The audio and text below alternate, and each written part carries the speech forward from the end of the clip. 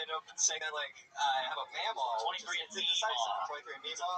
This is white trash. 23 and Yeah, it's not white trash. Fuck that joke. I don't care what these idiots say. I believe that When you switched and you went to your dad having a fake marine tattoo, you had me. The fact that you had a joke good enough to recover from the Meemaw insanity was I just impressive. added the Meemaw, like... By the way, you guys are all oohing and ahhing about this Meemaw thing. You didn't laugh at the Meemaw joke. I can rewind it and play it for you. It's fucking dead silence. I got it. So don't ooh and ah now, motherfuckers. When he needed you the most, you were not there. Much like I'm guessing his Meemaw right now. Is she dead? No, she actually survived COVID, which surprised the shit Oh, out of me. wow. Look at that. Those Ohio grandmas are not to be fucked with. Dude, she's been an alcoholic since 72. Shout out her OnlyFans. There you go. Meemaw 69. There you go. Okay, what part of Ohio are you from, Kyle? Columbus. Oh, very nice. That's where Red Band's from. What part of Columbus? The hilltop, the west side. North side. The bottoms, the west side. The hilltop. Wait, what? West? The west side, yeah. Okay. All right. West like of the Hilliard? 270. How far west of the 270? Like where all the heroin is. How right? far west of the 270? No, I'm still in town. In the 270? Yeah, in the 270. Oh, shit. Like on South and Broad, yeah. Oh, all right. Yeah. Okay. Dirty. What are you, you're a are you just dirty visiting here? Are you No, I moved here. How long did you move here? It's been like 2 months. 2 months. Yeah. Congratulations, Kyle. Look at that. What part of town do you live in now? Just up north near Domain. Oh, wow. Yeah. You like the Domain, huh? Yeah. The Body Works and shit? It's not bad, dude. I smell great ever since I moved here. I bet you do. I bet you do. If you're anything like your fucking Meemaw. Did you move here for stand-up? Yeah, I moved to San Diego during the pandemic, and that was a bad choice. And now, Yeah, California was not the place to flee to. yeah. Oh, that must have been weird. You're just on the freeway going west, and everybody's going the other direction. I don't know if that's the right decision, my love. Look at the traffic was great. I don't know why I assumed that you were there with someone that you loved. Did you come solo? Me and my sister. Oh, I was right. You're fucking your sister? Yeah, from the fucking Meemaw to the seesaw. You know what I'm talking about? That fucking 50% white trash. getting all up in that sister blister. You know what I'm saying? That fucking sissy pissy. You know what I'm talking about? Get all up in. Oh, D-Man is discovering his ears. You know it's not good when D-Man is only has 3 senses left. That he's All right, Kyle. So let's talk about it. What do you do for work? Construction worker, but I'm unemployed right now. I bet you are. They don't need construction workers built like me. What kind of construction? I do a lot of underground, like, piping and stuff, like water lines and shit. I need a deck guy. Like, Oh, look at that. Oh, wow. It's not only are people getting spots for the Balkan, but they can also book a spot making your deck. No. I just need a privacy thing. My neighbor has a hot tub, and it's disgusting when I'm in the backyard. Wait, you share a backyard? No. I could just, when I'm in my back patio, I can look over to my neighbor, and he's just like, "Hey, Red Man, what's up?" He calls you by your podcast? Yeah, he knows me from podcast. Oh, shit, he's going to listen to this. That's so Never weird. mind. I'm going to edit this out. dude, I'll build you a fence, dude. I'll build you a fence. I got you. It's so frightening. Nothing weirder than a neighbor that calls a comedian by their nickname, right? No, it's fucking weird. It's so wild, man. Hey, the machine. What's Yeah. going on? Imagine that. Imagine you move into a place and you don't talk to your neighbors, and then some guy goes, "Hey, Red Bear, you want to get in the hot tub?" And he's like I bet drying his tits off with a towel. And Are you're you like, guys all have tits in that neighborhood? yes. It's so weird. Wow. Kyle Doty. So here you are. You're looking for a construction job currently. I'm looking for anything. What's your sister doing out here? No, she lives in San Diego. I came here solo. Yeah. And you guys broke up. Yeah. It was making Thanksgiving's weird. Yeah. My other sisters were getting jealous. Yeah. Oh shit. Do you really have other sisters? I have 4 sisters. 4 sisters. Are you the only boy? Middle child, only boy. Wow. Look at you. My God. Anything creepy ever happen when you were a kid? Any of them try to, I hear a lot of stories about young girls, like, sexually abusing their brothers at times. Like, they, give them, like, a dry hand job or something like that. At Kosai? I wish. You know how much more confident as a child I would have been if someone was trying to fuck me? Dude, I was a very ugly child. No, that makes sense. That makes sense. All right. Religious family? No, my parents would drop us off at Bible study just so they'd have to deal with us sometimes. Got ya. Did you ever hook up with anyone at church? No, I was only like 12, and I wasn't the How about the cutest boy. priest? How about the priest? You don't remember that when it happens, right? How about the special skills or talents, Kyle? Surprise us. You must be good at something. Talents, I mean, Other than stand-up. Yeah, not even that great at it. Say that shit. I was born without the roof of my mouth. That's a weird. Wait a second. Yeah. What? Yeah. Oh my god. When my mom would feed me, it would just come right out of my nose. I was like a fuck. Oh, shut the fuck up. Yeah. So what did they do? They put a fake roof in there? Yeah, I think some guy died. No wonder you work construction. What? You have a dead person's roof of the mouth? Yeah. Does it smell? I think it's an old person. I can't take salt that much. Wait a second. You had the transplant of a fucking roof? They gave... I have no clue. I have no clue what's going on up there, but sometimes... What did they tell you? That my mom just was like, hey, you just were born without the roof of your mouth. So they did That's all I know about it. So they did it when you were a I was a child? child. Yeah, they had to put arm braces on my arm at one point, and I had a big head, and I would just fall over and be like a kickstand. My mom could just leave me out front for hours. I couldn't get up. My head was so heavy. Wow. Like, do you touch the roof of your mouth right now and it's like a little creaky? Like it might give in?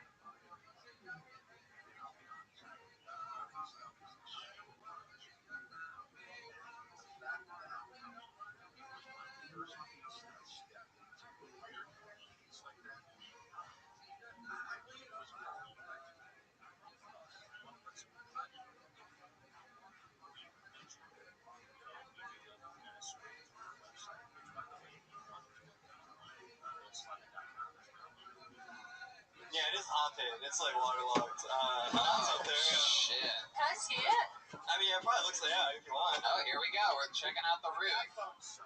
Put the flashlight in That's there. fine. It looks normal. Yeah. It works. It does its job. Nothing comes out of my nose anymore. Yikes. Did your mom like drink or smoke when she was pregnant with you? Like maybe like a pack of Marlboro Reds a day, probably. That's normal. Yeah. Hell yeah, you blew the roof off this mouth here tonight. Not really. It's stupid. Not even. You don't say to your homeboys when you walk into a room. That was so weird. Hey, what? You don't say that to your homeboys when you walk into a room. Say what? No, you just blew the roof off his mouth. Yeah, that's true. Wow. Wow, now that you repeat it back, that may be one of the gayest things I've ever done in my life. Jeez Louise. My God, it's good to have it's good to know that our keyboard artist is also like our worst enemy in the YouTube comments, everybody. Everyone here, Tony said the fucking gayest thing ever. Blew the roof off my mouth. Pause. All right, Kyle. Well, fun times. Nice to meet you. Welcome. Another good Buckeye here. Kyle Doty, everybody. He's on Instagram at Kyle D Comedy. All one word. He got it. All right, let's put a ribbon on this fucking thing. You guys ready to end tonight's show, huh? No, maybe not. Okay, well, we're going to do it anyway, even though lukewarm response. We ready for that, Zach? Are you sure? Okay.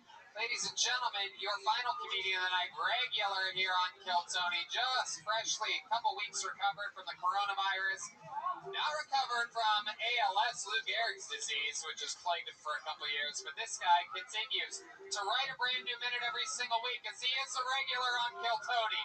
He's an absolute legend in the history of the show. One of the funniest humans ever, a fan favorite. The only guy that could get us out on an episode like this. Former star from Chicago, 20 years at the Improv Second City game.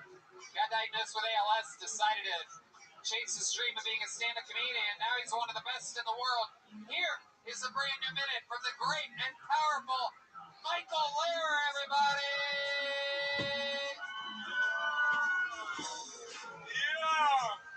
The West Coast has something to say. Yeah, baby. Fucking Austin. It's not a music city. Austin is a food city. But musicians are like scavengers with craft services. So you make the best food. The musicians was there. But what you don't know is you're so good at food, but you fucking cunts about everything else. Alright? Get off your fucking high horse. The musicians are only here because your food is so fucking good, alright?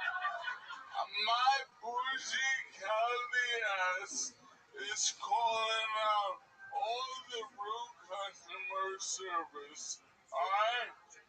Austin does not export rock and roll. Austin exports gout. Alright?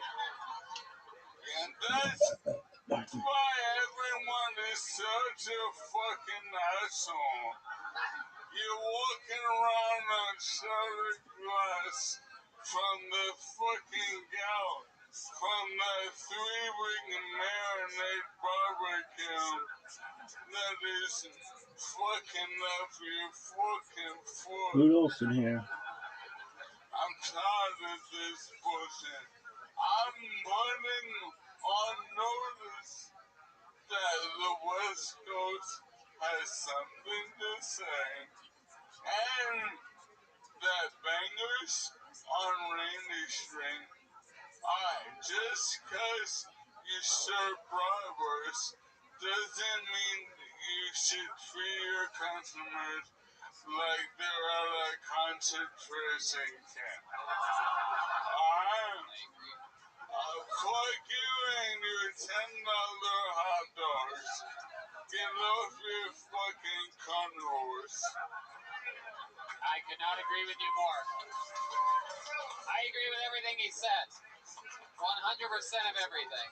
The food runs the city. For those of you that just haven't been here and don't know, the food really runs this city. And I agree with everything, especially the fact that Bangers is the most overrated place in the entire city. I would like to let you know. What is it? I agree. Bangers? It's a place called Bangers. They serve dirty hot dogs and have horrible customer service. They weren't the only bad customer service. The only place that's blacklisted by me. I tell everybody. Really? I go, if you want to be my friend, you just got to make me one promise. You're not allowed to go to Bangers. I blacklist restaurants every day.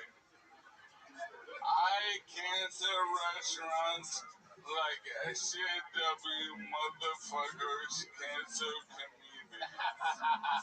I'm not playing. Like, I'm here to eat and do comedy.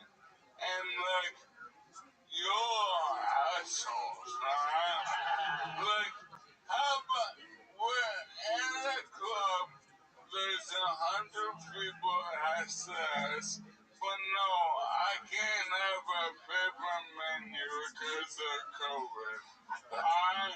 Fuck you. I don't want to scan a menu and go into the Matrix. I want to order a fucking food and beer. Your food is good, but you're low-key the worst people in America. What about the people exactly? What is it? What do you think? What is it about them, the us? Well, I have an answer for every question. I don't say shit arbitrarily. So to answer your question, regionally America is very different. And I'm 42, so I've got to live in a lot of places. And here, they're so good at food.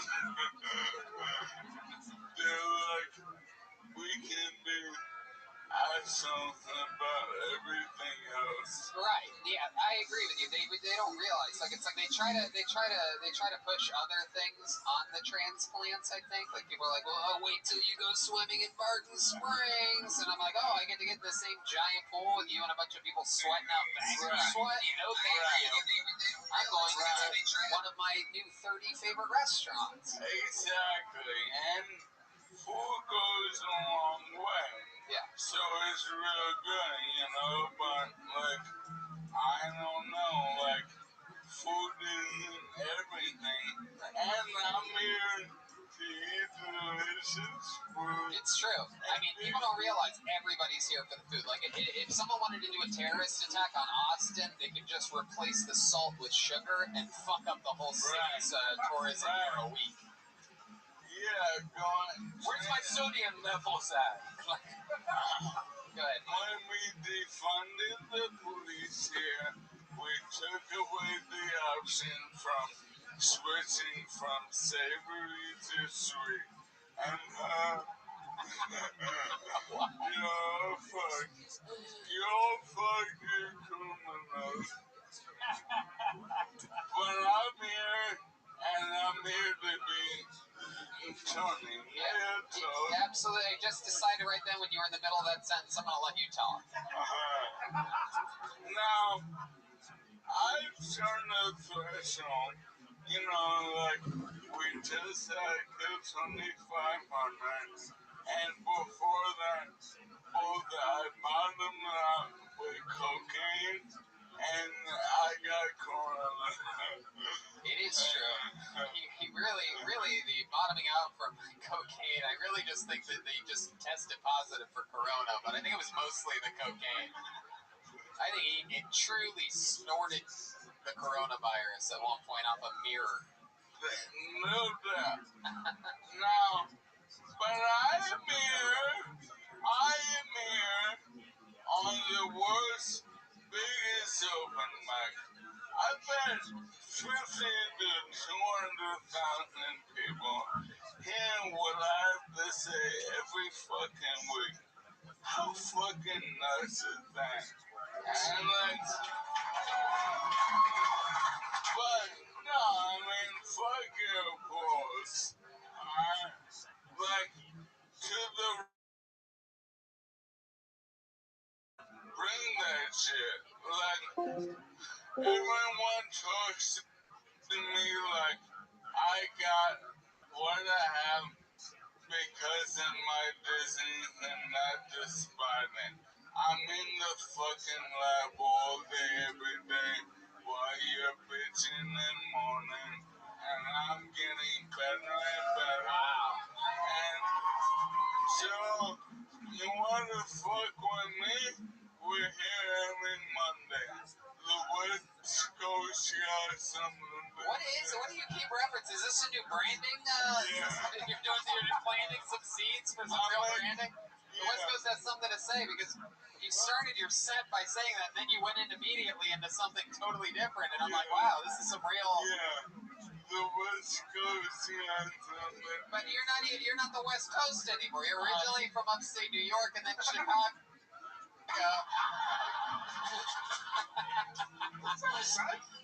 Look at my outfit. I'm Cali, baby. Wow. You bought that at Ross in Indiana. I bought that at Oakley in Oakley. You look like Stephen Hawking at the X Games. Yeah, he's like Tony Hawking. Teamwork. Norman and Hinchcliffe 2024. By the way, he sounds like he has no roof of his mouth. Yeah. One of my favorite parts of watching Michael up here doing an extended set for the third time in a row, 2 minutes and 20 seconds, breaking a previously held record for. You can't walk him. 2.5 minutes, and then followed up by 7 minutes of a killer interview. And my favorite part of it is the whole time from my viewpoint is in the lit up staircase. I can see the first regular you saw, William Montgomery, literally mouthing apologies to me about his performance to start the show. So some of the fun things that I get to see, in which I'm trying not to laugh and pay attention to the show. But it's just William lit up in the back going, I'm sorry. Hilarious. Michael just owning it. You would think William was the one with a disease that's going to kill him in months to years. What? I mean, here's the thing. Nobody laughed at that. That made it weird. He knows he's going to... Alright. Look, like, if I wasn't diseased, if I wasn't on disability, if I didn't, like, go through a million cities and end up in LA and the bugging, I wouldn't be here right now.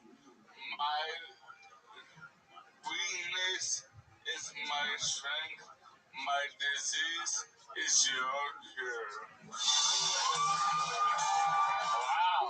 The West Coast does have something to say. West Coast has something to say. Holy shit. The West Coast. I'm guessing we're going to see a new t-shirt released by Michael Lair this week. That's my guess.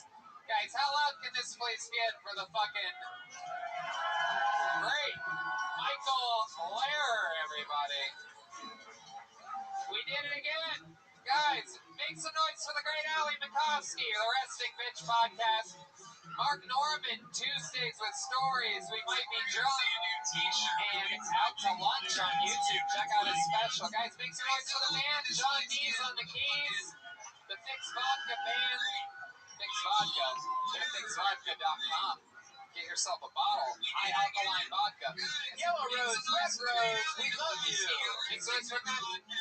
Mark Norman, Tuesdays with Stories. We might be Healing on guitar, everybody. Follow him at Mutation. John Dees is on social media at John Dees with Justin O. Jonkeyz. How about a hand for Deep Madness on the bass guitar, everybody? Come on. And Michael Gonzalez on the drums. Drawing the whole time while you guys were sitting there doing nothing. We had two artists drawing tonight. Let's make some noise for the great Ryan J. Ebelt. Everything's available at RyanJebelt.com. Don't forget, you guys could walk right up to this stage after the show and buy one of the Kill Tony 500 posters from him, or a brand new Kill Tony the coloring book. Wow, look at that. Ali Makovsky in the middle there. Look at you, heavily featured. Wow, she's showing her butt. I think you just drew the very end when you pulled your chair out for Michael. Wow, that looks exactly like Mark. Look at that. That looks like me, and that looks like Red Band. A very thin version of Red Band. You must love that. Yeah. You must love that. I wonder if the paper stretches out like that. Come on. RyanJebelt.com for all those prints. You can get a poster or a coloring book right now after the show. And of course, the great Chris Rogers has something to show us. What is it tonight? Oh, that's fucking Spawn. Spawn. Someone's gonna get it. I was excited. Yeah. Someone's getting Spawn. Local artist Chris Rogers. Chris Rogers art, RyanJebelt.com for all prints, including posters from your favorite city and stuff like that. What else? Thank you again to Kaylee from the Red Rose and their sister company, the Yellow Rose, one of the best places in town. Thanks to Yoni at Best Barbecue Show and our friends over at CM Smokehouse for keeping us fed. CM Smokehouse at Bolden Acres, one of the coolest places to go. It's great for dinner, of course, but I prefer it for lunch. Show the Bolden Acres, the vibe, the picnic tables. There's a whole energy there. You can have some drinks during the day. It's a real lovely energy. Highly recommend it. Hey guys, Thursday we have a show at Vulcan Death Squad Secret Show every Thursday or Wednesday, sometimes at Vulcan Gas Company. A lot of people you'll see here on stage or at the show. Come out. Yeah, it's a crazy week. I'm actually, like I said earlier, if you can't make Thursday, come out on Friday or Saturday. I'm doing 2 stand-up shows coincidentally this week. For the first time ever in Austin, a Friday and a Saturday with different friends on each show. We'll see what happens. Should be pretty crazy. Yeah. So, you mentioned Bangers. Yeah. Fuck that place. Yes. But there's a place next door called Hampstead, and tomorrow night I'll be playing there with the jazz band. Okay. Michael Hill or What time tomorrow night? 9 to 11. 9 to 11. I'll probably be there. Who knows? We might be there. We went yesterday. We had so much fun at the Van Zandt Hotel. We went and had some brunch, caught John playing with the Michael Hale Trio. And we support all these guys. Anytime we get a chance to go see them live, we do. That's the move. D Magnus has shows every Thursday. What's the name of that place again, D? Okay, D's going out of town. I don't even think he knows what town he's going to exactly. But We have an announcement. yes. We are working on the Till Tony album. Whoa! And it's going down, so stay tuned. I love that. Kill Tony the album for the first time ever. Yeah, it's going down. I fucking love You that. like that? I love it. It's never been done before. The great John D is leading the band to a whole new evolution here on Kill Tony. Again, special thanks to Mark Norman. If you listen to this show, you know who he is. Badass out of New York City. Thank you. Mark Alley, come hang out again with us soon. Hell yeah. Thank you, live audience, so much. Good night, everybody. Thank you. Praise Allah.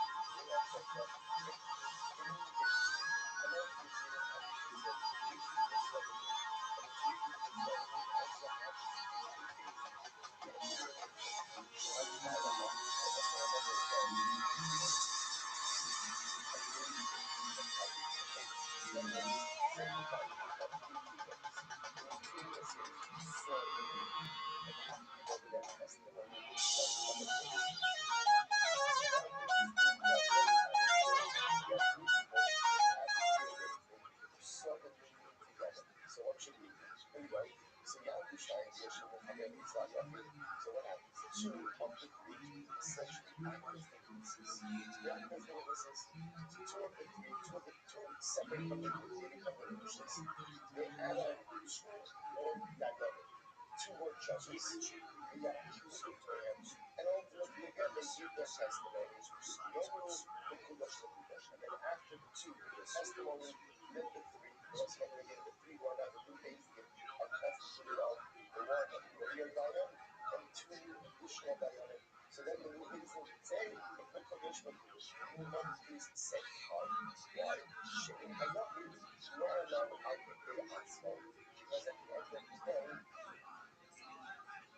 individual is halacha l'maisa not looking on his own.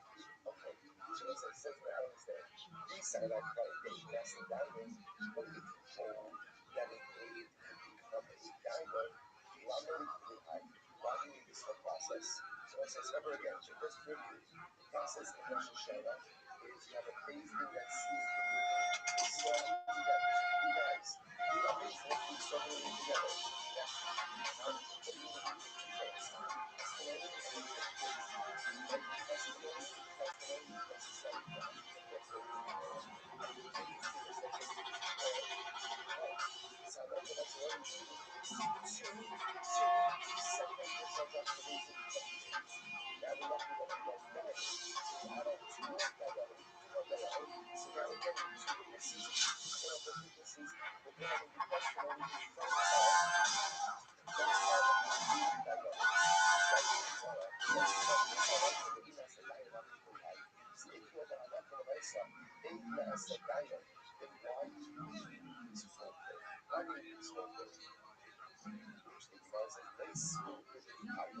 When you can't just go ahead and let them stay in their place and let them be the coverage the Kodesh. In other words, don't say, if the Aid as a diamond, they're just going to do this. Let the two guys give testimony, right? So in that moment, what are they? They're aiding. And the next moment, then what? Let them morph into diamond. In other words, if you use the same point three for everything to give testimony, and then again, after they give testimony, they can morph into diamond. And they can do the very things that they can have in Kodesh. Why is there a need to go ahead and have a Maisa? Why is there a Maisa? To enfranchise more people onto a page, which you give us after they give Kasha. This is advantage to have the same Kasha. Pushing them in, what is from Kashmir Barada, what is from Rafuna with Kia Barad, Kia Barad Murad. What I'm saying, and all of these Rabbanim ask the question, and ultimately again, they ask the question to God. Right? They went up the ladder, went to God, going to God, said, Father, Adam Le'idus HaKodesh. Apples and oranges. Kiddush HaKodesh, when I say Idus HaKodesh is a Deraisa. It's Deraisa. Adam Le'idus HaKodesh Deraisa. V'kiyam Shtaros Dirama. Oh, actually, the Gemara says in the Rav says you make a mistake. Literally all pieces of testimony. Same. Right, that they're all one. It's not true. It's not true. In fact, Allah again, there are different forms of Idus. Up until now, what are we talking about? What I said? Kiyam Shtaros.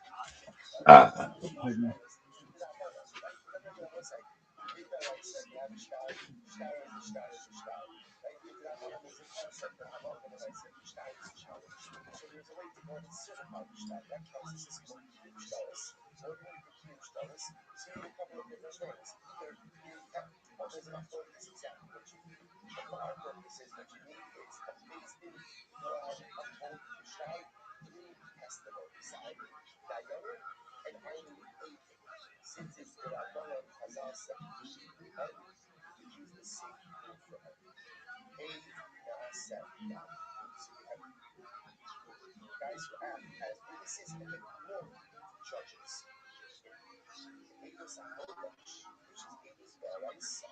In the Daraisa, let's say in the Daraisa, I aided, and I also aided a based in that case, which is not certain, not said. That is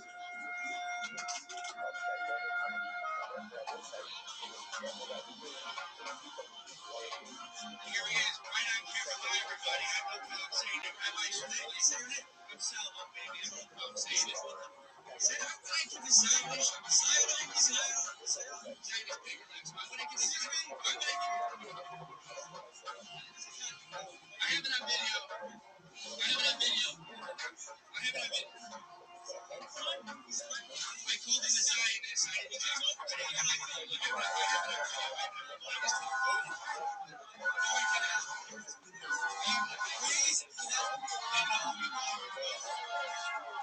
this is Rabbi coming to you live from Anthony's in Austin, Texas, where brand new episode of Kill Tony. Get up for Tony. Gentlemen.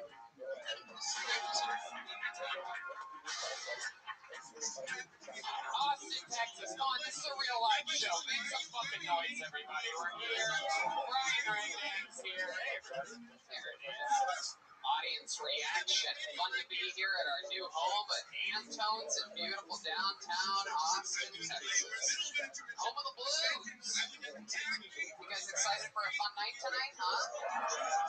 Put a hand for the band, everybody. John Dees, Matt Mueller, great Michael Gonzalez coming off a Mexican drama from the ages in episode 500. This guy went wild. Got a poncho and a sombrero for the occasion, but as we know, Joelberg is one tough cookie type.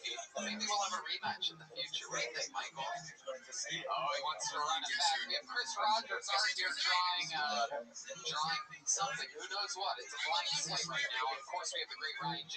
all the way in Los Angeles, California, drawing tonight's episode. He draws every episode. Tons of art happening all the time here of different shapes and sizes. Fun times. Austin, Texas. You guys ready for tonight's episode? Before we started, here's a little bit from the amazing sponsors that made tonight's episode available for you listening right now. I'm telling you, Kill Tony supporters since day one. The Ridge wallet, the best wallet that you could possibly have.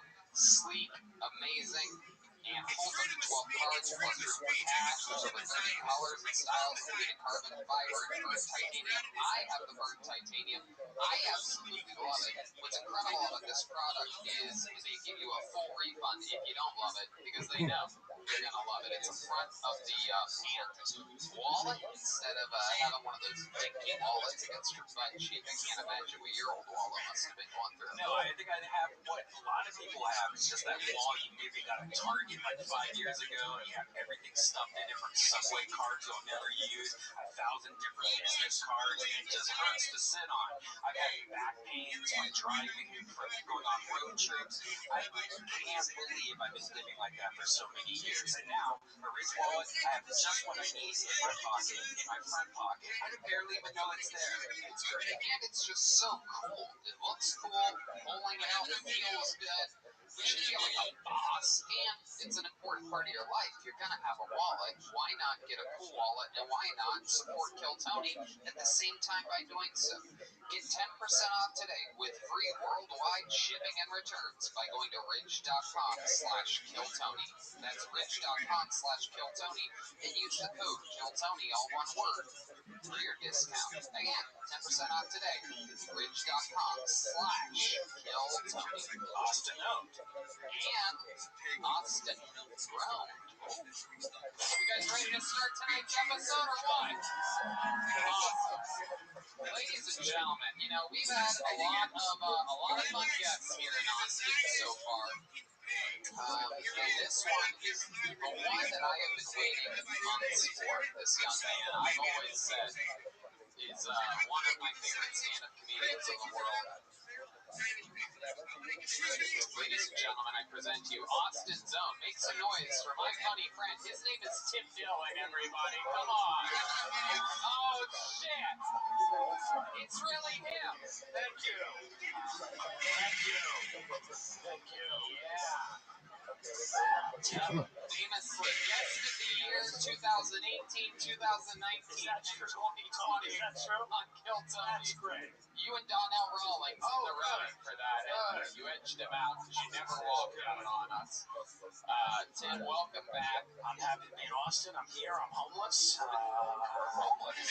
Yeah. I thought you had that big mansion. No, I did for a bit, but then I just looked at everyone in the tents and they're having so much fun. So I just got in one of them, and we're starting a tech company, me and three of my friends, as soon as we get some insulin, step by step.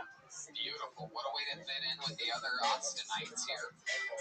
So, Tim, you know how it works, and you people out there probably know how it works. A bunch of people signed up for the chance to come on this stage. Crazy. They get 60 seconds uninterrupted. You know, their time is up and you hear the sound of a kitten. If they don't wrap it up then, they're going to bring out the angry 5th Street Bear. You don't want to hear that and all the extra noises for some reason. You guys ready to start tonight's episode or what? Yeah. Come on, Austin. This is the #1 live podcast in the world. You guys ready to start this shit? There we fucking go. All right, here we go. Anything can happen. There's tons of people upstairs. There's tons of people on the sidewalk. Look at that, Tim. You see that out there? Both sides of the sidewalk. Those people waiting. Oh, that's where they live.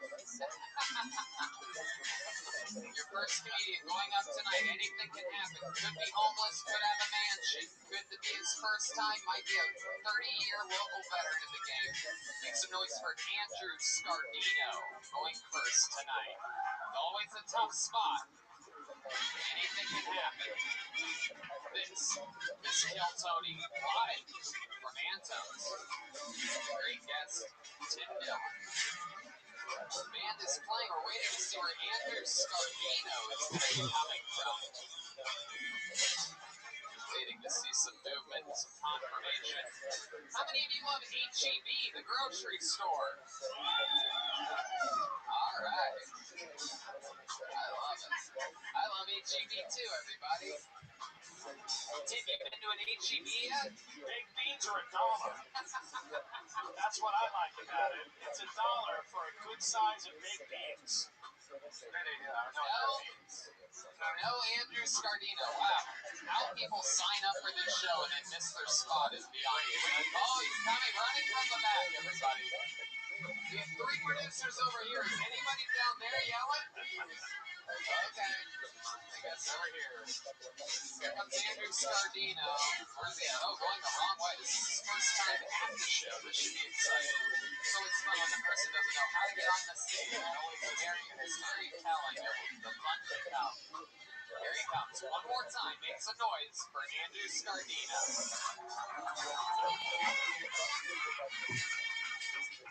So I started seeing this new girl, and we're fooling around in bed, and she says to me, "I want you to treat me like a slave." I'm like, "Well, okay." She was Jewish, so I left the room, came back dressed as an Egyptian pharaoh, told her to get out. I was at the grocery store earlier, HEB. There was a woman in a wheelchair, missing one leg. Oddly enough, a guy other end of the store, rolling towards her wheelchair, missing his other leg. And ever since I saw that, I've been wanting to play Tetris for some reason. Really why. Had a real awkward moment recently. I was in the sauna, looking around thinking, why am I the only one naked in here? That's when I realized there was a hot yoga class. I guess. Okay, Andrew Scardino getting out in 57 seconds. What was that last joke? You were in a sauna by yourself? No, Get to the microphone. looking around thinking, why am I the only one naked in here? It was a hot yoga class. Oh, you were the only one naked in there. Is that thing at HEB true? Yeah, earlier today. Really? You see a lot of shit. That's like the modernest thing I've seen is a legless person. You see a legless person, you're like, someone's in shape, you know? That is the Texas way to drop 30 pounds. Just chop off a leg. Andrew, how long have you been on stand-up for? First time. First time ever on stage. How about that? Only this show can you see something quite like that. Incredible, Andrew. How old are you? 28. 28. This is something you've always wanted to do? In the recent years. Do you normally wear glasses? No. Really? You seem like the kind of guy that took off your glasses to perform tonight. Just sort of those like wobbly white eyes that like people have when they take off their glasses and they really shouldn't. Has anyone ever told you that you look like you just took off glasses? First time. Well, it's a first time for everything tonight. Maybe that means he needs glasses. Maybe because I think you do have like a squinting look to you, your eyes. Do you have bad eyes? 20/20 vision. Really? At least that's what I think. I see pretty clearly. Maybe those people at HEB both had two legs and you just fucked up. Andrew, what do you do for work? Just moved here, working in a bar, but I'm an engineer usually. Oh, an engineer. That's today's economy for you. Formerly an engineer, now he's bar backing on dirty sinks. Where are you working? What do you do at the bar? Door guy. Door guy. Okay. You remind me kind of George W. Bush. I think that's a compliment. Yeah, you have a cadence. It's kind of like Bush. Thank you. Yes. I dig it. How about in your normal life, Andrew? What do you do for fun? Like, what makes you special? Any fun facts about Andrew that we should know about? Well, I moved here to play music. I'm a musician. Oh, what type of musician? Blues, play harmonicas. You play harmonica? Do you have a harmonica on you by any chance? I sure do. Whoa! Andrew, why don't you play us a little diddly on the harmonica? How many of you want to see Andrew play the harmonica, huh? Let's see if this guy has a one talented bone in his body. Let's find out right now. Uh-oh, he's looking at the band. I think he's waiting for them to look at him. Maybe they're going to coordinate something. No, there's a beat. Oh, shit. Is this planned out?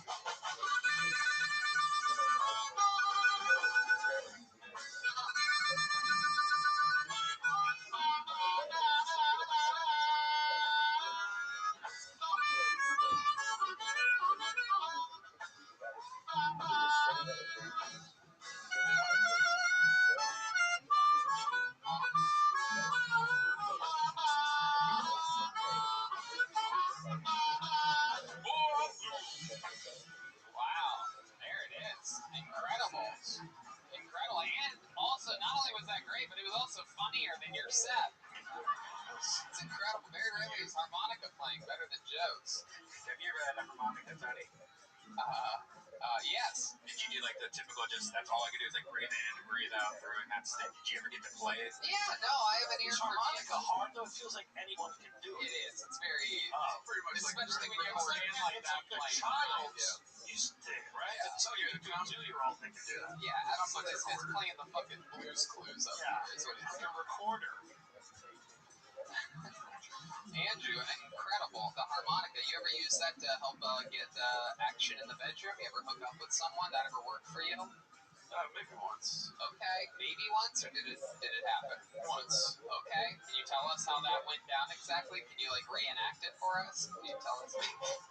Yeah, I was in a bar. They playing blues and played a little harmonica.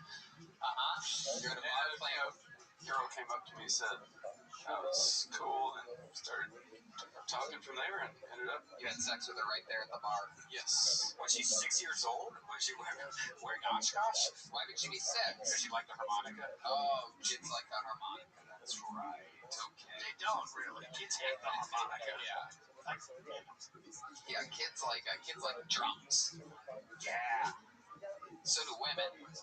Women? And guitars. And even keyboards. Really, every instrument's ahead of the harmonica. I play guitar too.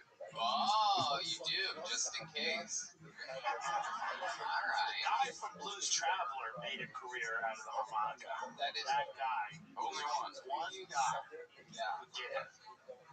Yeah. He was big. Blues Traveler. Big boy. He was a big guy.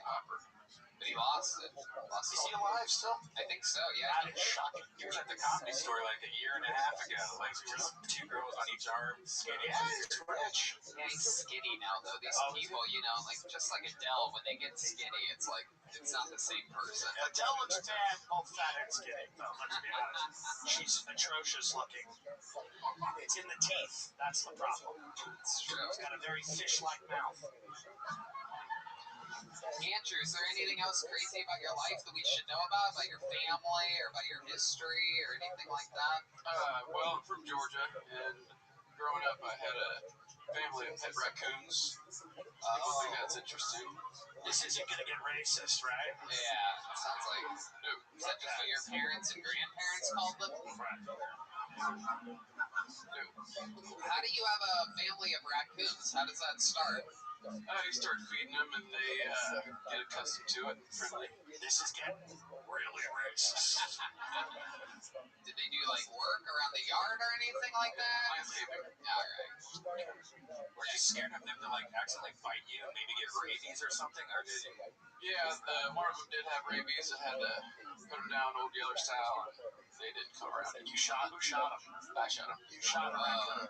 Shoot it in the back of the head, or was it like how'd you do it? It's from the porch, so just wherever it hit him. You just shot him from like far away. Yeah. 30 feet. With a what? Shotgun. A shotgun. Wow, put him out quick. That's a big weapon for such a little raccoon. Little kid, too. How old were you? Traumatized. How old were you when you shot a raccoon? About 13. 13. That's what made you mad. Had chest hair ever since. Wow, maybe it was just the raccoon hair, residual raccoon hair. Did go flying, so yeah, could be. All right, Andrew. Fun times. Congratulations on your first ever set. Thanks for getting the show started, boys. There he is, Andrew Scardino. He's at Scarcagio on Instagram.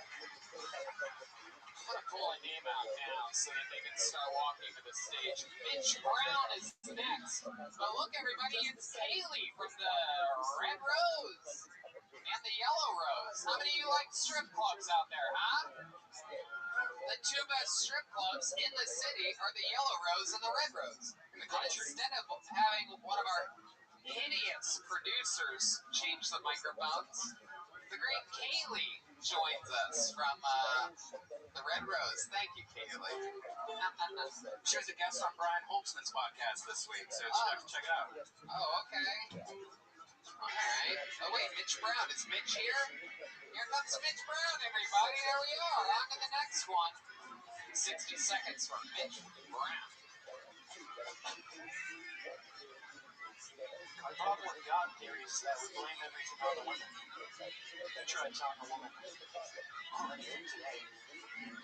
More importantly, that they came from the next charrette women had floating around. I think it came from something far more sensible. I think women had to evolve a motherfucker to survive. Could you imagine mom and dad walking in on little Jimmy, ankles behind his head, dead from autoerotic asphyxiation, shit all over his face? Mom yells at dad like, "You got it from me, cocksucker. You're a cocksucker."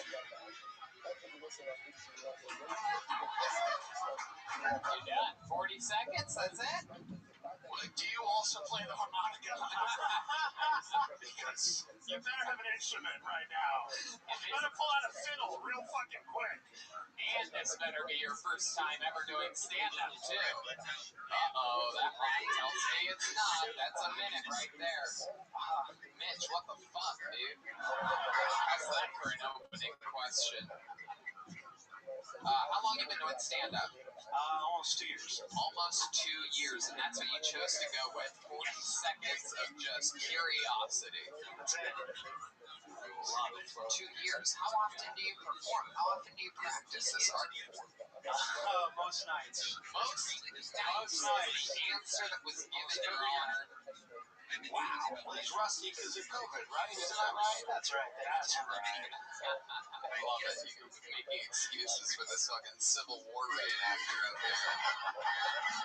Mitch, what's your best, short joke? Do you have one, that you like to use that you've come up with in the past 2 years? I wrote one 2 days ago. It's pretty one-liner. Okay, let's do it. Let's do a one-liner. What did the elephant in the room say to the orca? What did he say? Well, this is awkward. What did the orca say back? What? what? Blow me from a dolphin. Wow. There you go. Red Man saving you with sound effects because he has both a whale and a dolphin. Why was that funny? It wasn't. It wasn't. I'll be the referee and just let you all know that you choke in 2 years, that you broke in 2 days. Interesting. There's a guy who went to HEB today and somehow nailed a better joke than you. Mitch, what do you do for work? I moved here in January for comedy. I'm going to school right now on GI Bill, so been doing that for the last couple years. You fought in the military? Yes. Okay, what branch? Navy. Oh, quick, give this guy a hand, everybody. Now it... Wait a minute. The Navy is fake.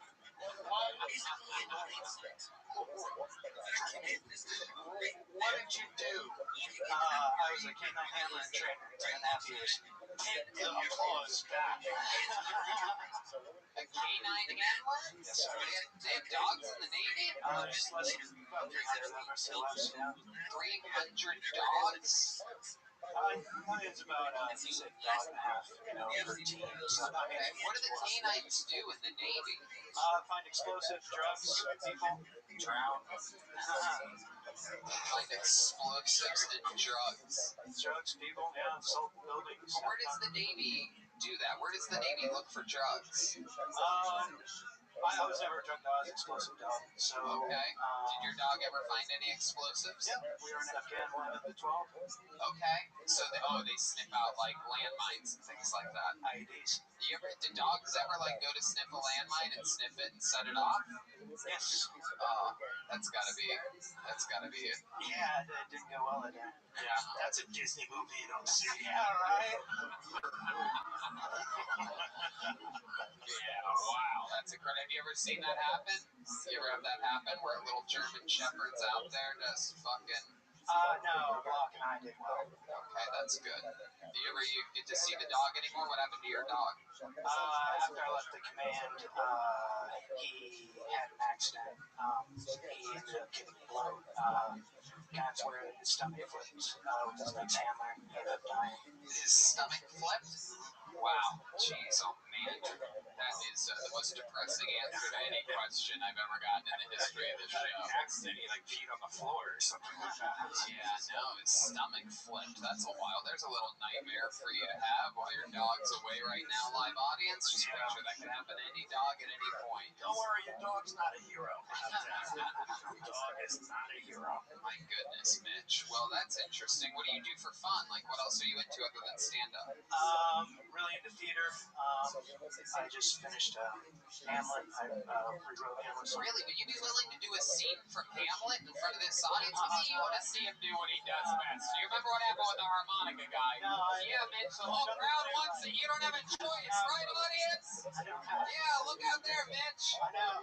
Coming 2021. It's just the playwright part. It's a total difference. I work on. There's actually an open mic at the park that I go in the comics. Will actually read some of the characters and stuff. They've done it with me. A little Shakespeare in the park. So why don't you do a few lines? Yeah, why don't you just do a fucking line? There's an audience going crazy right now. Mitch, do a fucking line from the fucking Hamlet, dude. From the Hamlet, okay.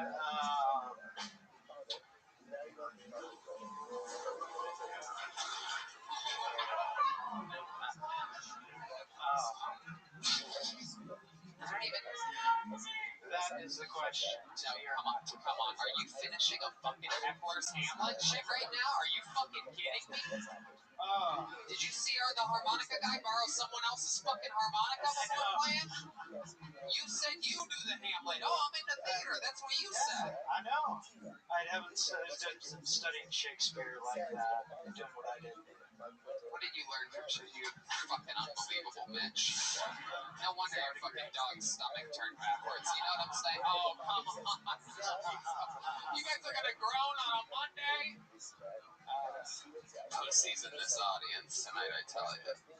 Alright, Mitch, I'm gonna let you off the hook here. I like your style. I like it. There's not enough PTSD comedians performing nowadays, is what I always say. But happen. I think that it's all going to work out for you. Did you get another dog? Yeah, that's my next command. You go, dogs stay at the command, so. Okay. Pick up a couple dogs at the next command. Are you so you're still like active? No, I got medically retired in 2017. Okay. Well, get a dog. You know? And don't kill this one. There he goes, Mitch Brown, everybody. He's on social media at Mitch Brown. We're moving on to the next one. Mitch can handle my dog jokes. He laughed. You guys all groaning and shit. Oh, it's depressing. God. What's depressing? That whole last 8 minutes. Punch Fernandez is next. Kaylee's here again, everybody, keeping us all safe from the wild coronavirus that, switching out microphones. She wears a mask. She takes it very seriously. A lot of people don't know this, but the Yellow Rose has a famous cheeseburger. So, even if you're not into... What? They have the same menu. They have the same menus. The Yellow Rose and the Red Rose both have world-famous cheeseburgers. Why are they world famous? I guess they're just delicious. Oh. I don't know. I don't know how anything becomes world-famous, but... Hey, it's Punch Fernandez, everybody. Make some noise for Punch, everybody. What's up, Austin? Happy to be here. I'm visiting. I love traveling because every time I meet new people, they always have this thing where they assume I'm Latino. Actually, I'm only half Latino. My mom is from Colombia and my father is missing. I'm from New York City, where right now the rent is so high in New York City, it's forcing people to live with each other, like me and my wife. We want to get a divorce, but we can't afford it because the rent is so high. And every time we have an argument, it's always the same thing. I hate you. I hate you. You cheated on me. You cheated on me first. Get the hell out. The rent is due. Maybe we should work things out. I'm from Queens, New York. You guys been to Queens? A lot of people don't know, but Queens is the most diverse borough out of all New York City. We're so diverse. I remember growing up, every race had their own personal cab service. Swear to God, the Indians had their own cab service, the Mexicans had their own cab service, the blacks had the NYPD. Damn, Punch. Everyone was getting a ride, just not all to the same place. Punch Fernandez, ladies and gentlemen, doing his full minute and then some. Welcome to the show, Punch. Thank you, man. Thank you. Happy to be here. That was a fun I set. love it. New York. New York strong. What's up, Tim? I love it, brother. You remind me of home. Yeah, that's where we're from. Yeah, that's true. Long Island, Queens. Long Island, Queens. We're connected. We are. Absolutely. I love it. Look at you guys, Burrow Brothers over here. Punch, welcome to the show. This is your first time joining us, right? Yeah, man, first time. I've been in Texas for about 3-4 weeks, running around. Okay. What, are you living here now, or? I'm plotting. This is like my scouting tour. Okay. What does your wife back in New York think about you out here plotting for weeks? She's not happy. Okay. She's not totally on board with the comedy thing, but we're going to see what happens. I'm plotting a movie, is what I'm doing. So Yeah. I don't know if she's coming. She doesn't support your comedy. Fuck that bitch. You know what I'm saying, Punch? Yeah, kids. Yeah, but they're grown, so it doesn't matter. Fuck yeah, exactly. Absolutely. How old are they? 8 or 9? Yeah, exactly. In the Latino world, that's a grown. Yeah, they're grown. They already have 2 They're just jobs. their shots. They're good. 2 jobs, their own fucking bird scooter, hot wired. Pudge, is it true that you're only half Latino? Or was that just a joke? You're fully Latino, right? Guy named Pudge Well, Fernandez. yeah, you know, every joke has its truth. I really haven't seen my father since I was 9, so yeah, he's missing for sure. Okay. Well, surprise. Yeah, we have to Bringing him out here. Pudge Fernandez Sr., ladies and gentlemen. How about the story with you and your wife? Did you guys really cheat on each other? Yeah.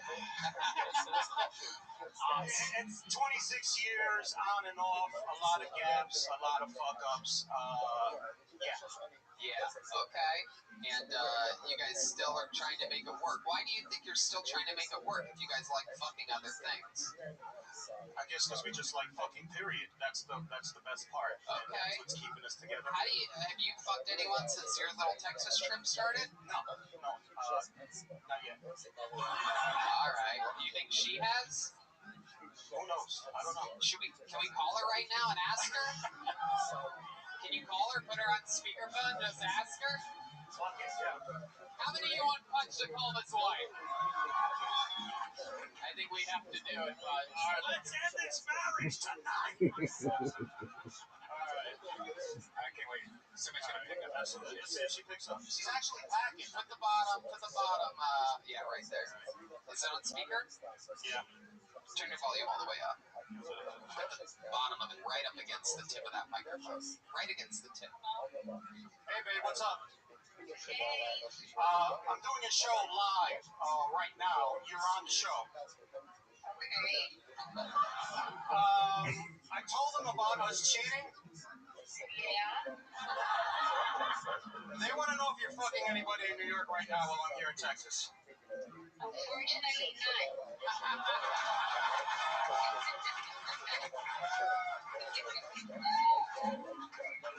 I love you. I love you too. The rent is due, right? Anything else? No, sweetheart. Okay, I'm busy. I bet she is. Hopefully not with anybody else. Have a good night, babe. Hell yeah. That's right. That's a good woman. You gotta keep her. Yeah. That's a That's a fucking keeper right there. I mean, keep cheating on her, but yeah, keep her around. You know what I mean? Have your fun. You know what I mean? I'll see what I can do. That's so great. That went absolutely perfectly. Who has cheated more, you or her? No one knows. He thinks the answer's him. I'm going to say me. I used to be a soldier, so I got around. Oh, okay. Well, what branch of the military were you in? Army. I was stationed in Fort Hood. That's why I love Texas. Okay, absolutely. Fort Hood sounds like you have some. Whoa. All right. Not exactly a military crowd. That means hello. Hutch, what do you like to do for fun? What else in your life? Do you have any hobbies or anything other than stand-up? No, comedy is it, period. Really? You don't have a flight simulator? You don't play darts? I watch the Mets.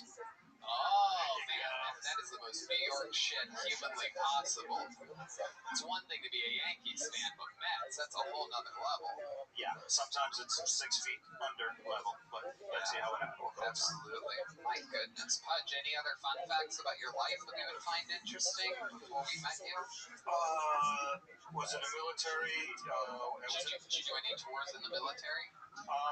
No. 8 years in the infantry, not a scratch. Right. Only I feel like they don't send a lot of Pudges out to real battlegrounds, you know what I mean? Yeah, I got lucky. I guess I got lucky. Yeah. Fucking Pudge can't even do his push-ups right, you know what I mean? Yeah. Is Punch a nickname, or is it just Actually, there's a nickname that I got while I was in the Army. When I graduated infantry school, I was thin as a rail. Then when I got to Fort Hood and got it back into my eating habits, I started getting it back, and my roommate was like, yo, Pudge, we got a PT test coming up, so it kind of stuck from there. Oh, shit. What kind of guys did your wife cheat on you with? Do you know? Little white guys like me, or was it also Latino guys? According to the grapevine, there were Latinos. Oh, Latinos in the grapevine. That makes sense. I love that. She was a sucia. Okay. I thought maybe she went from Pudge to Fudge. You know what I'm talking about? Maybe. All right. Okay. No comment. All right, Pudge. I mean, such a fun set. I love your energy. I love it when rock solid New York comics come out here and show their stuff. So thank you very much, Pudge Fernandez, everybody. Thank you, too. Thank you guys. Pudge Fernandez, everyone. P-U-D-G-E Fernandez. It's a fun one. Look out for Pudge. He's on the rock. In the military, Kaylee was actually a Marine. Is that true? Yeah. Wow, I did not know that. Is that true, Kaylee? Alright. She seems shy about it. I don't know. Phil Lombardo is next. You weren't in the military? I broke my feet. Is this true? Yeah, she was in the military and she broke both of her feet, but Wow. she was a Marine. How about a hand for Kaylee, everybody? Fighting for our country. Making all the women in the room immediately mad and jealous at the same time. It's always an exciting element to the show. The guys love it. The ladies absolutely hate it. All right, make some noise for your next comedian, Phil Lombardo. Phil Lombardo is next on Kill Tony. Here he is, everybody. One more time for Phil. Hello. I would like to start with an impression of a very funny comedian named Carlos Mencia.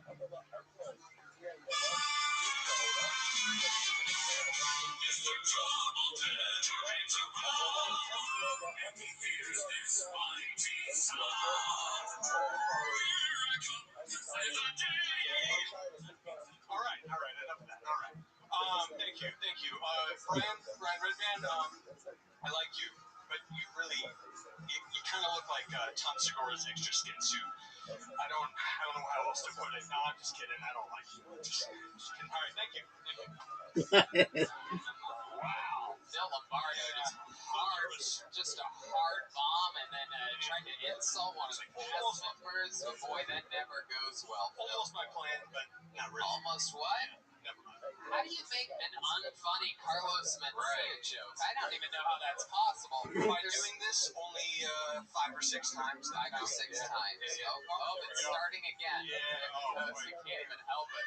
Life is eating you alive right now, Phil. It's incredible. Sometimes you can't avoid it. I don't know. Okay. Yeah. So you've only done this 5 or 6 times? Yes, sir. You live here in Austin? Yeah, I just moved in October. Where'd you move from? New York.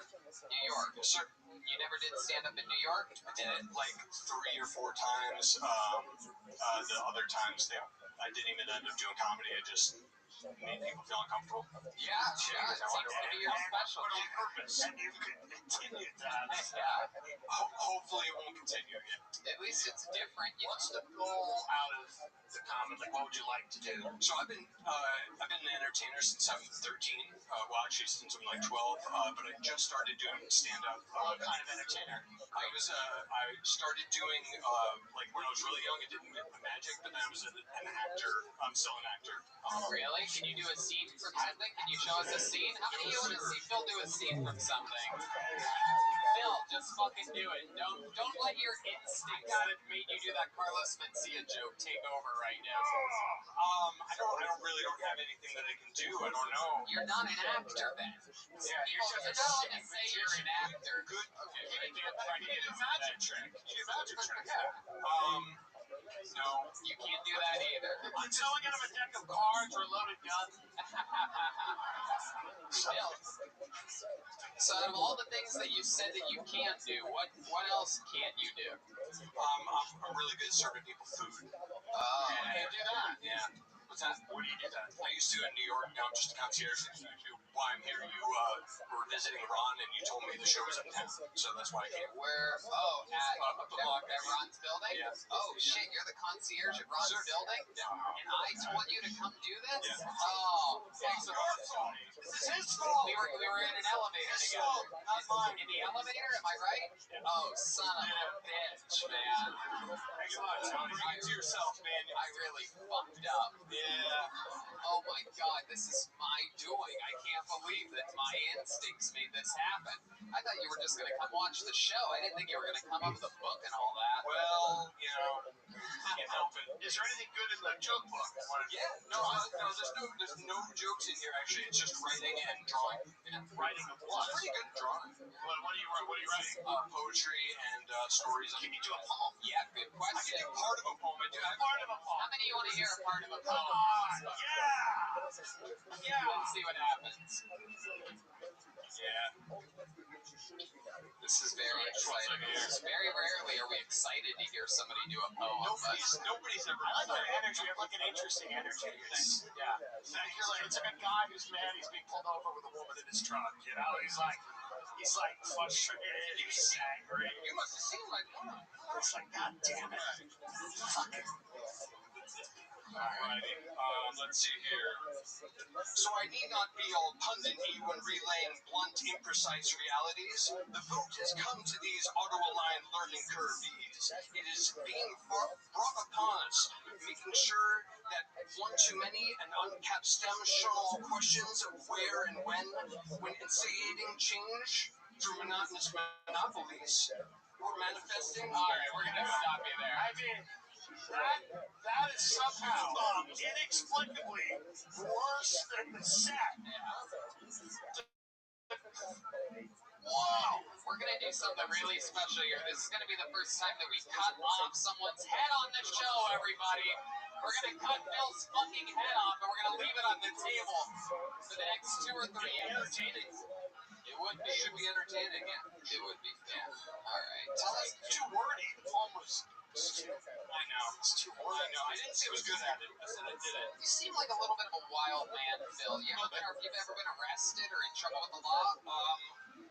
Almost. I got in trouble, and believe it or not, I made the cops laugh. They let me go. What did you trade for? We were. Which rape? You have rapist energy. Yeah. We're guessing that it was a rape. No. You had it coming. What was the crime that you committed? We were just driving intoxicated. Oh. Yeah. You say we. Who were you with? A bunch of friends that were all fucked up, and I had weed on me, so Where were you? In New York. And you made the cop laugh, you said?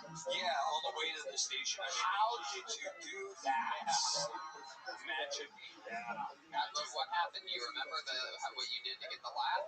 No, it was all fucked up. I don't remember it all. Maybe that's why I made him laugh. I have no idea. Wow. Maybe you should get real fucked up before performing and try that. Yeah. It's crazy. I'll make my best. You can make a cop laugh while getting pulled over, drunk with weed. How much cocaine do you do a day? Okay. I've done it 5 times, and I'll never do it again. Why? What All happens? those 5 were tonight. Right now, no. What happens when you do it? Spend all my money and don't have fun. Wow. Yeah, so I didn't like it. I love weed, but What's your love life like? Non-existent. Really? Believe it or not. No, we do, Phil. We believe you, Phil. When's the last time you had sexual relations with someone? I'm not getting into that question because it is a very long time now, a couple of years ago, actually. Wow. But you're not a bad looking dude. So it's something you're doing. Personality. Something you're doing. Just about as much as I can. Like something is going wrong. Yeah. Are you always like super creepy with women? Are you like a little bit like overactive, a little bit ADD, a little bit? Not even. Really? I'm just really nervous right now. That's why. Okay. That's why I'm acting. Right now, but also you haven't gotten laid in a couple years. Doesn't help. Let's see what it's like. Let's pretend I'm a hot chick, okay? And you and I are meeting, and hey, what's up? You seem like a cool guy. Oh, okie dokie. All right, there he goes. So what would you say if I was a hot chick? And I'm like, hey, I really liked your comedy tonight. Do you want to see the trunk of my car? Okay, Phil, stop trying to be funny. You are the king of the groans right now, all right? Just roll with it. Try to be serious. You're an actor, right? You've been an entertainer since you're 13. Yeah. So just let's play this character straight. That's some direction for you. Okay, again, I'm a hot chick. I'm just excited to play a hot chick. Man, wow. Hey, Phil, I really liked your set earlier. You were super funny. I'm so dumb. I think you're hilarious. Yeah, I mean, honestly, I'd really appreciate it if you were honest with me. You don't have to lie. It'd make me feel really, really good if you told me honestly that I sucked. Well, you know what? I wasn't gonna do this, but hey, you wanna fuck? You're gonna cut the show off, bro. There we go. Phil's still trying to be funny. There goes Phil Lombardo, everybody. Phil Lombardo, everyone. Back to the elevator, Ron White's building.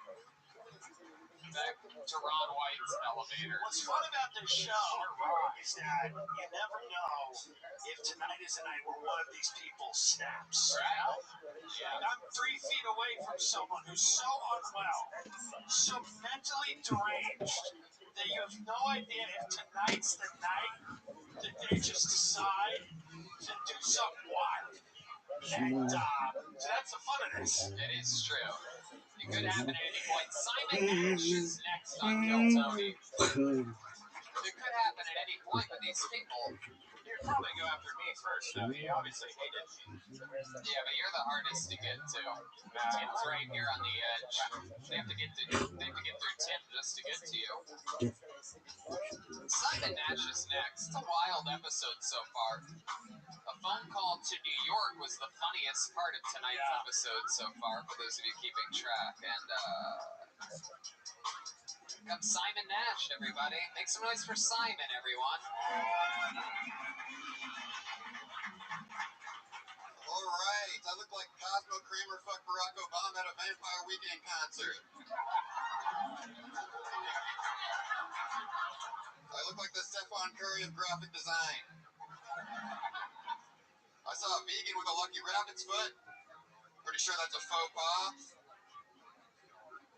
My friend came back from vacation. He said, I love Nicaragua. I said, first of all, that's their word. Secondly, it's called Hennessy.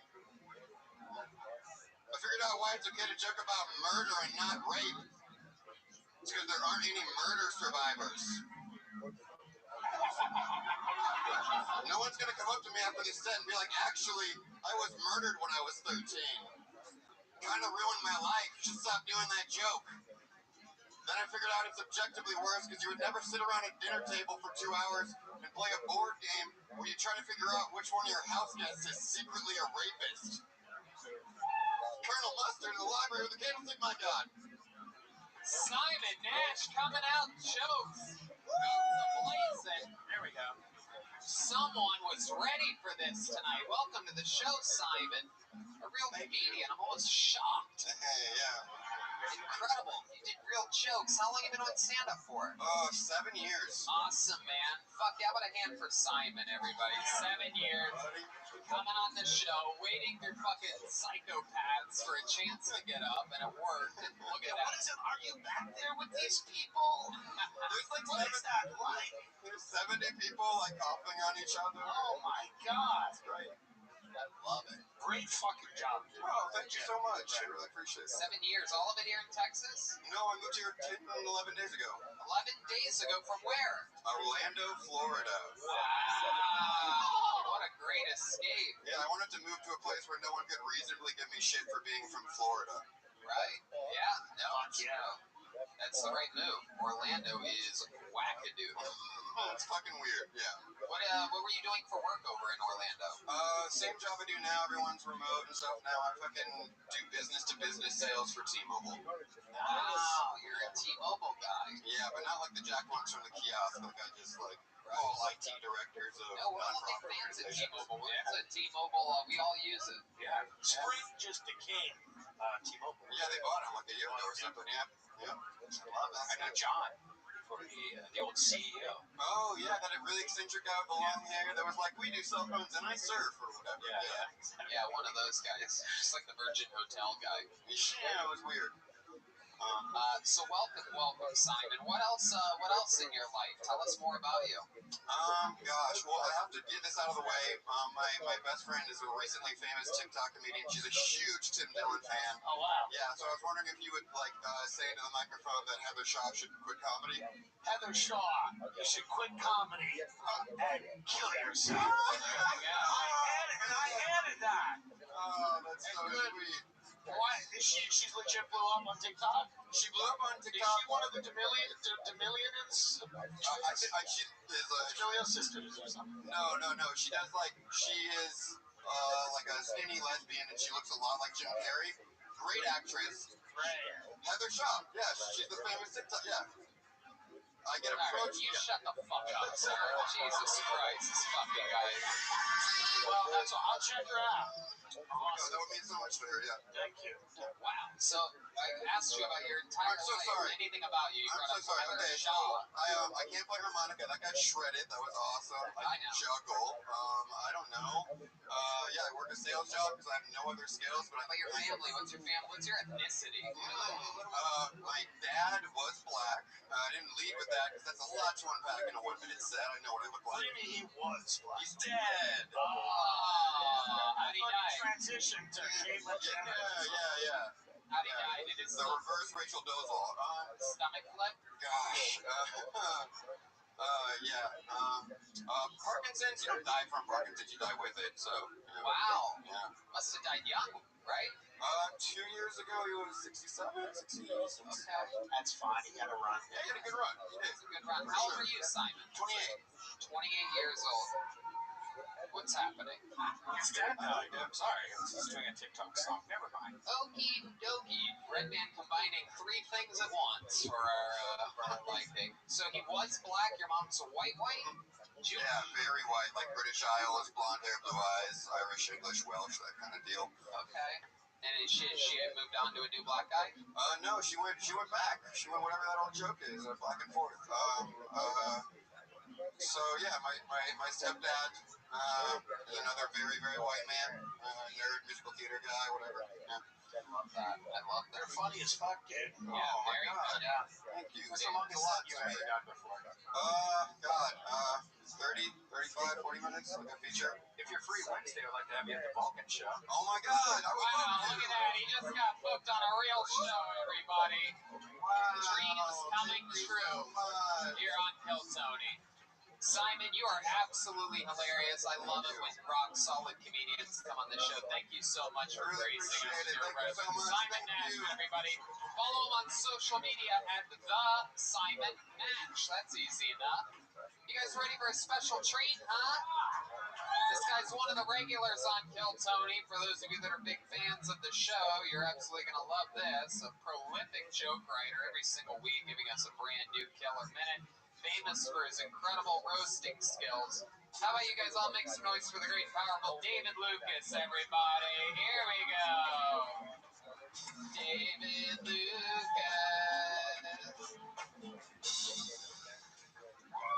Yeah. I don't believe in Dogecoin because too many hood niggas know about it. Them trying to explain that shit is the worst shit in the world. They're like, nigga, it's like iCloud. You can't see the money, but it's there. I'm telling you that the shit is there.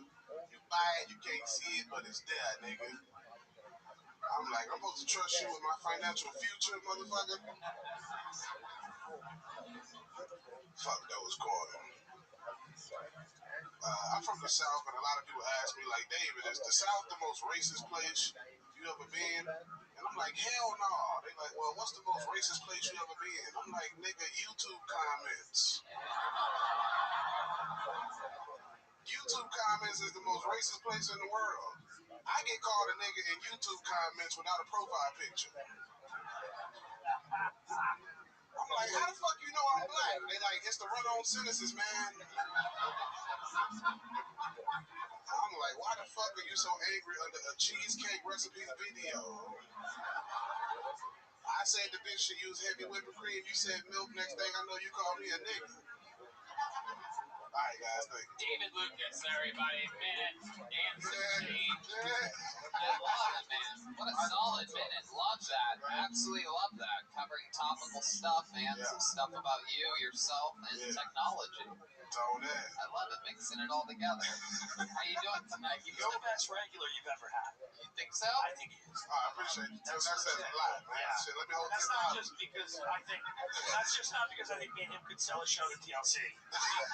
1,000-pound brothers right here.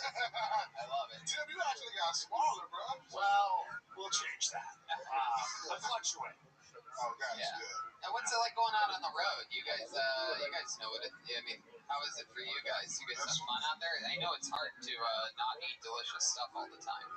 Well, yeah, I mean, Tony, when I'm on the road with you, you eat good, motherfuckers. Yeah, I do. I have lightning fast metabolism. I have the Joey Chestnuts gene, so I just. yeah. Whatever. Well, you didn't earn that. You were born with that. It's true. She was born a girl. That's why. The fuck? Born a girl? Yeah, bro. You bleed your weight out every month. Oh, come on. Son of a bitch. Are we doing this? Is that what's happening? Fucking machine, this guy. An ice cream machine. Yeah. Soft serve. Yeah, Always open. if you say fag 3 times in the mirror, Tony up here behind you with a dildo. What? What? Why would I even need a dildo? Why would I need a dildo if I just appeared? Yeah, the Texas dildo massacre. Yeah.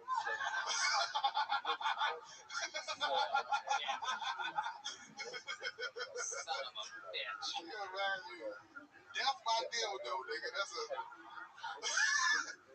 That's an episode on 1,000 Ways to Die.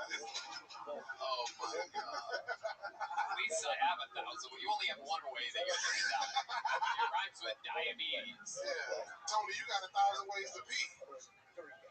What? He can sit down, he can squat, he can stand. I love it. I love David Lucas because he's definitely following in the footsteps of the great Patrice O'Neal.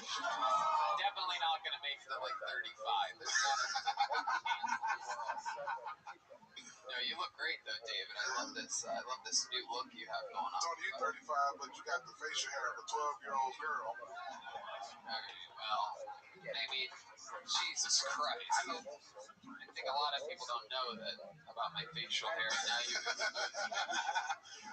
All right. Well, I mean, okay. I guess we're getting inundated with bottles of water. Thank you, Zach. I love it, David. It's a new hoodie. I don't know how to make fun of it. It's a very off color. I feel like you dress defensively so that. No, bro, I found a new shop. One thing I noticed the other day, I was looking at a picture of you on Instagram, and it was taken at like a higher angle, and I noticed that you have ridiculously short legs. I do. That's a real thing. It's my torso that's long. Yeah, you're built like R2D2.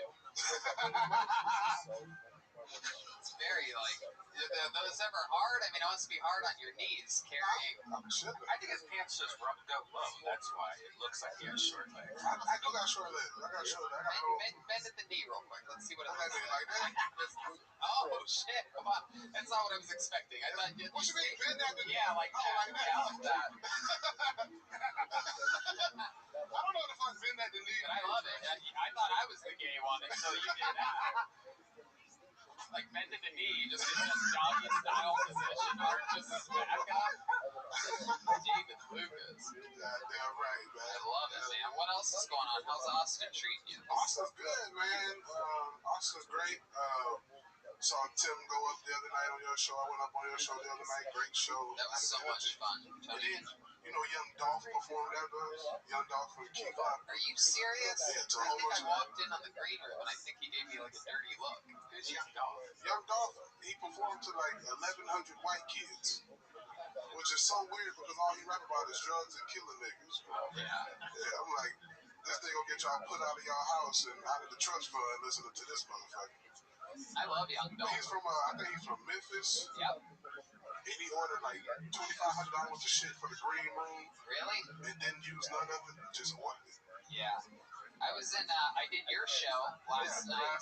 Yeah. And yours was not $2,500 worth of shit in the green room. I walked into David Lucas's green room. Every young black comedian's green room is exactly the same. There's nobody in there. There's 2 pairs of headphones just sitting on the chair.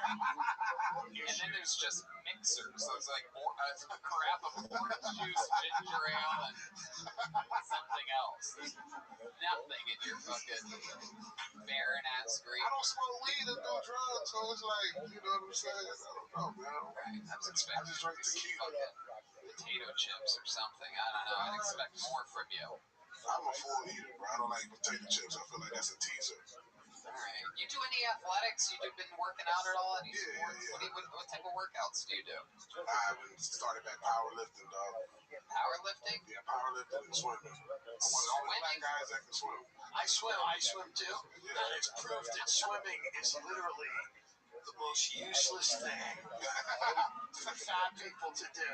It does absolutely nothing for any of us. I'm one of the only But black they say guys. it's the best exercise, but it's bullshit. Yeah, I think it's for old people, bro. Yeah. What do? You just jump in there and try to not sink the whole time? Bro, swimming is some bullshit because I'm one of the only black people that fucking get sunburned, dog. I get sunburned. Where have you been swimming at? At the boat. At the boat. You go outdoor swimming? Yeah. In front of people?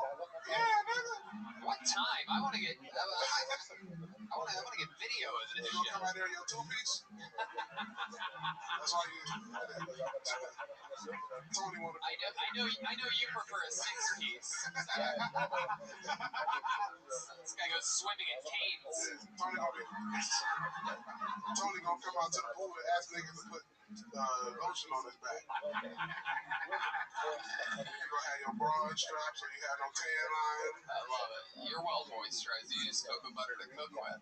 I don't know. I'm running out of stuff. We've been roasting each other for 2 years now. Cooking with cocoa butter. I heard you audition for Mrs. Doubtfire too. Oh, fuck, that was bad. God damn. Mrs. Doubtfire. I know, like, bro, it's like, why need a new guest there, bro? You should just start roasting somebody else. You know, both of you should Yeah, team we up should together. bring up an audience member and roast Fuck it, them let's do it, together. bro. The next comedian that bomb just called me on stage. Okay. All right, perfect. We'll do that. Damn, that sucks for those guys. Big salutes for David Lucas, everybody. We're on to the next one. Back to the bucket we go.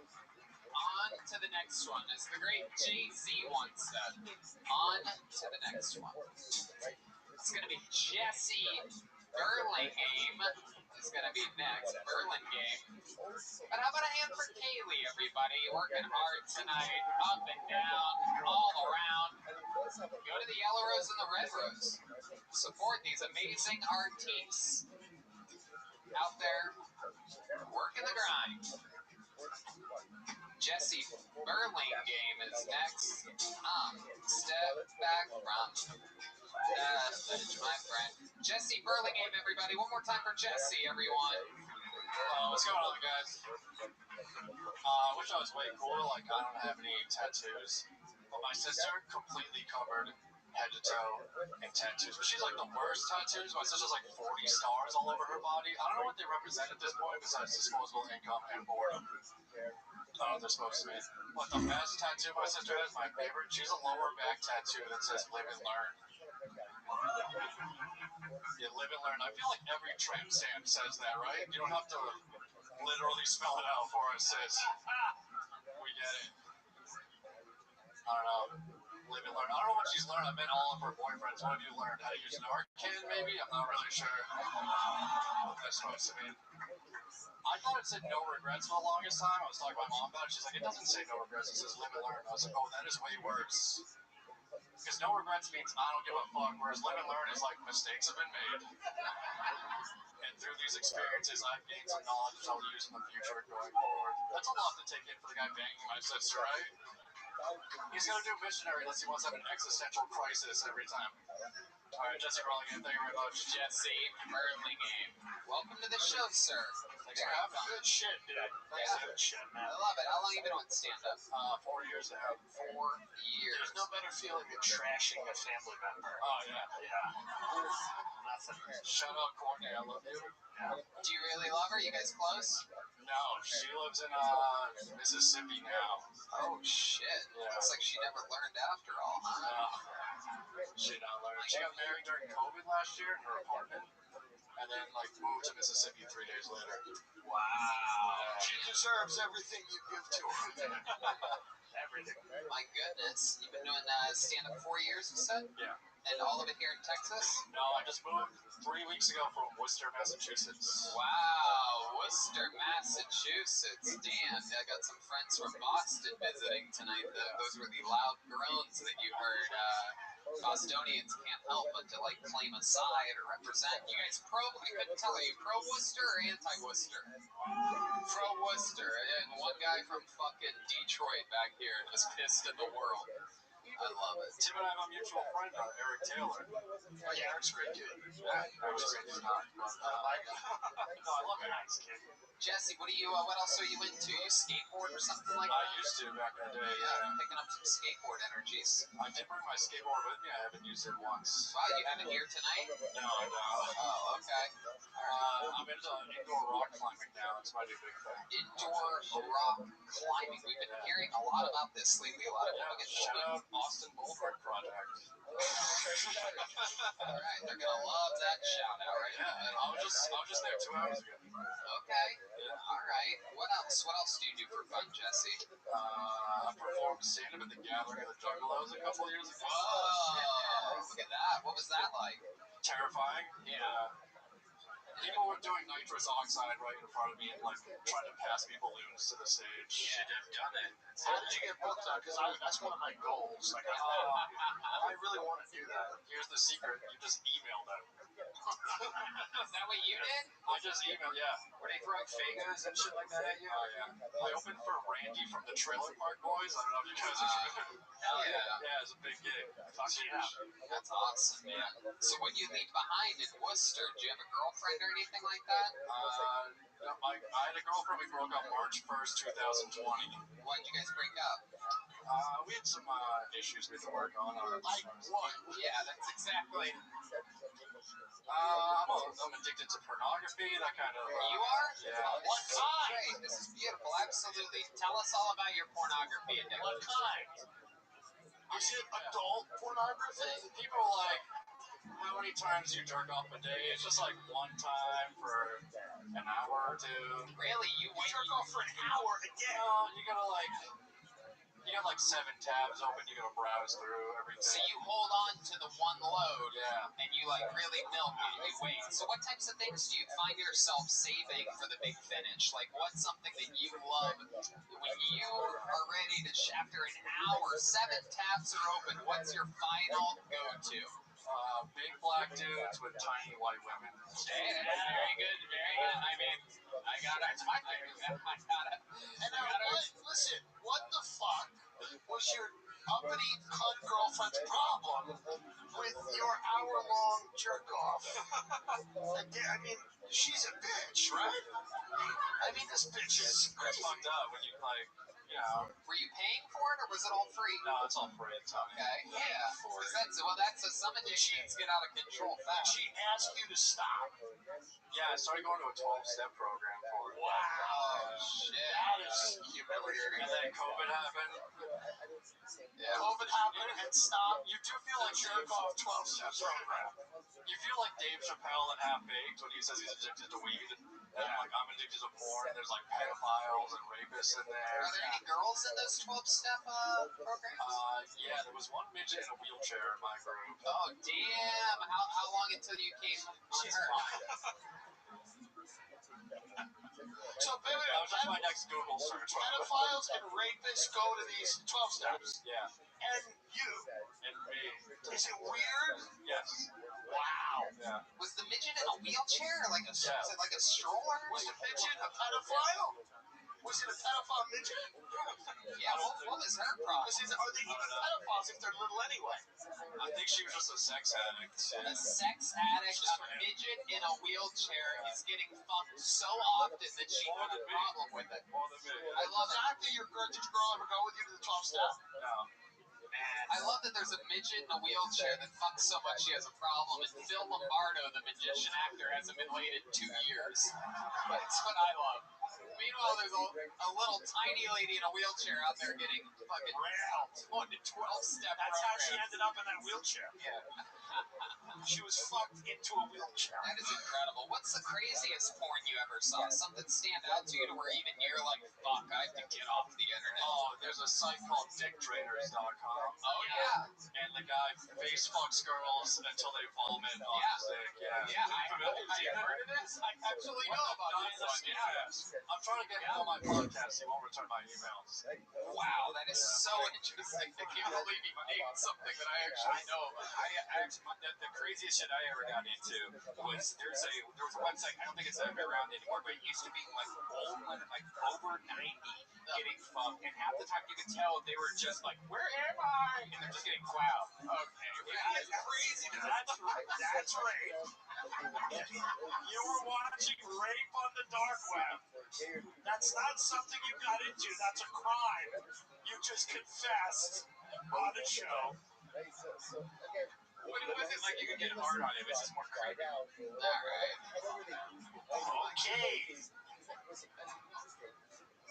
Do you do crazy shit sexually, or is it just the porn? No, I'm pretty vanilla, honestly. Yeah, that was my next question. Was your porn affecting your sex life with your ex-girlfriend? Yeah, I couldn't get hard anymore. Yeah, that's... Yeah, because that selfish bitch wasn't vomiting. You told her what needed to happen, and she didn't do it. Do you think, was she a tinier, or was she like a tiny type Yeah, of girl? she's 4'11". Wow. Did you ever think about inviting over a random black guy to have sex with her? No, I shouldn't have been. Yeah. No. Probably. No? No. Why just a random no out of nowhere? No, you don't want to have a random black dude at your house and fuck your girl. Should I ask my friend then, someone familiar with? Yes, have your buddy. That's cool. Keep it in the family. Yeah.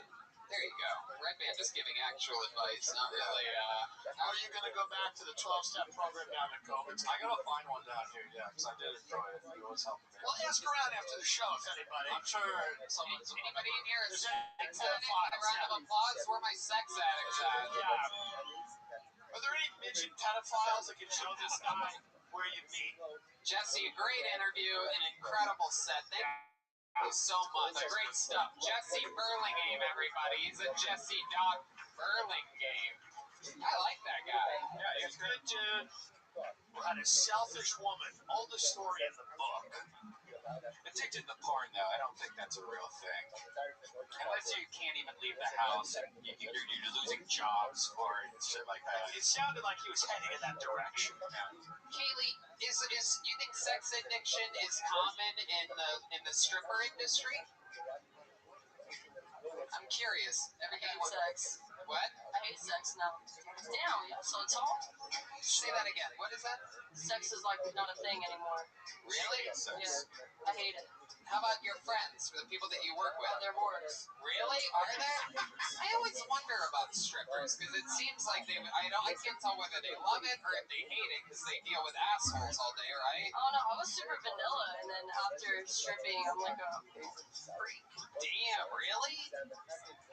When you say super vanilla, how does someone super vanilla get into that industry? I play like a rape victim, just lay on my back, take it. All right, everybody. Nice answer there from Kaylee. Okay. There's another speaking soundboard for some reason. Ladies and gentlemen, Gareth Fisk is next on Kill Tony. Gareth Fisk. Gareth.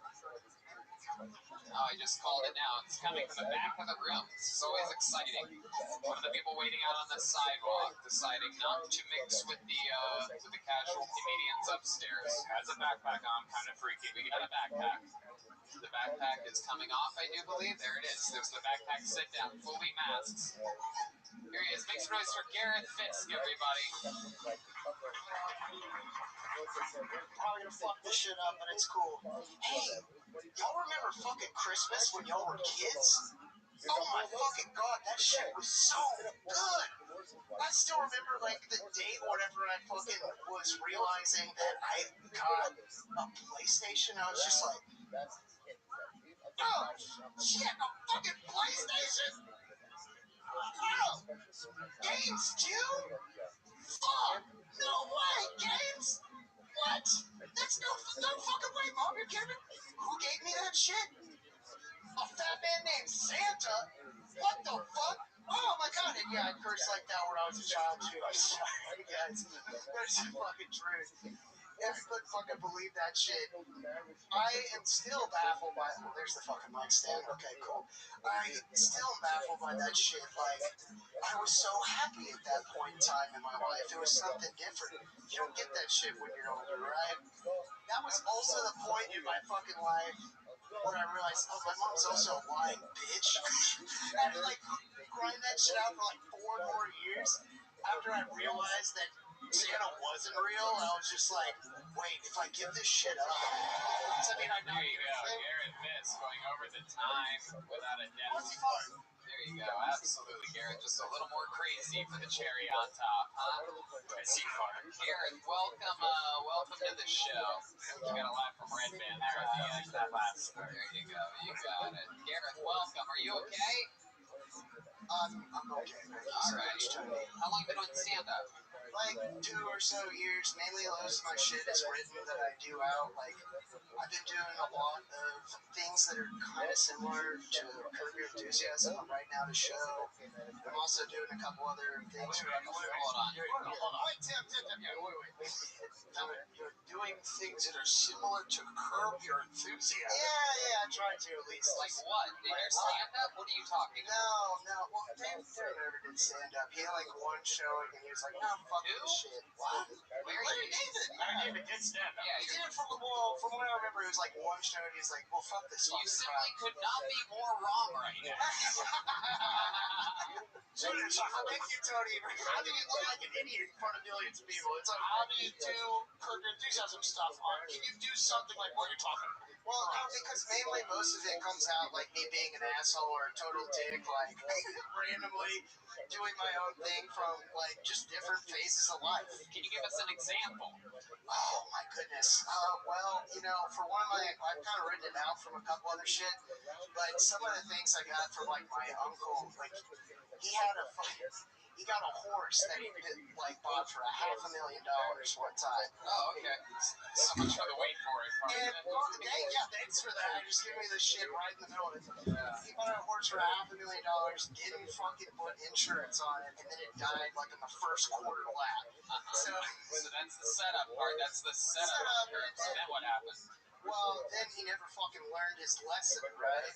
So he actually ended up buying another $1 million bull, never fucking put insurance on it, and then right after that, it fucking just shot blanks, nothing but blanks for like 2 to 3 months. So nobody fucking got any money out of it. It just happened. Hilarious. Reminds me of Curb Your Enthusiasm.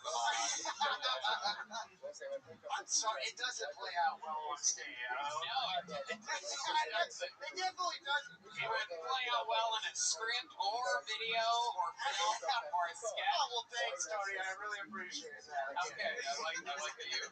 Where are you getting these I'm a fucking bucket man. Is this a local clinic? I swear, we've had some serious mental health issues. This is wild. It's never a good sign when the two mentally most stable people are both military veterans on the show. This is what do you do for work? Do you work? I do sales, man. Just kind of fucking do. Yeah, man. Just bullshit. What do you sell? Well, I work for a consulting, I do fucking solar sales, but it's consulting. So it's really just setting that shit up. God damn it! Right. Wait, did I get a bootage at least? Yeah, No, Garrett, fuck me. God damn it. You don't get I'm so sorry. I'm Garrett, this stop shit. talking. Don't worry, don't let you get that crazy. I'm afraid for my life. I'm truly Garrett, I've heard you talk. Garrett, stop listening to the voices in your head, Garrett. Try to focus on what's actually happening right now. Garrett, what is the craziest thing you've ever done? You do have wild energies. You laugh really hard at yourself after saying unfunny things. We're curious to know what is the craziest thing you've ever done. You ever kill an innocent animal or something like that? Well, I am from Texas. I'm the only person here that's from Texas, apparently. Yeah. That's not true. It's probably Whoa. I love home. Wow, you had the whole audience on your side, and then you went and said something like that. I don't fucking know. But, I'm actually from here in Austin, and it feels like everybody I've met is from somewhere else. Exactly I'm talking to Have you ever thought about moving out? No. your mom's house. Everyone else is moving into Austin. Have you ever thought about trying something? How many of you think you should move to a different city? Look at that. That's pretty good. The crowd supports you. Look, thank you so much, Tony. I appreciate that. Have you ever killed a bird before? One of the funniest things that ever happened to me in San Diego for a little while was somebody asked me, you shoot duff? What? And I was like, yep, that's just a thing here. We love to kill doves. That's a thing. You shoot the dove. Wow, you are a wild. I'm only shooting for blanks here right now. We know. Do you have a girlfriend? What's your home life like? Oh God, that's a great question, Tim. I mean, clearly, I'm coming off of a relationship that lasted way too long, and that's probably why I had That's not clear at all. But what? 7-year relationship that ended. Let's do the Carver enthusiasm bunch. There it is. You are wild. Why did the relationship end? Oh man, I don't have enough time for that shit. That ended. What part of the spectrum are you in? I'm like all over it. I'm red and blue. I'm on both ends. What do you think is the weirdest thing about you? Like, well, you get to say that. What You're a professional. part of your daily routine? Like, what part of your daily routine that we don't know about? Like, what do you think's the weirdest thing that you do? Like, Weirdest thing that I fucking do. chew your toenails or something like that? No, You cannot stretch that. Well, the weirdest thing, I don't fucking know, man. I'm a fucking normal guy. Y'all are just taking me out here to be some fucking jerk off. I don't know. What do you want me to say? This reminds me of Curb Your Enthusiasm, that answer. All right, there he goes, Gareth Fisk, everybody. Thank y'all. Up and out, really quickly. Gareth Fisk. Oh shit, here he comes. There he goes, everybody. Gareth, just go, Gareth. Jesus fucking Christ. Once you start shaking hands, then everybody after that wants to do it. Oh my God. Tim, I'd like to be the first person to apologize to you for. I mean, it's just. I'm so grateful that none of them. Tonight's not the night. Should we get a female up here? You guys think I should pull until we get a woman? We haven't had a female comedian tonight. Let's see what happens. I don't think Shaft is a lady. That sounds like a guy's name. We know Nick. Let's see what happens here. Arthur, I'm sorry. Jack, you're not here tonight. Okay, here's one. Ladies and gentlemen, make some noise for Leanna Patch, everybody. Here we go. Leanna Patch.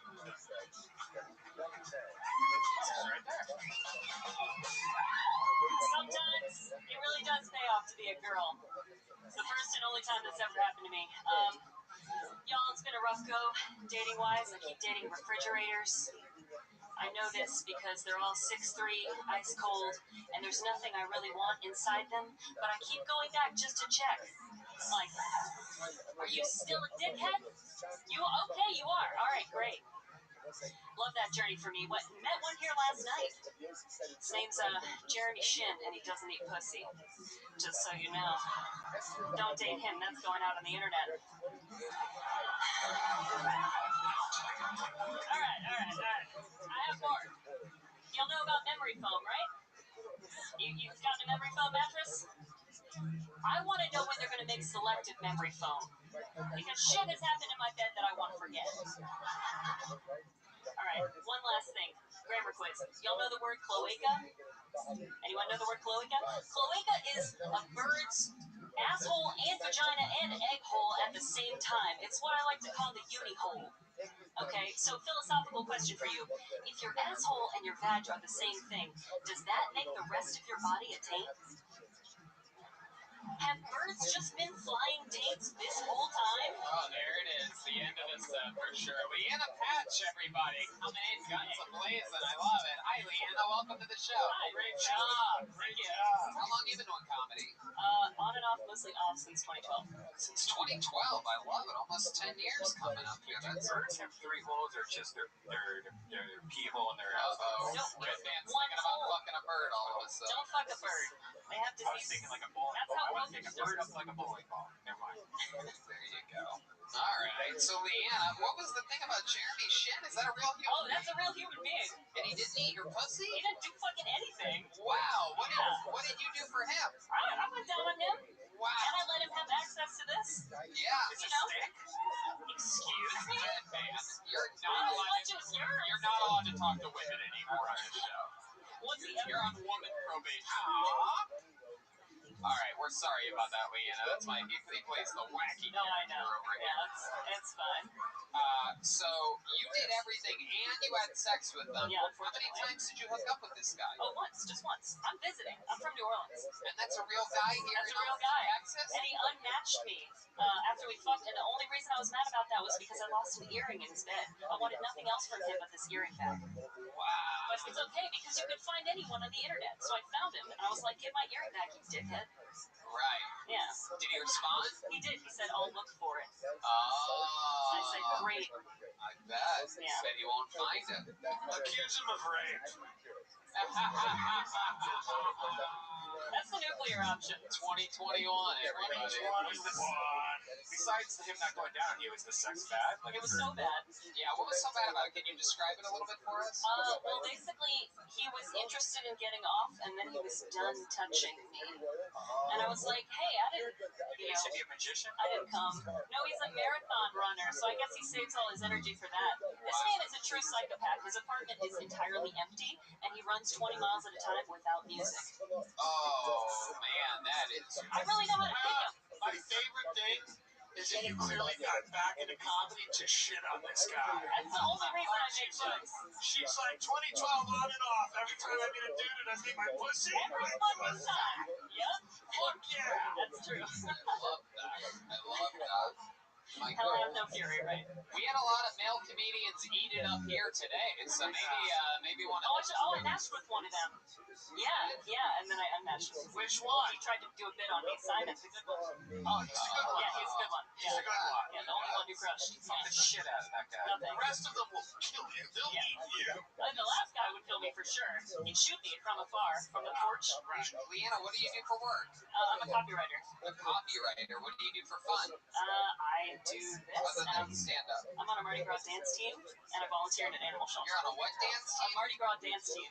What's a Mardi Gras dance team? So there are all these little crews in New Orleans that do like they're part of parades, and they have like, floats and dancers and, handheld things, and so I'm on a dance So team. you like dance while marching? Yes. That's incredible. Can you give us a little example of what that looks like? You guys have New Orleans music, right? Oh, shit. Listen to Louisiana beat. Leanna Patch gets it. Yeah. Oh, shit. All right.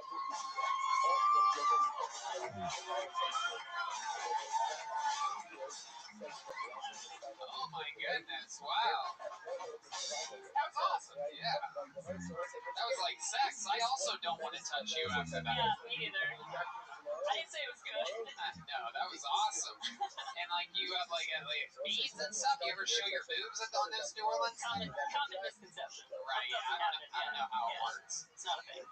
I love it. I've only seen Mardi Gras on old Girls Gone Wild. Yeah, VHS. cops That's video. yeah. Yeah. Did he show them to you? Yeah, he shows me all his old VHS tapes. I love it. Leanna, how long are you visiting Austin for? Till Saturday. What else do you love about this city? Is there anything else fun that you've done or? Anything or anyone? No. I love that there are people here that I didn't grow up with. You Grew up in New Orleans? Yeah. Oh, okay. Hiding from your past. Yeah, is there a reason? It's just too small. At a certain point, it's like it's nice to go out and see a bunch of people you know, but sometimes you would like to not do that. You can move. I know. I'm thinking about it. I'm You thinking about moving here? Yeah. But then another guy I matched with recently last week, I said, I'm thinking about moving. He said, don't do that. Everyone's moving here. And I said, wow, rude. And he said, it's true, though. What an idiot. What an asshole, right? Yeah, that's It's so easy to get in here. All you have to do is not be an asshole. Why matching so much? Why don't you have like a permanent boyfriend? Are you a crazy person or something? No, broke up with my last one last year on my birthday. okay. Yeah, present to myself. Why'd you break up with him? He was not the right fit for me, and I wasn't the right fit for him. Okay. Adult, mature reasons. Oh, all right. Okay. This got serious. Yeah, it did. Sorry. Got a little depressing and sad now. Really? She's like, he had cancer. I probably would have stayed I with him. didn't want to stay with him till the end. Leanna, I love it. What's your favorite thing about New Orleans? There's always something to do, and everything is very close by. or there was before COVID, you know? Yeah, it's an amazing city. Yeah, there's culture. Great food, everything. Yeah. But the comedy scene's almost non-existent. Yeah, right? there's no kids about comedy. There's no comedy on There is a lot of comedy having there. fun. There's no club. There's no main club. There's a couple. There's like, you're right. It's a different culture. There's Mike Nights, but yeah, we don't have like a place. Well, Leanna, we loved your set tonight. You represented the ladies very well. There she goes, Leanna Patch, Thank you everybody. so much. She's on social media at Punchline Copy. You guys think we should go to this bucket one more time, huh? All right, this is it. Let's get one more up here and see what happens. It's going to be Andrew Sachs is going to close out our bucket portion of the show. There's Kaylee. I believe Kaylee, what is it? Kaylee.funk73? Kaylee.funk.73. And she has her own podcast, by the way. It's Kaylee.funk.73. Mediocre at best. Shout out Maddie, my partner. There you go. I love it. There she goes, everybody. Kaylee. And Andrew Sachs is next. Waiting for Andrew. How about a hand for the staff here at Antone's? Letting us do this chaotic show every Monday at one of the most famous blues clubs in the history of the world. Saying no. No Andrew Sachs? Okay. All right. I don't understand how this happens. You have to have a new checkout system or something. If people leave, they have to let you guys know, or else they get blacklisted. They're all murdered by the bitch. Wow, this is crazy. This guy made his first appearance on the show on episode 500. Very, very interesting character. Very Texas. Make some noise for Ridge Hirschberger, everybody. This guy had such an interesting story. He ended up getting the first ever lap dance in the history of Kill Tony from Kaylee. She ended up upside down on his lap. Ridge Hirschberger is coming. Ridge is coming. We got him, right? All right. Ridge Hirschberger. This guy's wild. Represents Texas very well. You guys are going to see. Real fucking Billy Goat. Here he is, everybody. Ridge Hirschberger, everyone. Come on, make some noise for Ridge, everybody. Holy cow. My name is Ridge, like a mountain. And I know what you guys are thinking, Ridge. That's a unique name. Yeah, I was named after where I was conceived. The North Ridge Mall. Parking lot. That's my middle name. Ridge Parking Lot Hirschberger. The second.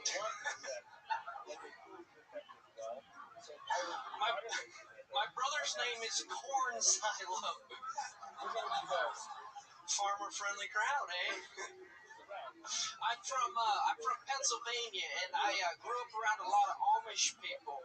And before I came to Austin, one of them got struck by lightning, right? Which is crazy. I wonder if he'll get shunned for using electricity. Thank you guys. Here it is, Ridge Hirschberger coming in and out. Joke. I love it. You're a real fucking... Everything about you is real. When I first met you on Kill Tony 500, I thought you were like playing it up. I'm like, this guy's trying to be like a hillbilly character, like from the middle of nowhere. And I've done some research on you since then, and it turns out you really are this guy. Yeah, research. I got some deep intel reports on Ridge Hirschberger. Someone found your Instagram and showed me a picture of you in front of a real Confederate flag. Oh no! What? Yeah, you didn't delete that one when everybody was talking about Confederate flags. This is not true. It is true if you want to bring it up. Let me delete it. It's Ridge Hirschberger online. I thought you were watching my TikToks. You have the last name of like an entertainment attorney from Los Angeles. Yeah. Ridge Hirschberger. Yeah. Like I would hire an Arthur Hirschberger for financial stuff. Yeah, a lot of people think I'm Jewish, but I'm not. I bet that's a deep insult to you when they say that. I'm not sure you react kindly when they say that you're Jewish. What is your least favorite race?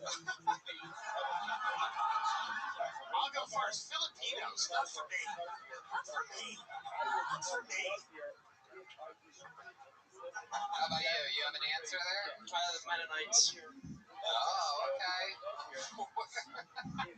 You almost got Tim to spit take there. That was amazing. Mennonites. Oh, man. God. They use electricity. Wow. I don't even know these. I didn't even know that was a thing. What are you looking at? There's more than one. You have an entire Confederate flag Instagram. Yeah, it's a real who's who of Confederate flags. Where are you from? Where are you from? Central Pennsylvania. Altoona. Altoona. Can you imagine? What's the population of a place like that? That's 60,000, but the town I'm from is 500. What's that town? Martinsburg. Okay. You ever had sex with a wild animal before? Oh, shit. Oh, shit. Kaylee dropping missiles from side She stage. said not yet, but she hates sex, remember? Oh, she likes races. Oh, okay. Okay.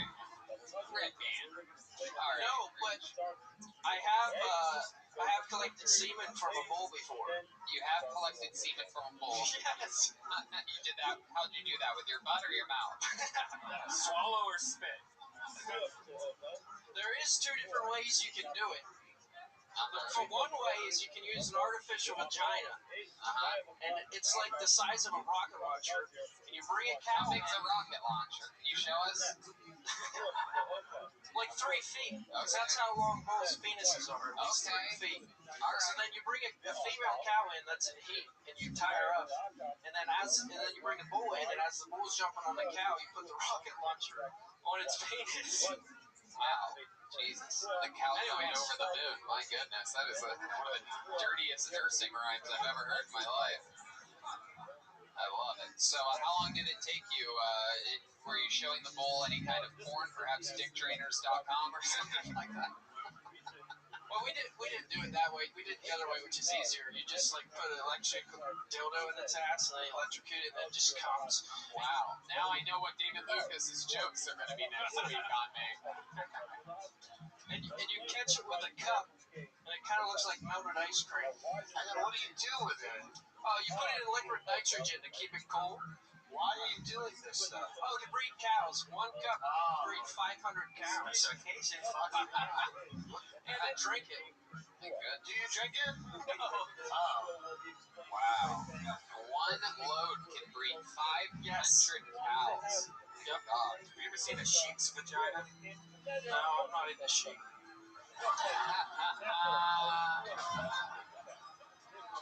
They are right there. Big level. Anyways. I love it, Rich. What do you think is one of the most like hillbilly things about you? What do you think? What do you think you still do, which you're like, God, that is just so country? I don't know. I was here in Austin like 3 weeks ago. And the first night I went out and I went to that place that has a mechanical bull. I tried to ride it, but it was broken.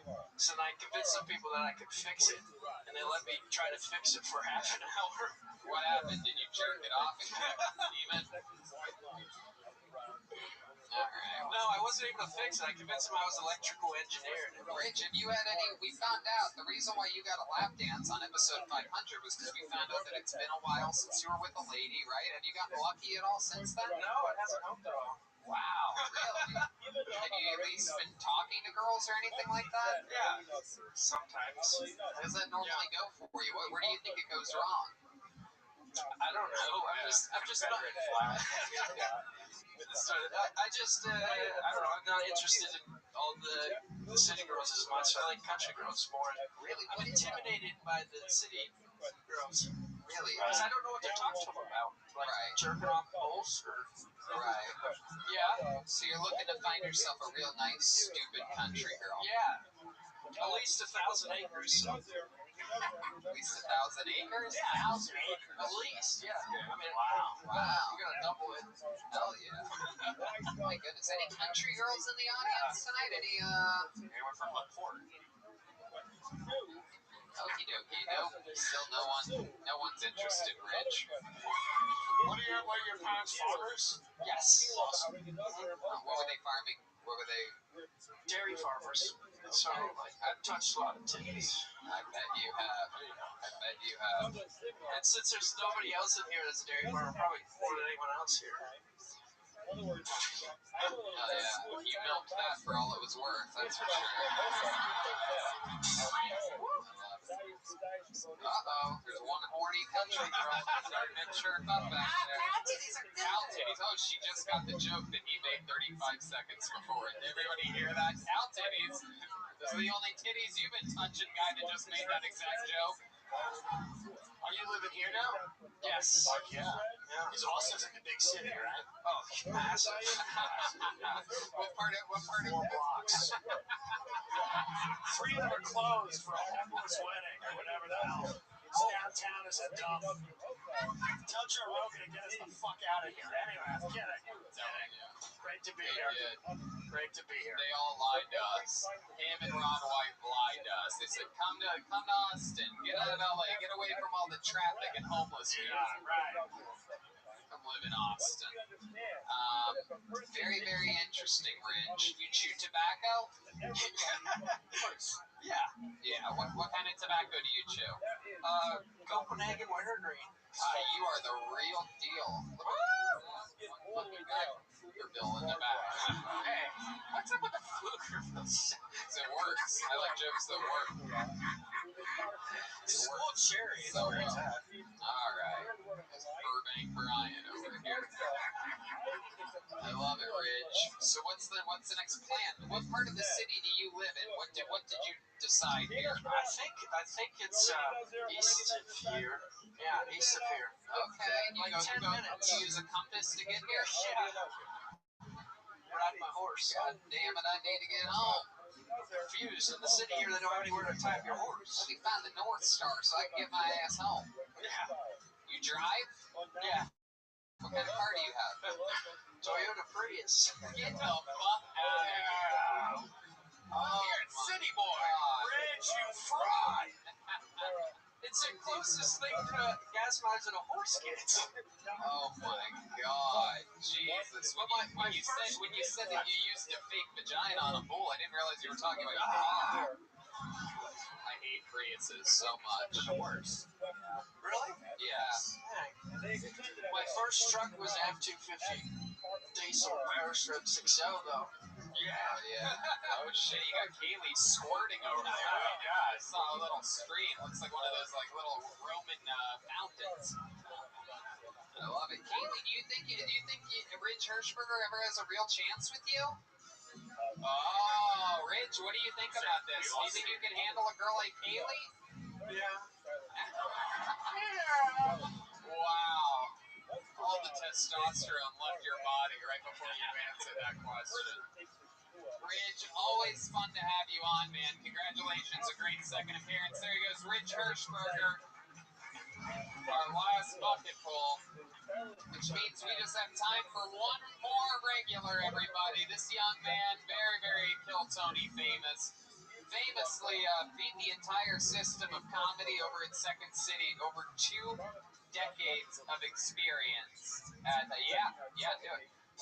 At Second City, got diagnosed with ALS, Lou Gehrig's disease, and decided to chase his dream of being a stand-up comedian. Was a regular on this show immediately after that. Ladies and gentlemen, I present to you the great and powerful Michael Lehrer, everyone. Here he is. Always exciting, always a brand new minute from Michael.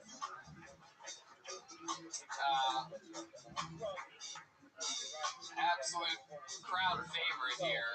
And Austin resident. Here he is, everybody. Michael Lehrer, everyone. Come on. Your final comedian of the night. Texting, y'all been fucking with me too much. I'm learning Tex-Mex Kung Fu. It's called Topo Chico. It means be like water or Hatsu Pusu Agua Pizza Money Con Caliente. Me amo Miguel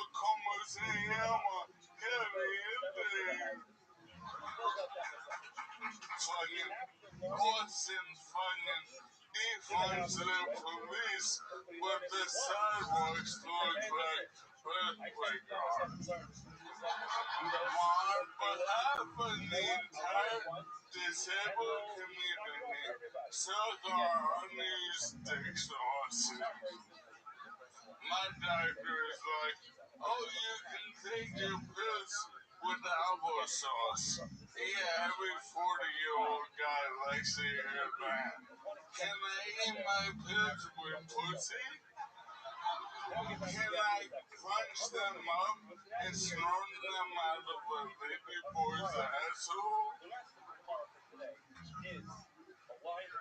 it is, Michael Lair, everybody. Absolute shredding up here. Great set, my friend. Yeah, I told you. Tony was bullying me before the show. He was trying to get in my head like he always does. He's like, what did you drink today? I'm like, nothing. And he's like, tell me. Trying to fuck with me. And then I come and I crush. So fuck you, Tony. Wow. Just for the record, I love that. First time he's mentioned that, but let the record show that he said I do it all the time and he always kills, so maybe I'm doing something right. Yeah. What do you think Phil Jackson had to coach Michael Jordan, my friend? Yeah, but at least. And Michael Jordan wasn't in a fucking wheelchair, by the way. Yeah, but Phil Jackson gave all his players books, and you never give a shit. Does Tony ever hit you like on the legs with like bamboo sticks or anything? I have a yardstick that I use on my. Oh, the yardstick. That was my mom's weapon growing up. It used to be a ruler, but then COVID, 6 feet or whatever. For real. It's so stupid. It's literally 3 feet long. I can't believe I just said that. But Tony helped me out, and he cut my nose hairs. I did. I trimmed Michael's nose hairs this week. Absolutely. We were having coffee together, and he laughed at one point and tilted his head back. My mind was completely blown to see that it hit fucking Sherwood Forest through his fucking nostrils. I'm like, wow, this guy. I'm like, this is the most handicapped part about you, Michael. We need to take care of this. And I did. I used my Manscaped nose trimmer, and that thing was fucking working overtime. We got it done. Yeah. I swear to God, I've never seen nose hairs in my life like I cleaned out of this fucking guy's skull. And they're like, steel wool.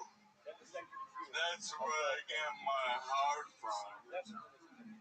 Fuck you. I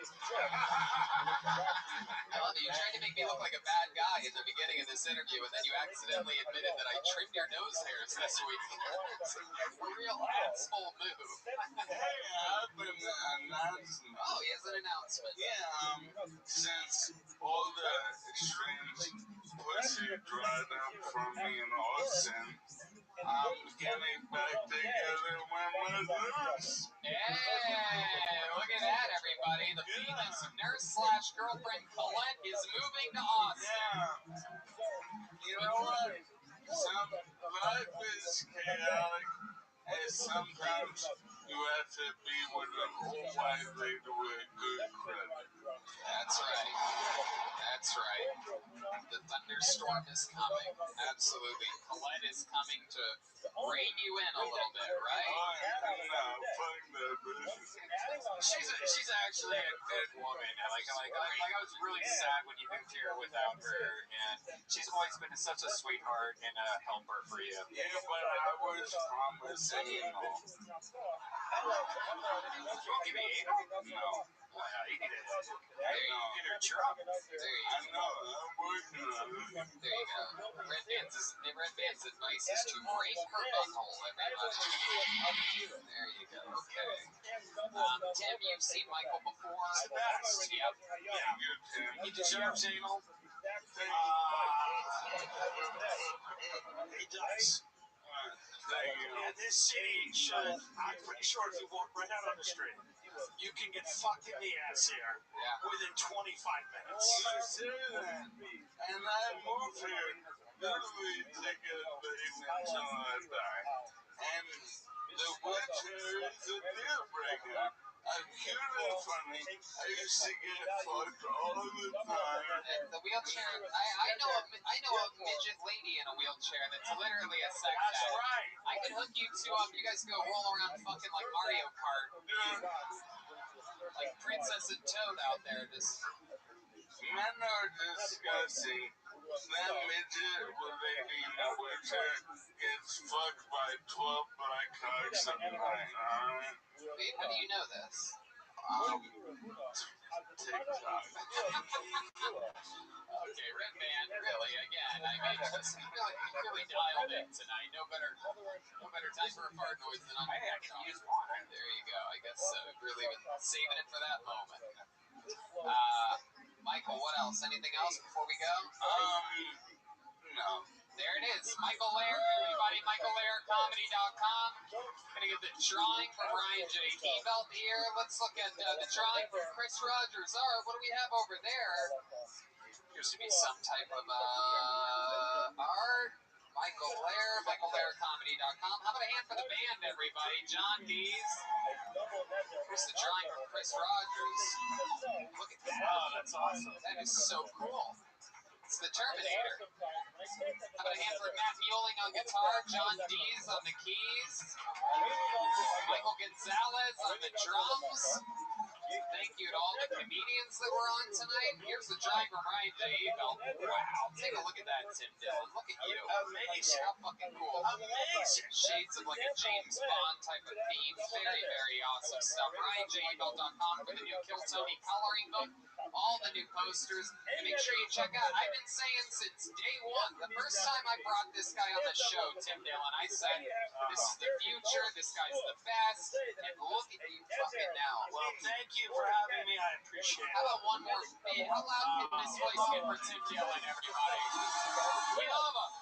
Gifts of the year in 2018, 2019, 2020. Already on his way to get taken in 2021. If you're not, and I know that you are, because you guys that are fans of this show are the real biggest comedy fans. You guys fucking love comedians talking to comedians about comedy. So I'm sure you already are, but if you're not, of course, become a fan and a Patreon member of the Tim Dillon Show. Get into the game because this is the future and the present right here. We love you, Tim Dillon. And thank you to the live audience for coming out. Red Band, anything else? Hey, we got a show at Vulcan this Wednesday and every week at Vulcan. Check it out. Thank you, Antones. Thank you, audience. Good night, everybody. Thank you so much.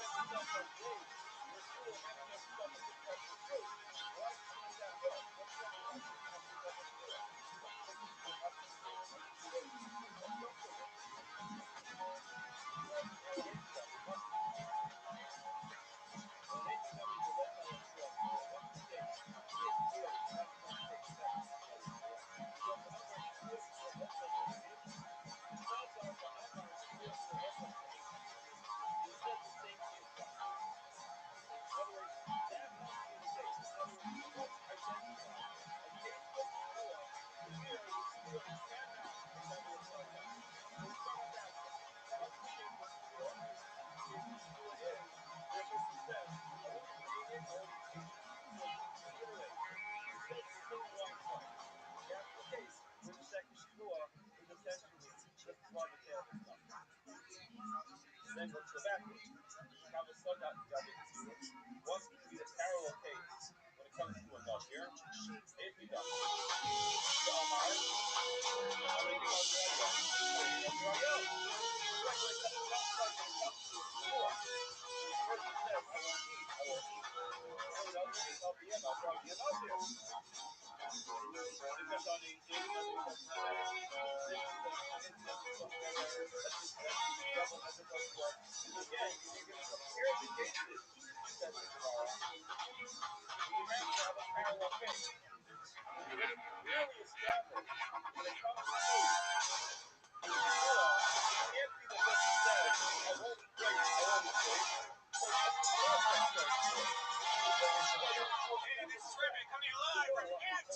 In Austin, Texas, for a brand new episode of Kill Tony. Get up for Tony.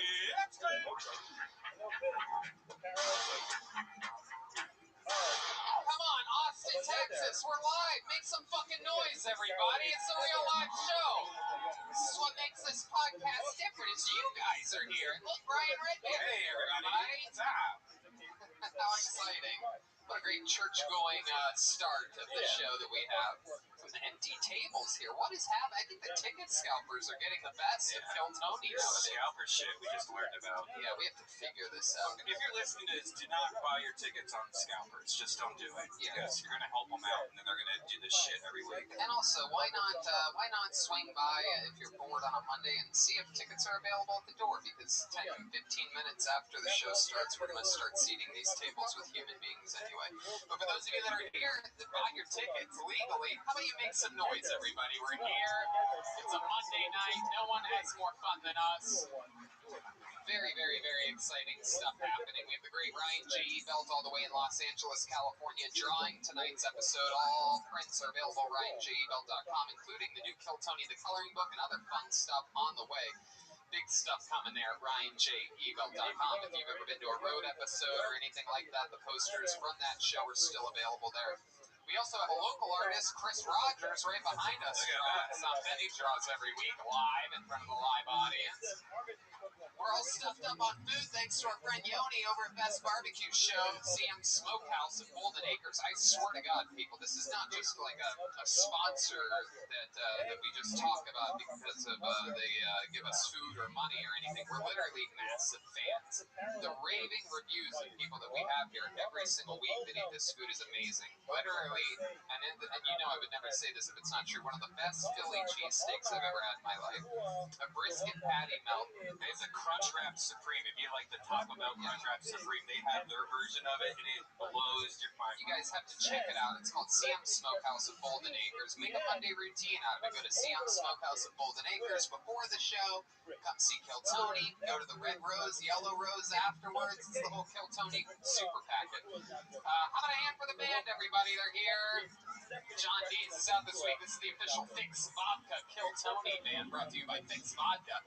Alkaline Vodka. John Dees is out this week, and look who fucking stepped up. The great D Madness out front tonight. Have some fun with my boy D Madness. Lorenzo Jackson. I'm going to hand for on electric guitar. Matt Mueling is here, everybody. It's a collection of Mario figurines that he gets at HEB. Who loves HEB here? Where are my HEB people? We love HEB here at Kill Tony. And I'm a big hand coming off of coming off of the biggest Mexican drum-off in the history of the show. Drummer Michael Gonzalez, ladies and gentlemen. All local Austin talent. This place is filled with great musicians. And we're super, super excited about tonight's show. We have a fun one for you. But before we start tonight's show, here's a little bit about the amazing sponsors that made tonight's episode available for you here right now. Hey y'all, are you hiring for spring? What type of role are you hiring for? Maybe you need to hire someone to wear many hats, which can be challenging. Or you might have a simple position to fill, but it's taking forever to find someone who's a great fit for your company. That's where ZipRecruiter comes in. ZipRecruiter can help you find qualified candidates fast. And now you can try it for free at ZipRecruiter.com/KillTony. Whether you need to hire a civil engineer in New York, a nurse in Nebraska, an attorney in Colorado, or a mascot in Missouri, ZipRecruiter's matching technology finds people with the right experience for your job and actively invites them to apply. It's so effective that 4 out of 5 employers who post on ZipRecruiter get a quality candidate within the first day. From accountant to zoologist and everything in between, ZipRecruiter makes hiring easier. And right now, you can try it for free at only our listeners get it link, ZipRecruiter.com/KillTony. If you go to ZipRecruiter.com/KillTony today to try ZipRecruiter for free, we get credit for sending you. Once again, that's ZipRecruiter.com/KillTony. You know ZipRecruiter is the smartest way to hire. Squeaky doors, clogged sinks, finicky engines. When things break around the house, you take care of it. However, when something's off in the bedroom, you just try to not think about it. Come on, man. What are you waiting for? Take care of it. Go to GetRoman.com/Tony now. With Roman, you can get a free online evaluation and ongoing care for ED, all from the comfort and privacy of your own home.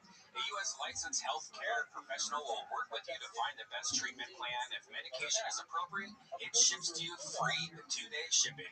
The whole process is straightforward and discreet. Getting started is simple. Just go to GetRoman.com/Tony and complete an online visit. Take care of your ED without leaving your home. Complete an online visit today to connect with a healthcare professional and take care of it. Red Van said it. Go to GetRoman.com/Tony now and you'll get $15 off your first month.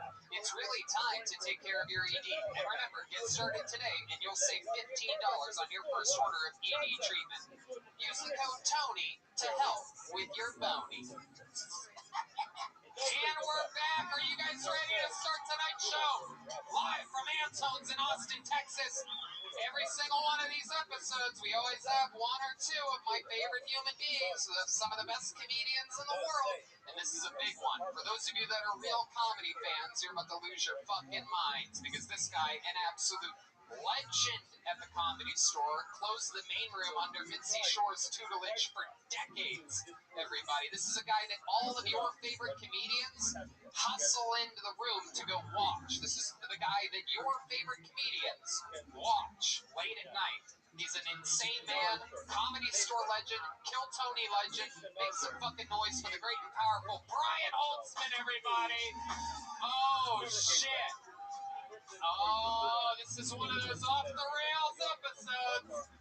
Our man, the wild goat, Brian Holtzman is here, ladies and gentlemen. Brian, how are you this evening?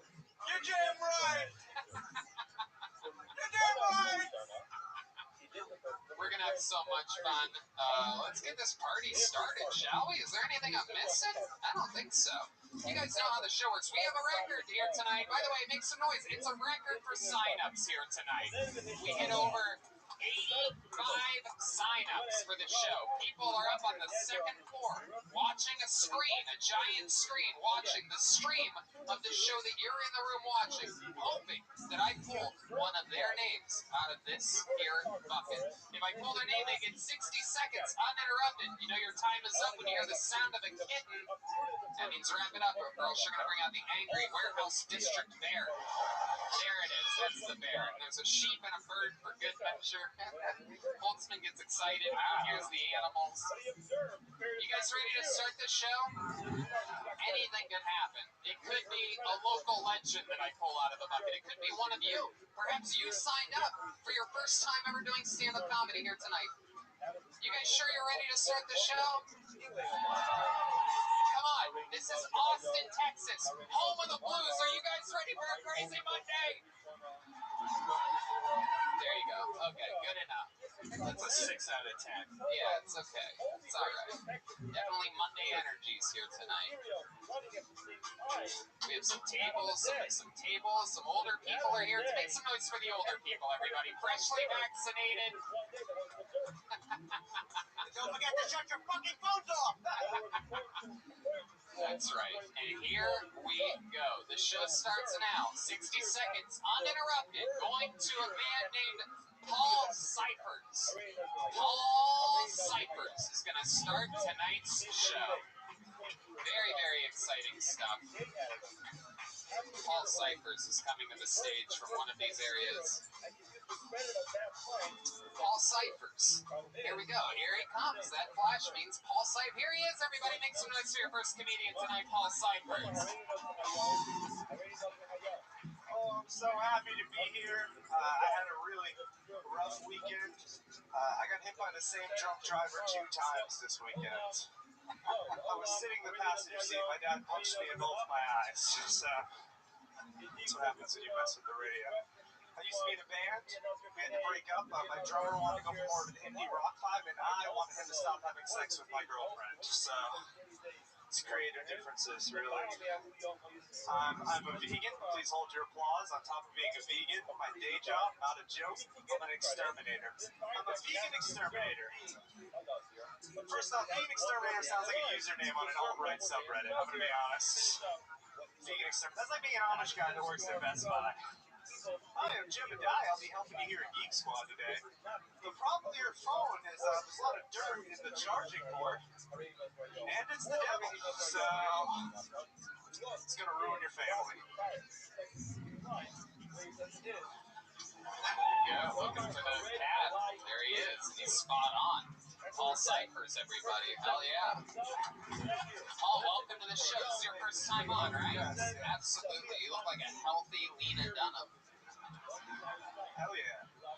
Lena Dunhams. I love it. Welcome, Paul. How long have you been doing stand-up comedy? About 3 years. 3 years. All of it here in Austin? No, I just moved here at the beginning of April. This is your first time on? I swear to God, I've seen you before. I look like a lot of people from Austin, so. Okay. Yeah. Yes, you do. Where do you move from? Massachusetts, Worcester, Massachusetts. Wow, Worcester. We just had someone else. He's my roommate. Oh, really? Yeah. Oh, wow. Yeah. You guys are both you made the drive from Worcester? Yep, we actually drove down like a convoy together, yeah. Okay. Just the two of you? Yep, and then we have another roommate from Worcester who also, he just didn't drive down with us, but he also How many lives here. men did you live with in Worcester? 2 Okay. other Worcester men. And you all made the move together? Yep. Look at that. You seem very close with these guys. You ever do anything wacky with them? You're a vegan. You don't believe in putting meat in those types of places, do you? You have a girlfriend, Paul? No, I don't. No? When's the last time you went on a date? Yesterday. Really? Yeah. Oh my God. Tell us about it. How'd you find this girl? She's a comic, so I don't want to talk about it too much. Oh, come on. It's okay. We have to. Trust me, she would throw you under the bus in a heartbeat if she was up here right now.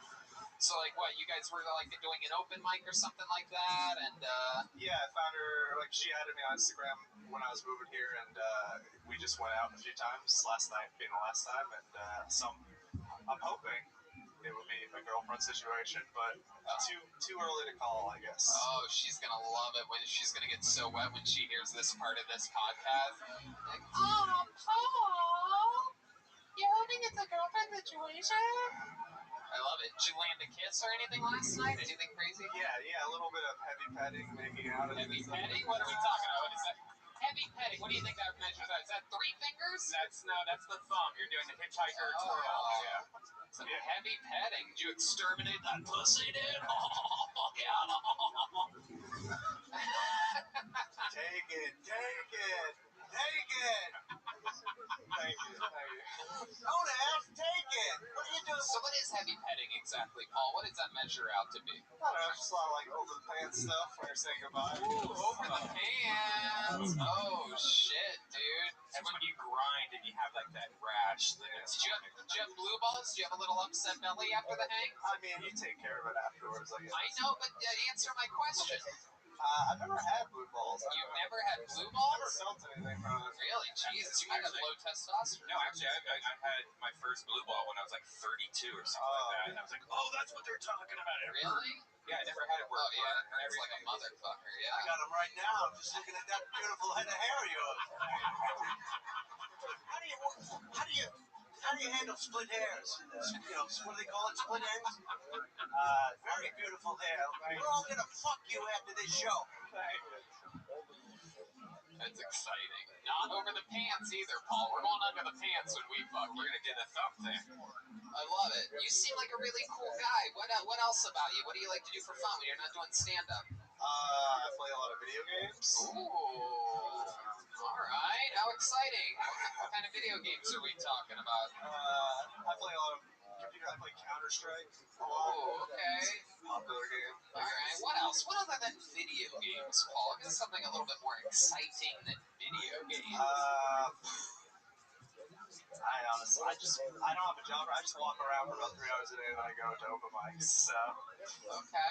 pretty boring existence. Why do you walk around? Just like trails by my house, I just walk around, listen to music. You listen to music? Yeah. What kind of music do you listen to? I listen to a lot of stuff, a lot of like punk and hardcore. Okay. You ever been in a band or anything like that? Yeah, like 5 years ago, before I did comedy. What was the name of the band? I was in a band called Rend. They're like Ren? Rend, R-E-N-D. So it's French for like Ren. tearing apart. Yeah. Never heard of it. Can you give us a little example? Sing us a little. Come on, you absolutely, positively have to. That's the catch with getting the catch with coming on the show and getting introduced to hundreds of thousands of the biggest stand-up comedy fans in the world is that you have to fucking bare your soul every once. How many of you think you should sing a line from a punk song right now? Yelling. It's the exchange right now. Yelling. Okay, absolutely, whatever the fuck. I know, but you're really giving it away. Like this is like a magician saying it's gonna be a pigeon that comes out of my sleeve. Like you're supposed to surprise the audience with the yelling. You're not supposed to really tip it off like that. But now look at your body language. You're crossing your arms. Everything's shutting down. What kind of punk singer crosses his arms before? It's like, all right. There you go. Just make you feel at home a little bit. We're just warming you up. You want a punk? Here, Michael, give me a little punk beat. Give him one of those wacky Can punk. you guys play like Everlong or something? I know it's not punk, but You think D Madness knows what Everlong is? That's what he calls his dick. Come on, give him a wacky fucking, give him some, fucking. Ladies and gentlemen, this is Paul Cyphers. come on, sing it! Fucking yell, motherfucker. What the fuck is up, Austin? I said, what the fuck is up, Austin? Alright, stop. That's why I never got into fucking punk music. I never got it. You guys all act all tough, and then you're like, I don't know what to do. I don't even know. Why are you doing this to me? Teenage angst, man. You grow out of it, I'm right? telling you, dude. Give this fucking guy an AK-47 in middle school. You know what I mean? That's what he's... Alright. Paul, fun times. Thanks for getting the party started for us. Great stuff. There he is, Paul Cyphers, everybody. Wait, Paul, back! Jesus, Paul. God, you're running away like you're fucking... Don't you know Holtzman always gives presents to the guests? Yeah, look at that. Ooh, you're getting two gifts. That's a pair of... That's a thong? Give that to your girl. You can slide that to the side. You're not gay if you wear it over your underwear. Thank you. Thank you. Thank you. It's very cool. Women's panties and a microphone keychain. Gifts from Brian Holtzman.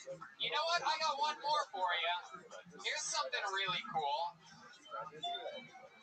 Okay, this is a really cool thing. I don't know if you guys can see this or not, but who better to give this to than a vegan? Do you use leather products? You don't?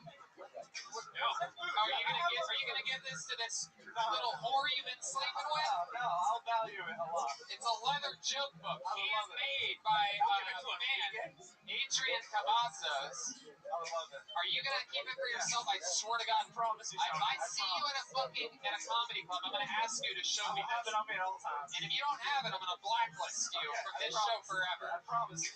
All right, this was made by Adrian Cavazos. He's Boneseye on Instagram. I don't know if you guys can see that. It is an incredible handmade leather Kill Tony joke book. And there you go. That's for you. A bunch of gifts. All right. Let me have the panties back. You can have two. You're fucking up. Ultimate takes the panties back. Why do you have that? There he goes. Paul Cyphers, everybody. He's on Instagram at Real Paul Cyphers. Cyphers.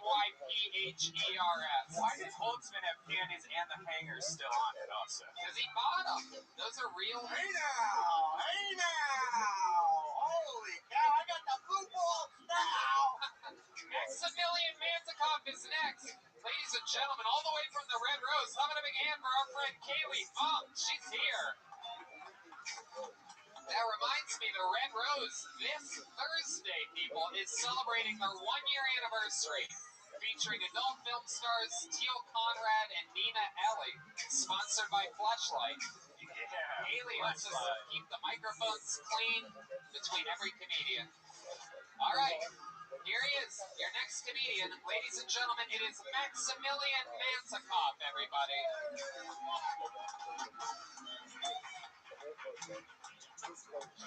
What's up, guys? If you can't tell white people, I'm Hispanic. I grew up Hispanic.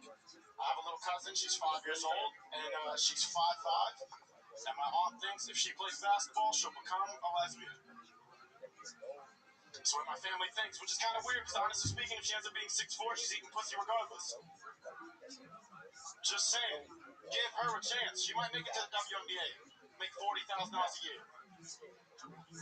Some of you don't like that, but all of you don't go to WNBA games. I've been running recently, so I think I know what ladies go through during sex now. 30 seconds into it, I'm like, man, I don't want to do this. 30 minutes later, I'm like, yo, that was good for me mentally. And if my legs are shaking, I'm getting ice cream. Thank you.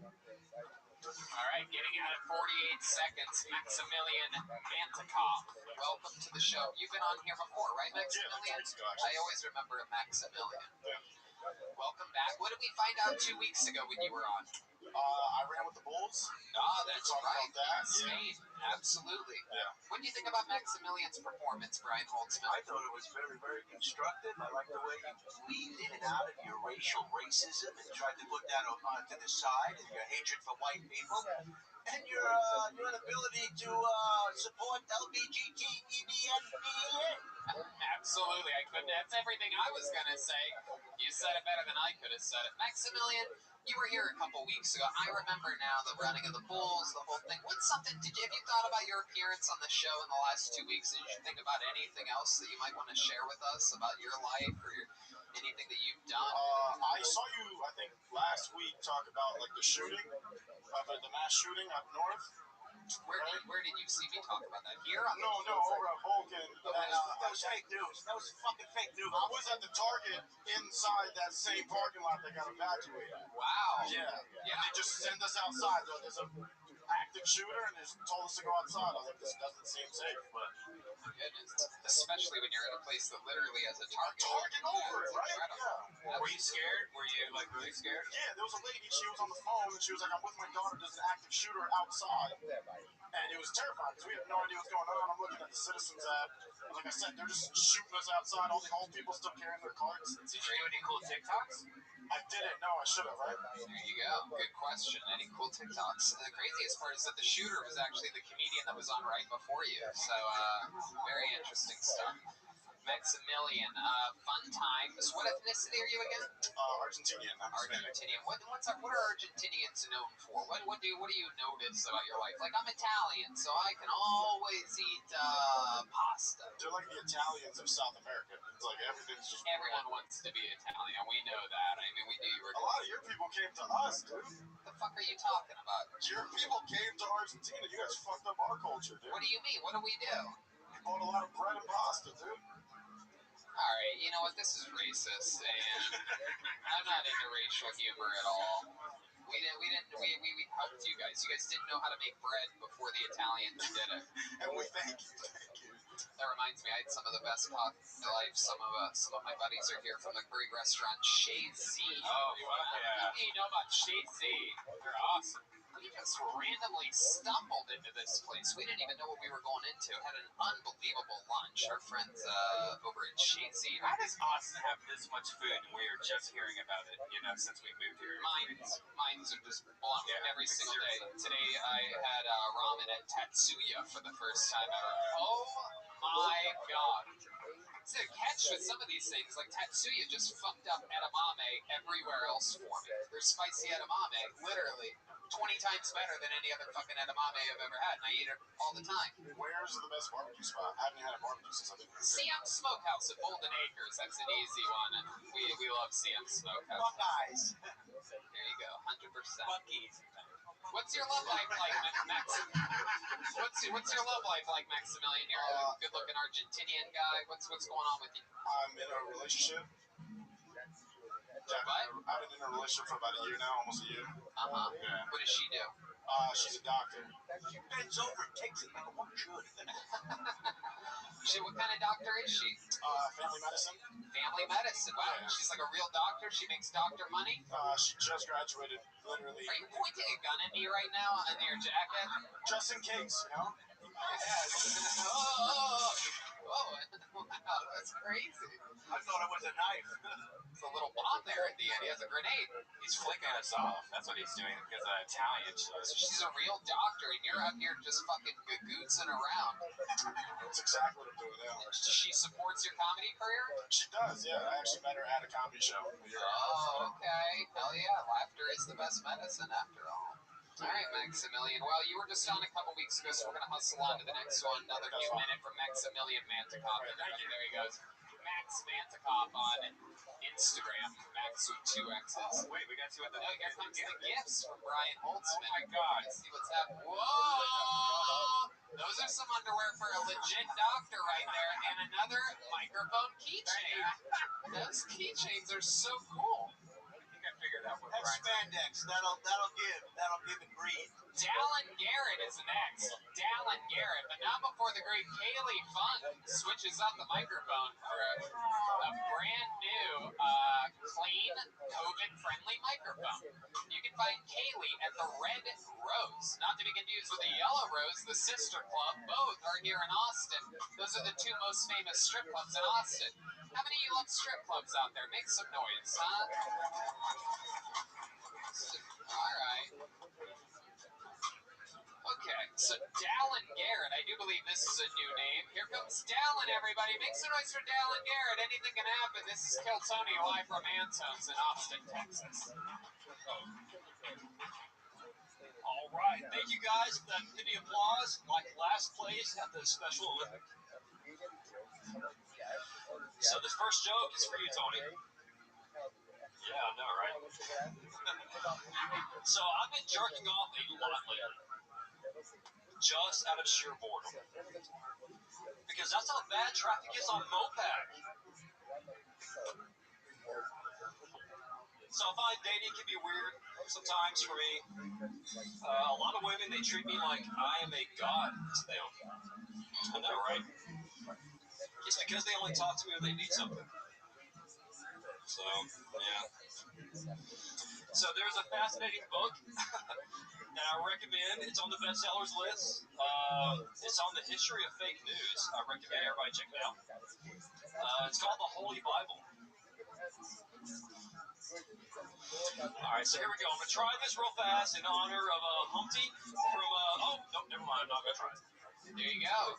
Dallin Garrett, everyone. A lot of people say describe his comedy as slightly funnier than pancreatic cancer.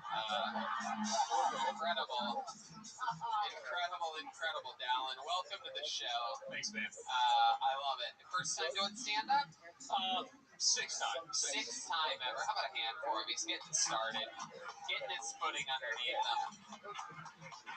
Dallin, what was your last joke going to be? Let's see if maybe it was going to be the big redeemer here. What do you do? No, it wasn't. It's a horrible joke. Try it. It's not It good. couldn't have been that much worse than everything else you said up there. I mean, it really... What's the difference? Just tell the fucking joke. Oh, shit.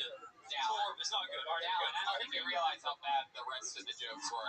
Like, it's really, it cannot be that much worse. Try it, Dallin. Here we go. All right, here we go. This is a real story, by the way. All right, here we How go. long is this? It's a story? No, here we go. I, too, have gotten busy at a Burger King bathroom. I had to take a shit. It was going to take a while. I was going to be there, so I wrapped up and finished up the email for work. Wow. There you go. I only did it for Digital Underground. I literally made up the joke just for that. I didn't think it was going to be funny. Dallin, just take a breath for a second. Breathe. Are you breathing at all? Have you been holding your breath the whole time that you've been up there? It's very exciting. So, Dallin, let's talk about your life. You've only done this 6 times. You started recently, yes. right? How long ago did you start? How many times have you squozen 6 spots into? 2 weeks? 2 months? I don't want to say it. 9 years. 9 years. Your first time performing was 9 years ago. Yeah, I did it 4 times in Florida. Just kind of like a bucket list kind of thing. It was fun. And not to kiss ass, but I didn't want to get on stage again until this show. Okay. I'm really being honest, guys. Like, this show is so much fun. It's amazing. I feel the anxiety when people come up. I hope they do good. Does it give you a hard-on? Wearing those pants, I think we would know if he had a hard on. I don't know what those things. It's like a giant fucking roll of toilet paper wrapped around you. Mummy pants over here. Dallin, how old are you? I'm 40. 40. And you fought in the military, am I correct? I joined the military, but no, I didn't fight. So what happened? So how did you join and not fight? I got injured. I heard your jokes. They're like, we can't send this across the seas. This guy's not even going to tour for the military, not to mention comedy. What happened? How did you join and not serve? I had an ankle injury from a basketball high school thing. Basketball. Oh my They sent me god. back in the middle of basic. I cannot picture you playing basketball at all whatsoever. I should be doing either, but I rolled my ankle while I was drunk one night, and I feel like D Madness would be you in basketball. You can't picture him at all. D Madness out front tonight. I love it. Dallin, so let's talk about it. What else have you been doing your whole life? What do you do for a living? I definitely cannot tell you that. I'll get fired. Really? Can you give us a ballpark of what you do? Really? I'll tell you what I do on part-time for fun, though. Sure. So I'm a kayak guide. If you guys ever want to check out the bats under the Congress Bridge, I'm a licensed scuba instructor, so I got some crazy stories. You want to hear one of those? Wow, you were drowning on stage tonight, so it's incredible that you're a scuba instructor. It's incredible. I know. How long have you been doing that for? Well over 10 years. What's the craziest thing you ever saw under the water? Me taking a shit. You took a shit underwater? While on scuba gear. Oh my god, wow, you also took a shit on stage tonight. That's incredible. I can do this. Everything you tell me you do, I'm going to say you did it on stage tonight. But I really did. Yeah, like 40 feet under. Wow. There's no avoiding it. And the coral reefs in Boston, I heard, are just amazing. Coral reefs. Coral Reeves? Coral Reefs. I thought that was Christopher Reeve's brother or something you're talking about. Coral Reeves. Sorry, he's a 5150. All right. I know his job.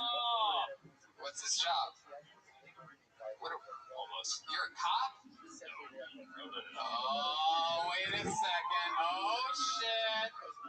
Oh, you can't admit to being a cop. Uh-oh. Way too skinny to be a cop. Oh, I don't know about that.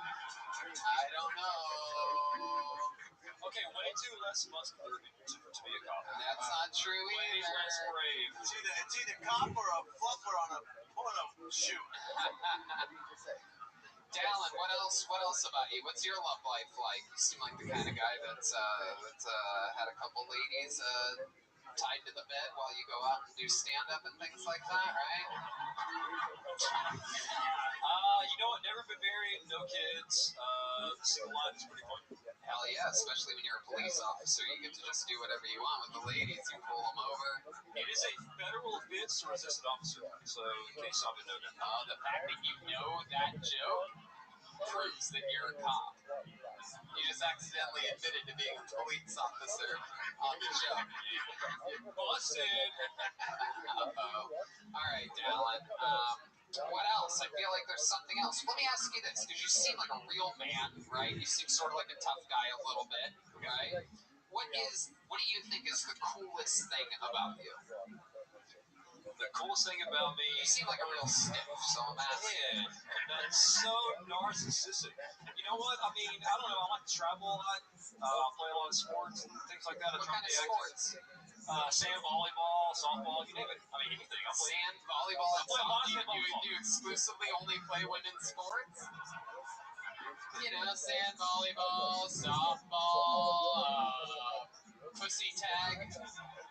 Where do you bury the bodies? Tell us the It's truth. my understanding that here lately, guys get joined women's sports, and that's bigotry for you to say that's like to make fun of that. That's not true. That's true. Saying. That's true. Like, I plan on dominating women's chess. Okay. Because I'm going to enter those chess tournaments as a male, identifying as a female. All right, Dallin. Like it's a sport. All right, Dallin's an interesting name. You ever ask your parents why they named you Dallin? D-A-L-L-O-N? It's a long, boring story, but yeah, I do know the reason why they named me that. Yeah. It's a long, boring story. Do you ever think about doing it in your minute? Because it would really fit your brand if you... I said long story. I don't have time for a short, boring story. 60 seconds is a short, boring story. Dallin, we pull names out of this bucket of all different shapes and sizes. It's always fun to see everybody get a different shot. I love that you're a fan of the show. I love that you came out here and gave it a shot. Thanks for having the... Real fast. Oh, shit. I think it never works out when people do this thing that you're about to do. You go ahead, though. Let's see. You could be the chosen one. I need to tell you why I signed up. Okay, now. I'm asking for a huge favor. Oh, this is the worst of the worst. It doesn't get any worse than this. Get ready. I give one money for sick kids. Watch. No. I get one free get out of jail then. I've been to like 5 field Tonys. I've been signing up the last few weeks for one reason only. Okay. Y'all are all about to pick on me. I don't care. This is how much I badly want this job. I want to be Joe Rogan's bartender at his new club. Okay. Let me tell you something, Dallin. I love that. I asked him at one point during this interview, what's the coolest thing about you? And he goes, oh man, I don't want to sound narcissistic. And then he just literally asked for the coolest job ever invented. I just want to be look, I've never bartended. Have you ever bartended before? I'm a legit bartender, yeah. Like, Well, I mean, not really. Because I literally asked you what you do for a living, and you're like, can't tell you that, but I'll tell you, my side job is kayaking and scuba diving. Nowhere did you mention bartending. There's literally been someone recruited and hired that literally comedians give her money to hang out with them. That's who you're competing against. And she's already got the job, Dallin. You're a psychopath for asking that. I don't even know who you're talking about. I know. How would you know? How would you know who the biggest bartender in the comedy business is? How could you possibly? She's literally... I don't know. Let's ask Joe exactly. This guy thinks, yep, exactly. This guy thinks he should be the bartender. Joe, what do you think? Okay, there you go. That's the answer from Joe. I love that you had the balls to ask that. though. Wait, there might be multiple bartenders at this position, so, I'm sure. There's not a snowflake's chance in hell this guy's getting a bartending job. Wow, really? Why? It's okay. Let's do this, Dallin, because you seem really disappointed about this. So let's ask you, because this is a good opportunity that you have. This is the one. I like you, by the way, Dallin. I like you. Thank you. I just wouldn't hire you for a bartending spot at Joe's Club. You're not hiring me. I'm asking you for a recommendation for Joe to hire me. 100%. Listen, I mean, there's a thing with this, and it's like a lot of people ask for things when they're not qualified. You don't know if I'm qualified. How are you? Okay, in that case, this just got very interesting. Tell us exactly your resume, and if it impresses us, we'll call Joe Rogan right now on speakerphone. Give us your bartending resume. Let me remind you. He's not going to answer. What? He's not going to answer. He's too busy. Okay, Dallin. He's not going to answer your fucking phone call. Jesus Christ, this fucking guy. He's not going to answer my phone call. Hey, Tony, give me a recommendation. He's not going to answer you. You're the fucking... I don't even get it. I'll tell you what. Let's make it better. Okay. You call him tonight and he answers, then you got to give me a recommendation that he at least gives me a beer. Do you hear yourself? I do. Do you hear yourself? I'm just saying. I'm just saying. You see, Give us your resume, Dallin. oh man, Makes no sense. If I call him and he picks up, I have to give the recommendation. Like, do you even hear yourself? No. If he doesn't pick up, Dallin, okay, shut the fuck up. Tell us your resume. Tell us your bartending resume. This is so interesting. I mean, I've bartended in multiple cities, multiple states. Me too. Maybe I should be the Okay, here we go. bartender. You know what? Matthew McConaughey's charity event. I've been his private bartender for the last 4 years. UT coaches, yeah, y'all. You wanted a resume? I don't know. What else have you done? What else have I done for bartending? Yeah, dude, the job you're asking for, yeah. And be honest. Okay, Be honest. I'm not trying to be cool, but I name drop UT coaches, I name drop Matthew McConaughey, and that's not a good enough resume? I did all their private parties. All right. I did all their private parties. Literally, that's How many private parties has Matthew dozens McConaughey over the course of 4 or 5 years. Okay, dozens of times you've bartended private parties. Do you hear I don't know what you're asking me, man. Do you know how many giant comedy clubs there are across the country with bartenders that have worked there for decades? That, everyone knows? That's not a club, though. You asked for my resume. I was trying to think of the most thing that might impress you, which obviously nothing does. But it's okay. No, it could have. Let me just ask, I'm going to give you a drink, and you tell me what's in it if you're a bartender. You are going to do that. That's so funny. Okay. All right, so what's in a Commonwealth? I have no clue. Okay, how about an old fashioned? Let's do something super easy. An old fashioned. I know this one. You must know this one. There's multiple versions of old fashioned. Not really. Oh, there is.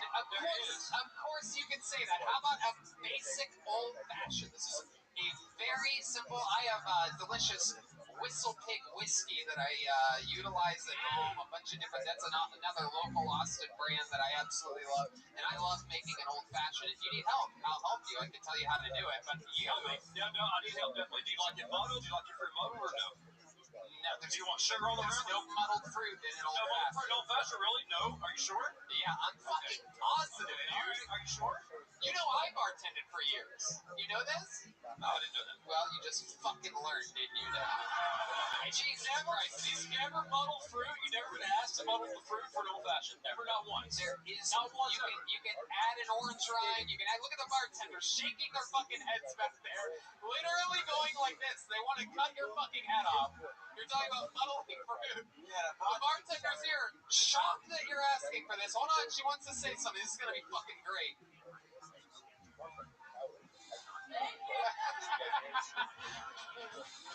How many of you people think we should break a glass over this guy's head right now? Yeah, we're gonna let you off easy. There's a pair of underwear. There you go, Dallin Garrett, everybody. An extra long interview. Dallin, thank you, buddy. Thank you so much, man. Dallin Garrett. Kaylee Fun, give him a little kick in the That was rear. fucking ridiculous. Kaylee Fun, more qualified to be the bartender at Rogan's Club. Still hasn't asked for it. Dallin Garrett decided to use it as his closer. Wait, remember before he asked about that, I said this never goes well. By the way, he couldn't even do 2 drinks. Like 2 out of 2 drinks, he didn't know. But to be fair, the one I asked from the Commonwealth does have 71 ingredients in it. But an old fashioned really only has 3, and it's whiskey. Half the amount of sweet vermouth to that whiskey, 2 whiskey to 1 vermouth, with a couple dashes of bitters, and maybe a couple cherries or an orange rind, a little bit of plain water. But you never crush the fucking cherries, and you don't crush the fucking orange rind. Don't pop the cherries. Don't pop the cherries. Unbelievable. He was definitely a cop, right? Totally a cop. Totally a cop. By the way, on the way Warren Green. Yep. the other night, I was getting pulled over on my way home from a show, and I was like, oh fuck, here we go. And then the cop pulled over and just gave me a peace sign and went away. So it might have been him. Yeah, it is pretty crazy out here. Texas knows what's going on. Shout out to the, how many people love the police here in Austin, Texas? Okay, still not ready to give police love. Just checking. How many love HED? How about the police? Oh, okay. Still monkeys. How about HED? All right, here he is, everybody. It's Warren Green. Hello. This is a daydream come true. Holy shit. I haven't been doing this that long, but I think I'm still doing it because all the comedians are really encouraging. I had someone come up to me after their show once. They said, Warren, I think all the jokes are really good, but none of them are funny. I'm going to show you what he means by that. I went to the store to buy half and half, but I can only afford one. A homeless person asked me for some change, so I took a shit on his front steps. Where the one-way road meets a two-way road, it forms a 3-way stop. But in my opinion, if you want to make a 3-way stop fast, you can put a finger in my asshole. I actually did just find out I found out I was bisexual, so I ended up running a lot of stop signs. I don't know how much time I have. I don't think I have any more jokes, but I did originally want to be a prop comedian, but you guys know how that story goes. I left them in my car. Warren Green, everybody. Warren, I love your set. How would you like to be the new bartender at Joe Rogan's Comedy Club? I think you're overqualified for the position. I love you as the producer of Tim Dillon's podcast. You're incredible. So glad you're here. Congratulations. Yeah, it was cheap. It was a beautiful wedding. Yeah, I love it. Hell yeah. Congrats on your wedding. It's hilarious. Warren, welcome to the show. How long have you been doing stand-up? I've done it a couple half dozen times. All right, awesome. You're on fucking great pace, man. Doing real jokes. You fucking you absolutely blew Dallin Garrett out of the water, and he's a scuba diver, so that's hard to do. I was really nervous until I saw him come up, and I was like, oh shit. I'm good now. I was really nervous. Hey, but I saw him come. Tony, I think seriously, that's like the number one thing when you're a new comic and you go into an open mic and you're like nervous about your shit and you see the shit in front of you and you go, oh, I can do this. I swear to God, that's the story of my first time ever at the Comedy Store. Was the first time I ever signed up for an open mic. It was my very first time at a comedy club, and I somehow got out of 15 people. I somehow was lucky enough to be like number 11. And I watched those at first, I'm like, I don't belong here. This is crazy that I'm starting at the Comedy Store. And then I watched people, and I'm like, I might be one of the greatest comedians of all time after this one first spot. I think that's the thing that drives comics. It really is incredible. Thank you. Shout out to all the horrible comics that keep mediocre comics going so that they can one day become great. So Warren, let's talk about your life. How old are you? 24. 24 years old. Just a little fucking baby bear out here. Just nice and tight. Right? Yeah, absolutely. Oh, very tight, very tight. Absolutely. I keep it. 24 years old. What do you do for work? I work security. What the you gonna stop? Come. Jesus Christ, you're a security guard? Oh, it's a super easy job. Super easy. Where are you a security guard Oh, I at? can't. Discovery Zone? This is. I mostly guard a empty parking garage. Okay. Yeah. Alright, what do you ever have to enforce any rules? No, I basically just kind of just sit. I just kind of sit in my car and then I wait for a phone call that goes something like, "Hey, someone's smoking weed in the parking lot. You guys want to take care of it?" I'm like, "Sure." Hang up. You go up and you smoke the weed. I stop smoking weed. Call back 5 minutes later. I tell them I took care of the problem. Okay, absolutely. You're useless. I want to say useless to the people who pay me. To them, I'm very valuable. I'm worth $13 an hour. Hell yeah, 13 an hour. Embarrass me so far. Warren Green, what else? You're 24 years old. What are 24-year-olds doing for fun nowadays? You out there TikToking yourself slipping on banana peels or something like that? Like, what's going on? I don't know what the 24-year-olds are doing for fun, but whatever they do, that's what I'm doing. How about you? What do you do for fun? I don't know. I ski. I like to. I would say work out, but I think everyone will just laugh if I said that. Where do you ski at? Well, I suppose I'm in Texas now, but I'm originally from Minnesota, so Oh, we got a lot of that real crappy icy snow up there. When did you move from Minnesota? Last March, 2 Marches ago. Oh, okay. You don't have that voice at all. No, Minnesota. We say pop. I say pop. We say pop. We say pop too. Why don't you get your eyeballs shaved so you don't have to wear those fucking things on your face? Have you ever thought about getting the LASIK surgery? No, I wear these glasses so that people don't give me their kids because I really hate them. Yeah, you definitely they give you some real Jeffrey Dahmer energies for sure. Those are there. Yeah. I love it. What else, Warren? Tell us a crazy fun fact about your life that would surprise us. Perhaps your family or your upbringing or something else. This was surprised you. I was a president of a fraternity. You That's kind are? of surprising, yeah. Oh my goodness! In Hogwarts? Like reference to the nerd style. Like yeah, you're like. We were a little nerdier, obviously, but Yeah, I was. if you're the leader. I was eventually elected the leader, so That's cool. I definitely worked my way up there. Wow, what was your fraternity known for? Excellence. Hand jobs. Greasy little hand jobs in your ass. You could build a PC. What's your love life like, Warren? No, pretty barren right now. What a shocker. I mean, have you ever been with a girl and you take your glasses off and you shake your head like that and you turn into like a hot guy? Has that ever happened to you? No, it's never.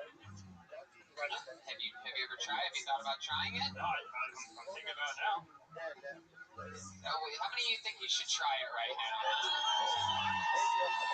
Hold on, wait, take your time. Take your time. Make the audience want it a little bit, right? Warren, just get ready and, jeez Louise.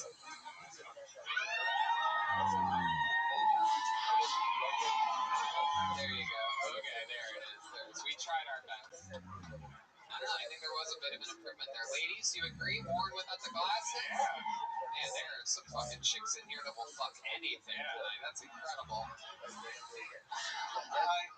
I want to know, how do you keep from slipping down the toilet when you poop? Doesn't he look like he'd go right through the bowl? He doesn't even have an ass. What size waist are you? 28, 29?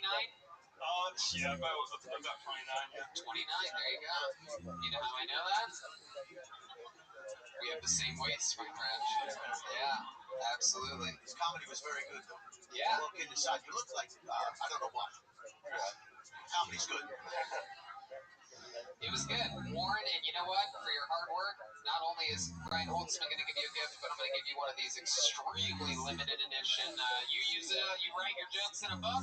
Really? You'll use this? That's a handmade leather Keltoni joke book from Adrian Cavazos. Again, that's Bonsai on Instagram with a Z, Bonezeye. Also some women's panties. That's a see-through one too. A microphone keychain. Heck yeah.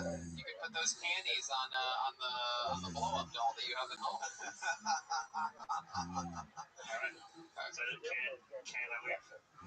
Unless you're about to ask for a job you're not prepared to take or anything like that. We're good. There goes Warren Greed, everybody. He's on social media. Warren Greed, all one word. We're having fun here tonight. What do you guys think? Should we do a special treat? You guys want a special treat? How many of you have been fans of Kill Tony for a long time? Well, then you're going to love this, everybody. All the way from Los Angeles, California. I mean, this guy, an absolute murderer. Very, very, very famously incredible joke writer, incredible roaster, a prolific Kill Tony regular. Ladies and gentlemen, I present to you the one, the only, David Lucas, everybody. Here he is, live in the flesh, with a brand new minute. Here he is. Yeah. I think women are a little stupid. Because y'all really think giving us the silent treatment is punishment. It's like, bitch, I enjoy that shit. You should give me the silent treatment more often. Maybe this relationship will work.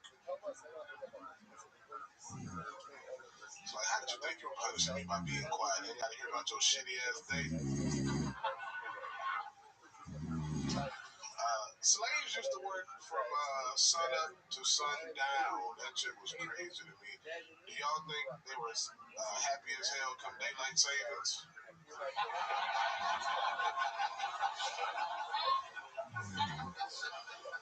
Like, hey man, the sun go down next week at 5 o'clock. You sure about that? Like, yeah, that's what boss said.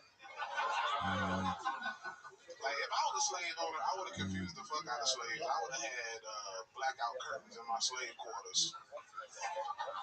Them niggas will never know what time it is. Alright, thank y'all, man. Hell yeah, another minute from David Lucas. Welcome back. I love it. I love it how often you're here from Los Angeles visiting us. Yeah, you zipped up today, dude. Yeah, man. I like your, you actually wore something other than camouflage tonight. Right, we need to hold on the underwear for just a second. Ryan's been getting more and more excited to give away underwear on this show. It's incredible. Actually, y'all don't know that's Tony's private collection. Oh, there you go. Here we go. Here we go. You son of a bitch. If you smell it, the pussy part smell like dick. Oh my! Why would you say that? I love that you're wearing a Dennis Rodman shirt today. Yeah, that's your side nigga. I don't really know about that. But you're shaped like a basketball, so you're good on the court, the food court. Makes sense you're repping Chicago because you thought it was the Wendy's city.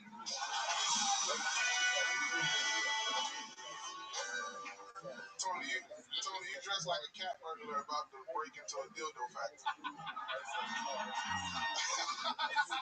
These dildo jokes get me every time. For the record, I've never owned a dildo before. Whatever. I love it. I love that you're repping Dennis Rodman, though. You're good at dunking donuts. You're what a lot of girls consider their worst rebound. But you look up to Dennis Rodman because he can jump. Oh. Dennis Rodman, David Lucas jokes, everybody.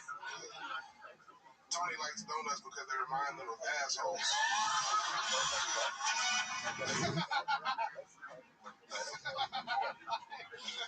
Why would donuts remind me of assholes? Because they got the little part in the middle where you can barely stick a finger in it. Oh my god. Oh my god. I love it. Are you a big fan of basketball? Yeah, I was watching. You are Dikembe Mutombo. That's so stupid. You are always Phil the Jackson. Tony, you only play Chicago Bulls show. Tony got on the basketball team just for the showers. Is it shower time yet? No, nigga, it's halftime.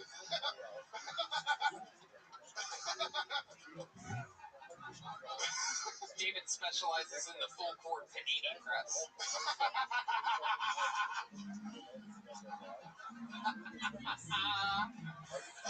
Tony only played basketball so he can ass check people. Hey, back it up over there, back it up over there. I got it.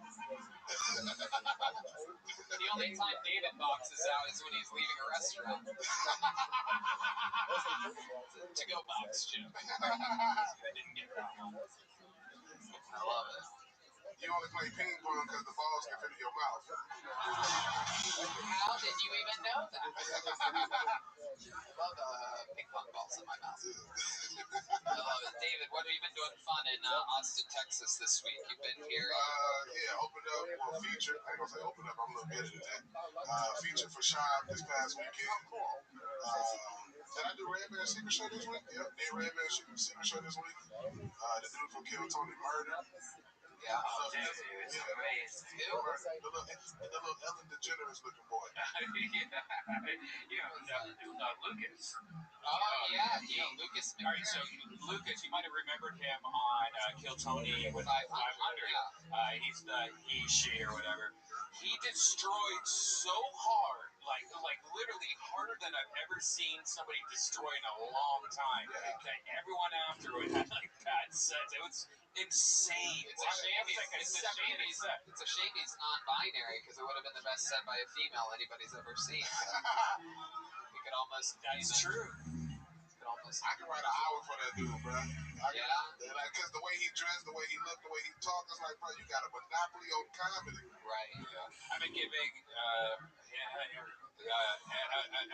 spot every single week now because I just love watching good ones. Just call them them. Them. But that's one person. I know. I hate him. I hate that motherfucker. I love it. The only person I'm scared to follow actually is Brian Holtzman. That's the only person. Yeah. Are you guys out Thursday? No, I'm in Atlanta. Atlanta? Oh my goodness. What are you doing in Atlanta? Finding your boyfriend. Oh, come on. I don't even have a boyfriend in Atlanta. I'm going to get you one. Okay. Ask him if he has ping pong balls. I love it. Really, what are you doing in Atlanta? I got some shows out there. You're going to see my mama. Okay. And I'll be right back Saturday. All right. Very cool. Well, David, you're an absolute murderer. We absolutely love you. Another great 2 minute, another great set of roast jokes. This is the biggest one I can find. That'll work. David Lucas, there he goes. He can give that one of his many baby mamas. Brian, can I ask you a question, Holtzman? Yes, sir. Yes, sir. Did you get all this underwear at the thrift store? Goodwill. Where do you? Jacket too. What do you think? You went to the new releases of Victoria's Secret? Spent $1,000 on fucking underwear before coming here? The man lives with an Indian family. Gareth Fisk is next. How about a big hand for Kaylee? Kaylee, look at these people. Take off your mask for a second. Show them your beautiful face. Blow them a kiss or something wild. It's Kaylee Funk. Look at those lips. Perfect lips. She refuses to be like, she flips off the audience for some reason. Whoa, Brian, what are you doing? Kaylee, get out of here. She's forcing us into a Me Too situation. Thank God this isn't live anymore. Fucking Christ, man. Kaylee, please don't tempt Brian Holtzman like that again. I just saw a finger. Oh, here's Gareth Fisk, everybody. Come on, one more time for Gareth, everyone. Thank you. I need that shit. I'm about to hopefully do very well. Yeah. So Amy Schumer, if she were to move to Austin, Texas, I bet she'd steal all of my barbecue. If Amy Schumer ever moved to Austin, Texas, I bet you she would steal all of my queso too. If Amy Schumer ever moved to Austin, Texas, I bet you she would eat all of my breakfast tacos as well. And just if you didn't know this, I have a really bad diet, so sometimes my poop really smells. But I bet if Amy Schumer knew that my poop that's very stinky could tell a good joke, she'd probably steal that too. I really, really wish I could have the same parking spot as our Governor Greg Abbott does at 4 p.m. at HEB. God, that would be so lit. That's my time. Thank you so much, y'all. Good Lord Almighty. Garrett Fitz. It was better than that last shit last week. Y'all couldn't even air it. What are you talking about? We couldn't air it. What do you mean we couldn't air it? Like, first of all, I will stop saying your song. Breathe for a second, Garrett. I can already tell you're very excited right now. What are you talking about? We couldn't air what happened last week. Well, first of all, look, Brian. No, just not first of all. Answer the fucking question that I just asked. I looked it up. What did you look up? The show. It wasn't aired from last week, unfortunately. You're talking about 1 week ago here in Hansel. It's not how it goes. I'm so sorry. Yeah, it's not how it goes. God, you're horrible, Garrett. Thank you. Every possible way. Wow, what the fuck did you say up here? What was all that Amy Schumer stuff supposed to mean? I don't really like her. She steals a lot of shit. Yeah, but why would you do those jokes? So it was like she wrote those jokes herself. That's what it's like if she writes her own jokes. You're so fucking right. That was terrible. Honestly, God fucking hates me. Like, I can't believe I got up here for the second week in a row. It's pretty crazy. This is my third show, like, ever in front of an audience that, like, gives a shit. Thank y'all for laughing at some of it. They don't give a shit, and they did not laugh at any of it. I got some chuckles. What are you talking about? I don't think you know what they're laughing at exactly. I don't think you realize what's going on. Kaylee is doing something on this stage. This is all brought to you by Fix Vodka. I don't know what's happening here, but Fix Vodka is oh my god, Kaylee, fucking no, you guys stop it. You're being fucking beyond disgusting right now. Yeah, alright. Yeah, this is a little creepy, Brian. No, you shut the fuck up. You're the creepiest thing on the stage right now, Garrett. I'm not that creepy. Jesus Christ. What's a redeeming quality about you, Garrett? Because I fucking hate you right now. Give me a reason to like you. No, think about the question that I just asked, and then give an answer. Give me a reason to like you. Are you listening at all? You're talking. Well, I'm still talking. Give me a reason to like you, Garrett. I try to be a nice guy when I can, you know. I'm doing this. This is my third time again, like, on a stage, so I'm pretty fucking stoked to be here in general, so. Okay. Okay, Garrett. That's your answer? Yes, that was my answer, and it was shit. Has anyone ever told you you're funny before or anything? Yeah, I've gotten that many a times, unfortunately. Many a times? Unfortunately, clearly they were all fucking lying. Do you work at an autistic, like, hospital or something like that? I speak mainly to autistic homeowners, yes, that's exactly what happens. What do you do for work? So I work over at, I do online sales, we'll just say that. I sell a lot of solar equipment and do other shit along those lines, whatever makes it. Okay, Garrett, shut up. Listen to me. Go do open mics other places. Take a couple weeks off signing up for this show. Go do other open mics. Try different things. Don't ever do those fucking... Nothing worse than a bad Amy Schumer joke. Like, I mean, if you're gonna bring up Amy Schumer, you gotta crank that fucking thing out of the park. You gotta hit the nail on the head. I mean, there's so much there to make fun of. And you're talking about her stealing breakfast tacos. For sure. Also, may I make the suggestion that when you're ever on a podcast, to listen to what's happening in the current time. Like, if someone's talking at the exact moment, maybe that's not the best moment to talk. There he goes, Garrett Fisk, everybody. I appreciate it. It's been prescribed other open mics and time off. Very rarely do I tell someone not to sign up. So, there he goes. Garrett, there he goes. Almost walking off the side of the stage, this fucking guy. How loud can this place boo for Garrett Fisk, huh? Yeah, go ahead, Kaylee, go ahead. Kaylee's a little firecracker tonight. She can't keep that middle finger to herself. Hi, honey, I'm home. I had a hot day. Kaylee.funk 73, right? Hot day, honey. Man, you want to get up in there? Jack Timmons is next. Jack Timmons is next on Kill Tony. That's right. Jack Timmons. You guys having fun out there? Anybody thinking about signing up next week? Uh-oh, there's one chick that's delusional. What? You want a woman up here? All right, we'll do that next. We'll pull until we get a woman up here. There you go. Absolutely. Did you sign up? You signed up? Okay. Here he is, Jack Timmons, everybody. Hey, guys, my dad's kind of gay. My other dad is really gay. It's cool. They wrestle sometimes. At least that's what it looked like that one time. I thought they were having sex too, and then there's a third guy in there dressed like a referee, so I really don't know what was going on, I'll be honest. Having gay dads is cool because, like, when you're a kid, some kid will come up to you and be like, my dad can kick the shit out of your dad. And you're like, oh, buddy, that's a tag team fight, my friend. It doesn't even matter that they're gay. That's 2-on-1. That's just a numbers game, baby. They'll fuck them up, prison style, and they wrestle. They know what they're doing. They'll come to school the next day and pick you up just like usual.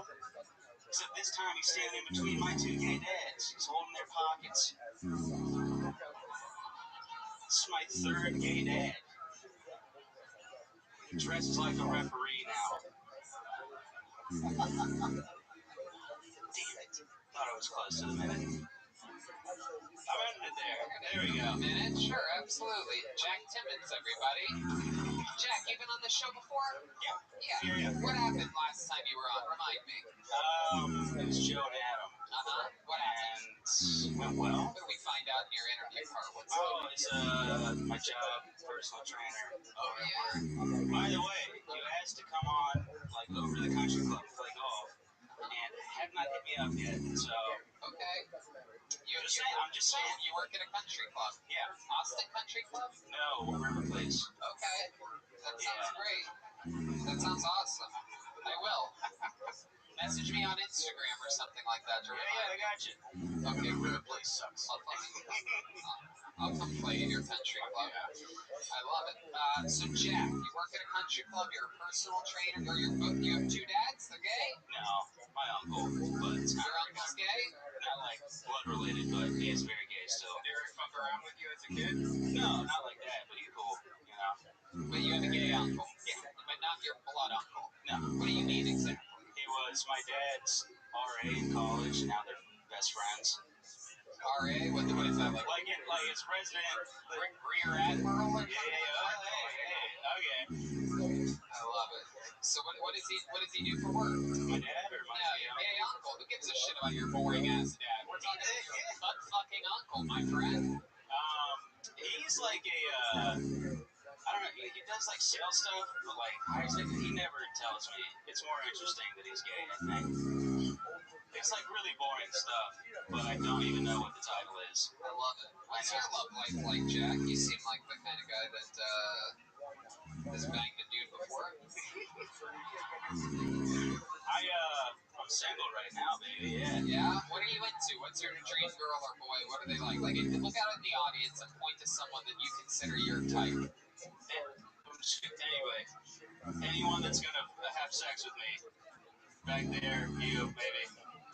Oh, okay. So, nobody. Yeah. Alright, I really gave you a softball there, and you just did nothing with it. I love it. Have you been in a relationship? Yeah, last relationship was like 8 months ago. Okay. What happened there? How long was that for? Year and a half. Okay. And what happened? We broke up. I lost 60 pounds and moved to Texas.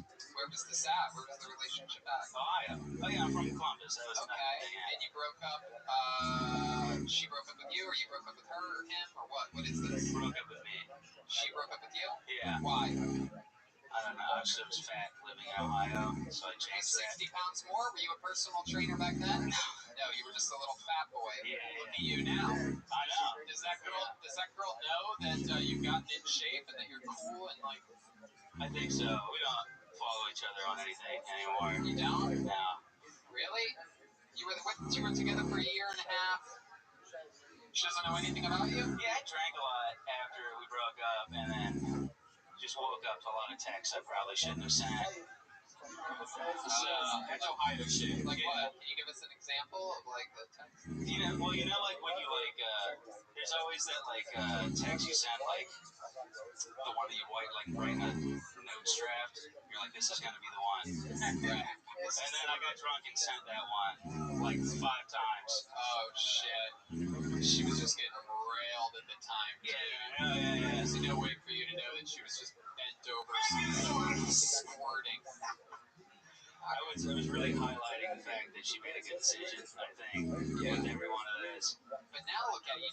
Do you think she'd be into this 60 pounds less, more muscular, wears his shirt tucked in, went to fucking, what's the, Warby Parker's for glasses or something like that? Looked like he went through an extreme makeover, Queer Eye for the Straight Guy or something like that. I don't know. I haven't asked her, but you don't even care. You moved on. No, I don't care. When's the last time you went on a date?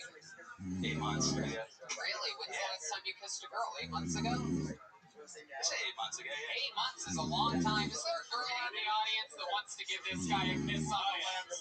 It's the Kill Tony, it's the Kill Tony tradition. We have the best fans here at Kill Tony. If there's an audience member, any woman out there with the courage to come up and give this man, it's been 8 long months. The crowd will go wild. Everybody will appreciate you. We've never failed at this. We know that there's a girl out there that's willing to do this. It's really me. Well, shout out your Instagram if you do it. Oh, there they all come. How about a gay guy? Is there a gay guy in the audience willing to kiss this man on the lips? I did shit. It's been 8 months. I'm fucking... Nobody? No, Kaylee. It costs money if Kaylee does it. There's not a single lady out here that wants to give this guy a kiss? Hey, that shit wasn't that bad. Are you vaccinated? Are you vaccinated? Have you had the coronavirus yet? I'm working on it. Hold on, Kaylee wants to check you out. Do the whole thing. All right. Okay. Kaylee, hold on a second, everyone. Kaylee's my girlfriend in a couple weeks. Okay, I guess hold on, everybody. Doesn't count for some people. Here's Got this sexy serial killer look. Yeah. You know the type that like, is he gonna make love to me or is he gonna fucking butcher me? Kaylee, are you gonna give him a kiss or are you just gonna run your fucking Look at mouth? my ass, bro. All right. Look at it again. How many of you think Kaylee should give this man a big smooch on the lips, huh?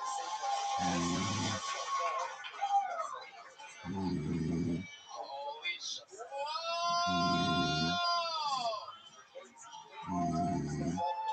Oh my god, I love it. Damn, I think I'm gay.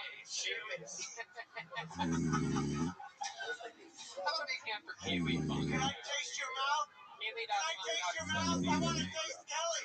Hold on, perhaps a kiss from Brian Holt. Hey, you can eat my ass for free, Brian.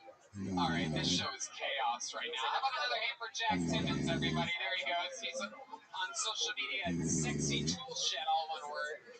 Look at those, Mr. Sexy Tool Shed on social media. Big pair of underwear and yet another microphone. Yeah, I like your excitement, kid. Keep at it. There you It's go. not as fun when Kelly does it. Yeah, that's just not fair. Yeah, we won't do that again. But we love you. Kaylee's the best. What a good spirit up here. Giving out kisses. Hi, honey. Since no other ladies wanted to be fun tonight. And just for that, I'm not going to pull a female comedian out. I promised before this that I was going to. And now, since no one wanted to have fun, let's do Charler Adams is the next on Kill Tony. Charler. That's a new name. Could be a lady. We'll see what happens. I've never heard of a Charler before. Anything can happen here. It's for the state. You go. Step back from that. Step back from that. Let my friend in. You gotta step back. There's a big holding chamber up there. A lot of stairs. It's my fault. I should have picked the name. Oh, wow. Here comes Charler Adams. No, keep going that way. You're doing the right thing, Charler. No, not that way, Charler. Come on, keep coming towards the stage. Here he is. Very excited. This is going to be great. I already know this is going to be great. Make some noise one more time. Come on, Austin, Texas. It's Charler Adams. Oh, what's good? You know what it is. fans, fuck y'all then. Hell yeah. I just want to let you know I just completed my 4th year as a teacher assistant. Thank you. Fuck them kids. Now, for real, I remember my first day of school. I show up to the classroom. I was like, good afternoon, class. My name is Charles Adams. I'm going to be your teacher for the rest of the semester. I want the kids to go fuck your mother. I said, bitch, I'll fuck your mama on a Zoom call, motherfucker. Share that shit with all her Tupperware friends. I'm a double meat cheeseburger, baby. You know what I'm saying? You ain't never a little vegan patty, little bitch. I ain't say it out loud, but I said it to myself. You know what I mean? I take my class out to the playground. You know, I don't even call the playground a playground anymore. I call that shit the yard. Yeah. One time I saw 2 kids out there fighting. I was like, hey, y'all break that shit up. Break it up. What the fuck I tell you about fighting without a referee? Thank you. Hell yeah, Charles Adams. I'm sorry that I called you Charler because your S looks like an R the way that it was written. That's what we call in the business a hard R. Okay. If you can't quite read it, like ouch, you can't. So that's the R. We call it ninja. Charles, you've been on this show before. I remember you being on. I made a joke about how you look like Kimbo Slice. It went over really well. Everybody in town was using that shit too. I know, man. They're like, oh, you look cute too. Kimbo Slice. I'm like, bitch, I'll hit you in the face. That's right. I'm sorry, I was just... Charles out here scaring innocent white people. I love you, motherfuckers. Charles, you have a great energy, real great stage presence. How long have you been doing stand-up again? Man, about 12 years. 12 years. I love it. All of it here in Austin? Where are you from? Yeah, Austin, Texas, baby. Born and raised? Born and raised. Hold Wow. up. McCallum High School in this motherfucker. Out high school. Elementary and all that shit. I love it. Tell us some fun things. There's something we haven't done because we've almost never, by the way, this is one of the only cities we've ever been to where we almost never meet anybody from this city. Tell us some fun things about Austin that we need to try out. You seem like you have a lot of, what's the word, soul? Oscar nominated. Tell us some cool things that we have to try out. I bet you can tell us where the white women are. No, Waterloo, right across campus. Yes. Yeah. what are some of your favorite places or things in Austin? Man, strip clubs. Really? You go to the Yellow Rose and the Red Rose? I do. They never let me in. Really? Yeah. Well, you know what? We're going to change that. They know I don't have money. They were like, no. We need to get him in there. Stay in the parking lot, sir. They probably think you're the bouncer. That's why they want you outside. I'm like, I'm already wasted. I'm like, okay. What else, Charles? What else do you love about Austin? Any restaurants or anything like that? You see, Jamaican Tony. God damn. Jamaican Tony? Jamaican Tony on 11th Street, man. Jamaican Curry. I'll tell you, Curry, you get fucked up. I'm telling you, one plate, you sleep. Holy shit, the man knows about You Jamaican. got them oxtails out there. You know what I'm saying? Cholesterol just through the roof. So you see that? That's cold-blooded right there. Hell yeah. Right? Yeah, I'm turning that place, man. Yeah, Jamaican Tony's, they go hard. And Cajun eats. Cajun eats? What do you get there? Like bags of seafood? Shit. Chicken and mac and cheese, baby. Oh, shit. It's seafood mac and cheese. Oh, my God. I'm talking about one bite. I'm talking about, I ain't sharing this shit with you. Fucking food here. I'm getting horny, man. I love food. Look at it. It's so funny. Every day, even like I was saying, like we stumbled into Chez Z the other day. Am I saying that right? Chez Z. It's French. Chezee. That sounds like some white people shit, right? Chez what? Yeah, exactly. And and then you end up going there, and then you find that place, and then you find out you're recommended 3 other places, so the list never gets short. It's such a fucking That's why everybody's big in Texas, baby. All we do is eat. All right. I know, but the weird thing, we gotta eat everywhere. The weird thing is that we go to Houston and Dallas 3 or 4 times a year. There's nothing like Austin, Texas food. something And the about food it. trailers? Oh my god. We go everywhere. We travel the entire world. There's not a fucking city like this. Speaks for itself. You're in pretty good shape. How do you stay in shape, Charles? How do you not? How do you stay away from looking like David Lucas? Chase it.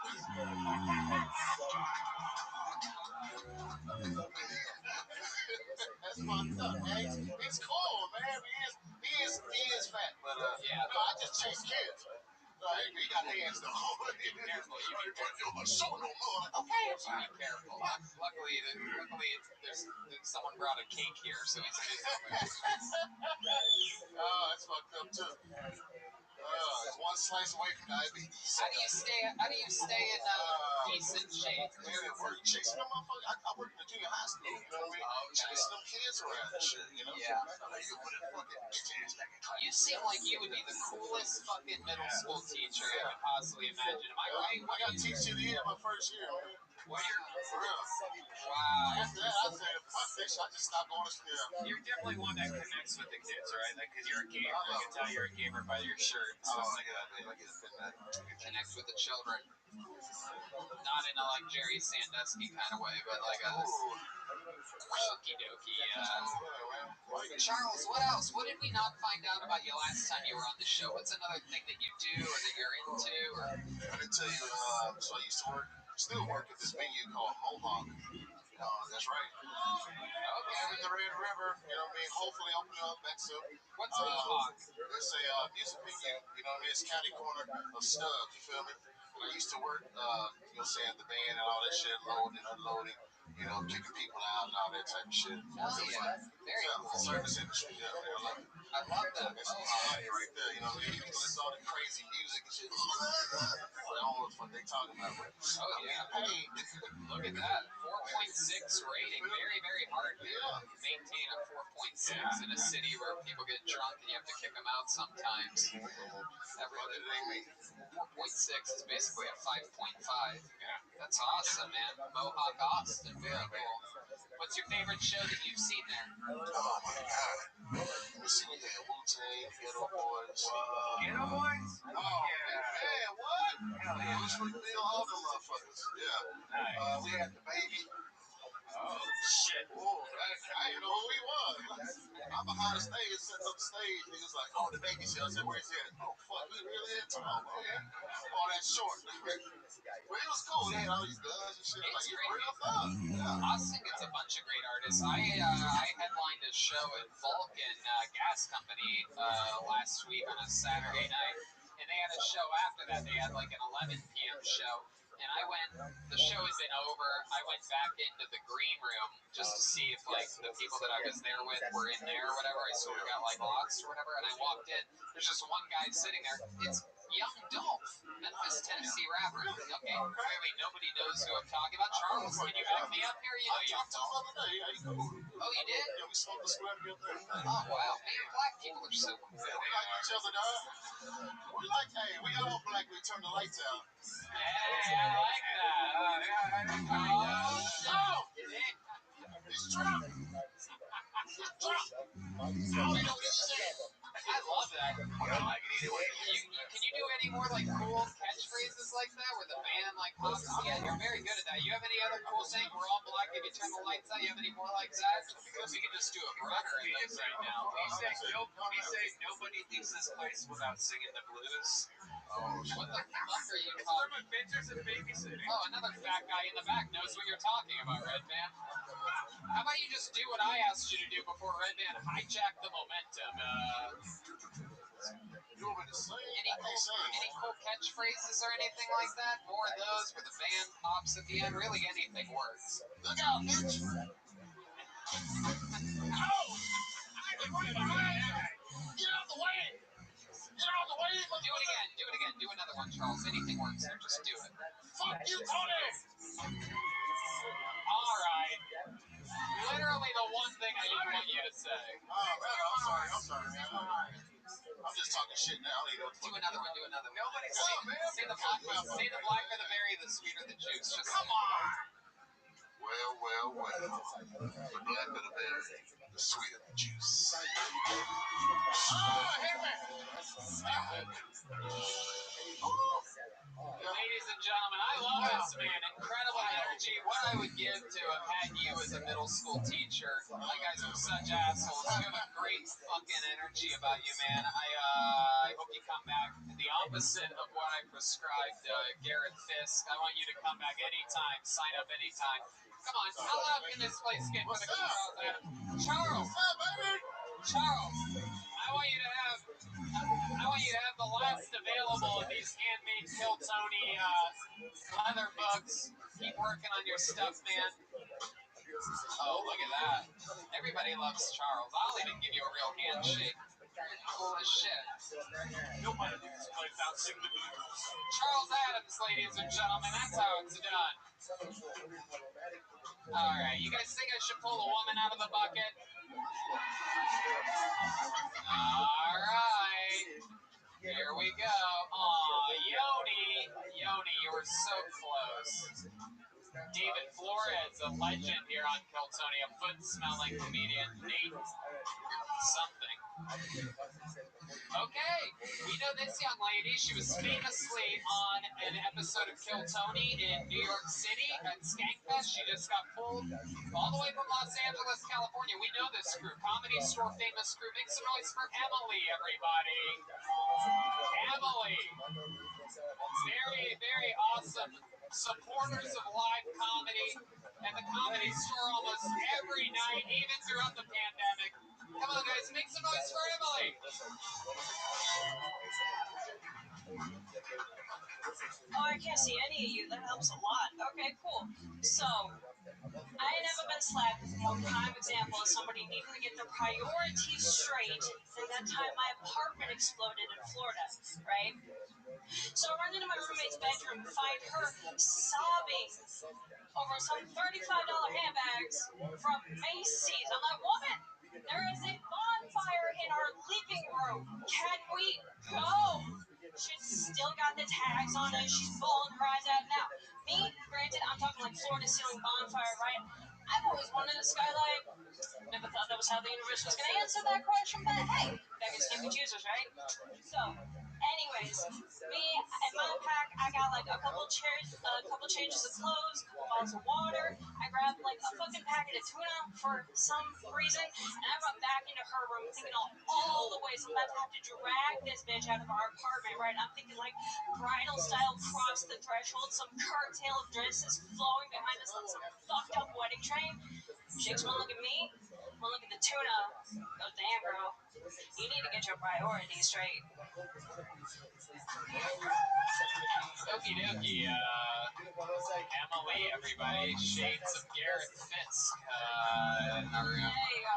Incredible story with a twist ending that did not end in a punchline. A real misdirect there. A lot of us were expecting a joke, and we learned to expect the unexpected. Brian, you really need to stop touching women on the stage. Holtzman having acid flashbacks to a different decade right now where you can touch random women. There you go. It's strong something. It's never good when you hold on to the handshake, Holtzman. It's not really something people do anymore. Blowing an abnormal amount of kisses, double hand blowing kisses. There, Holtzman, what you doing there, friend? Looks like she's about to give you a pair of women's panties. That would have gotten a bigger laugh if Keely wouldn't have given you her panties earlier in the night. Emily, welcome back to the show. How long have you been doing stand-up comedy? So I did it for about a year before the pandemic hit, and then that shit happened. So here I am now. Because you've been off for at least a full year then, is what you're saying? Yes. Hold on a second. I think there's the full... Oh, it's just David Lucas. I thought it was an earthquake. Yeah, I felt that. I thought I was watching this. Yeah. That's what we call grazing, everybody. That's grazing. He's grazing through the room. So Emily, okay. And but your appearance, I remember your appearance on Skankfest going really well. So, yeah. Right? Yes, it was. And this was a story, sort of long form here. One of my favorite parts of this set, just to show you, this young lady here in the front who's been screaming for me to pull a woman all night.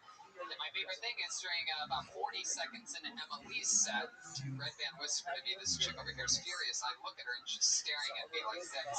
And she goes, this is how women, by the way, if you're wondering why we make fun of female comedians sometimes, because they don't support each other. It's one of the most hilarious things. And she literally goes, not her. During her set, instead of paying attention to her set, but what could have been a funny moment. So I guarantee you're probably just as bad. What do you mean? Can we figure that out? Can we see that, Tom? You guys think we should give this girl a chance? All right, Emily, you stay on stage. Stand back here. No, not on Holtzman's lap, Brian. You stand back here. You want a fresh mic, or are you good? You need a fresh mic, or like a real fucking diva? Fully vaccinated. What's your name? What? Deanne Wallace, sure. Leanne Wallace, everybody. Here she comes.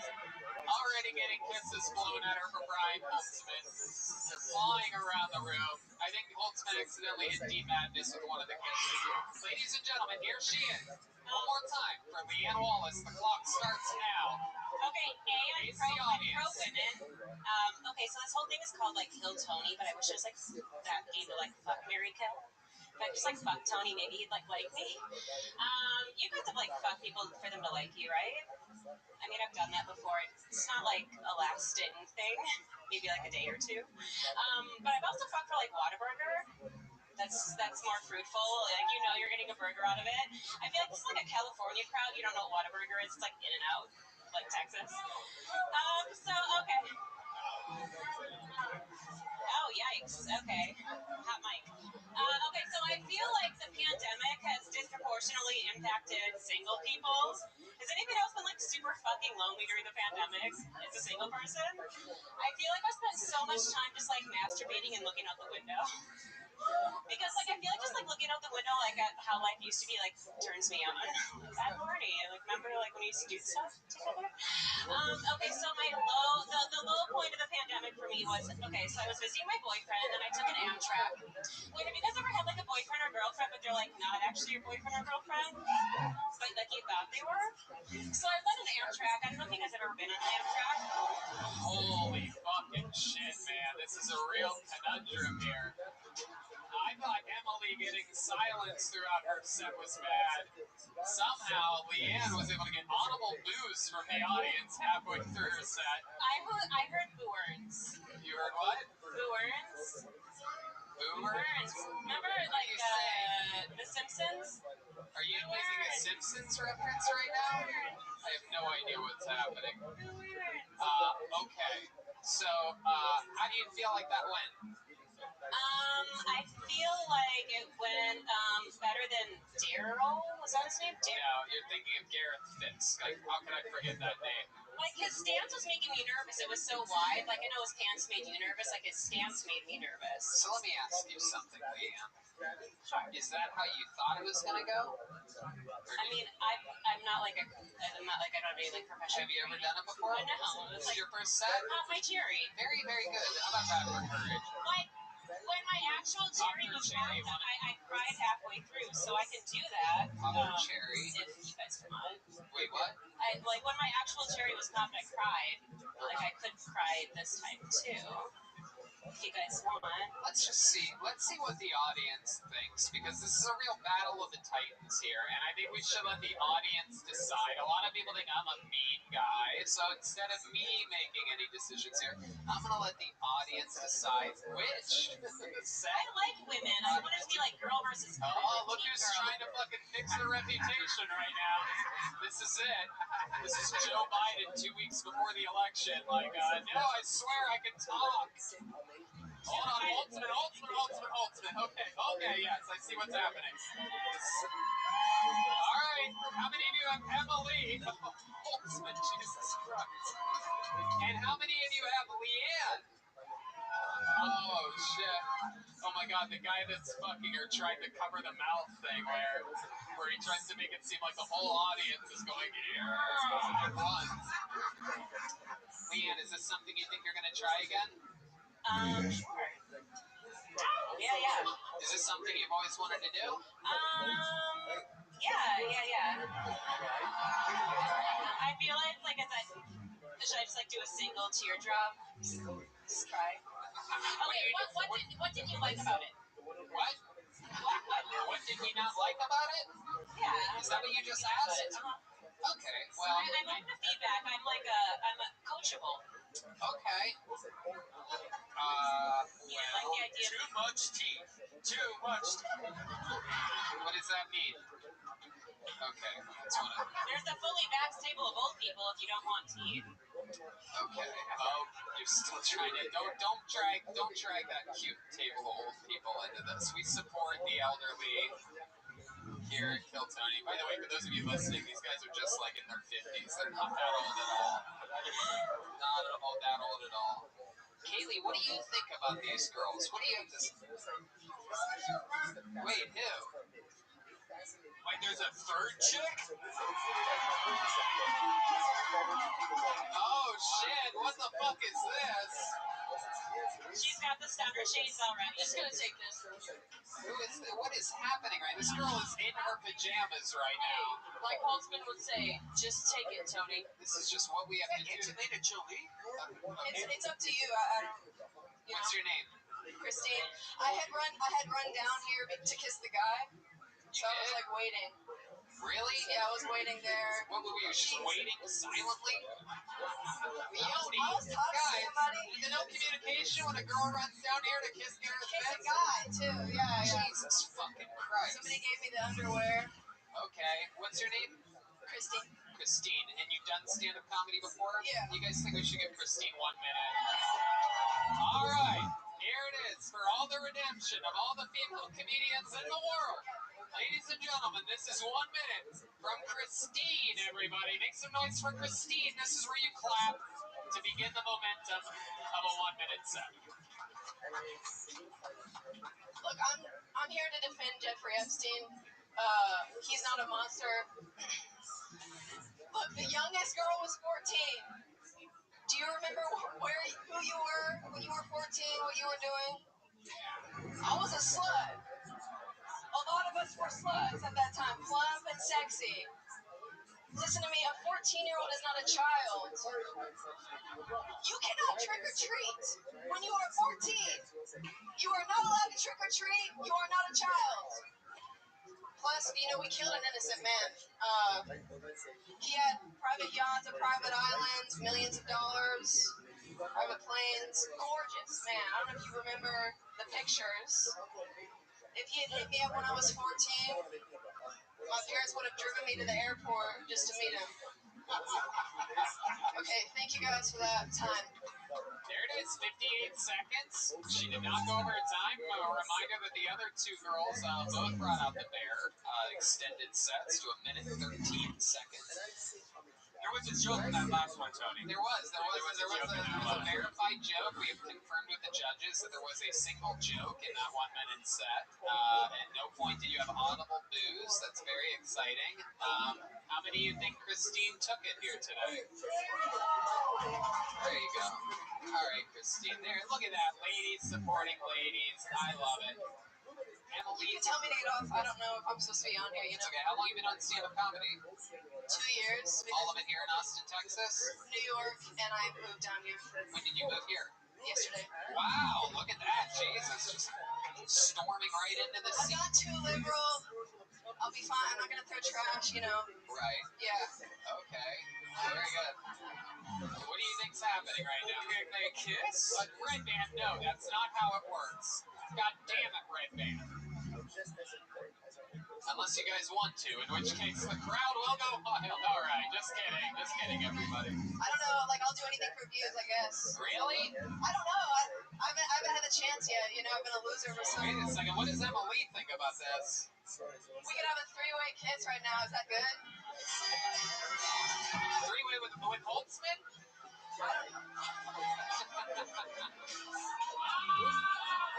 All right, we're not gonna do this. No, sorry. I haven't had the opportunity, so I don't know what is supposed to fly. So we created a ruckus here in Anton. So Hey, you can hang out in the green room at Vulcan Thursday if you want to. Red Band, you're out of control. I love it. It takes a lot of courage to get up here. Emily, thank you so much for signing up. Christine, thank you so much for storming the stage and coming up here. Give Emily the underwear. She took it like a champ up here. Emily, wasn't there something else fun about you? What was it? That you wrestle or something like that? I mean, like, I might have part-time for a little bit, yeah. Didn't you once body slam someone on this show? I did indeed. You did, right? Who was that, Jeremiah? It was. Oh my goodness. I'm pretty sure that dude's still probably walking kind of funny, but yeah. Oh my goodness. Wow. I wonder if there's any other fragile people here that you could easily body slam. I don't see them. Oh, everybody's like, no, Kaylee, sit your ass down. Jesus Christ. Kaylee, brought to you by cocaine tonight. There you go. Ow, Out of control.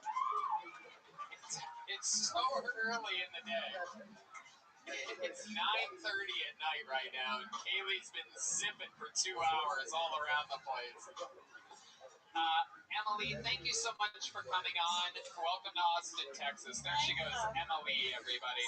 She's on social media at Emily, spelled like Emily01, EMMALIE 01. All right, you guys ready to close this fucking show with a bang, huh? Austin, Texas, this young man ruled the roost in Chicago, Illinois, the very famous Second City, an improv guru, ladies and gentlemen. This guy, diagnosed with ALS a couple years ago, decided to knock it off his bucket list and do what he always actually wanted to do. Instead of being in an improv group, he wanted to be a stand-up comedian. Once diagnosed with Lou Gehrig's disease, he decided to chase it. We found him immediately made him a regular. He writes and performs a brand new minute every single episode. He fully recovered from his March cocaine bender. Ladies and gentlemen, I present to you the new and improved Michael Lair, everybody!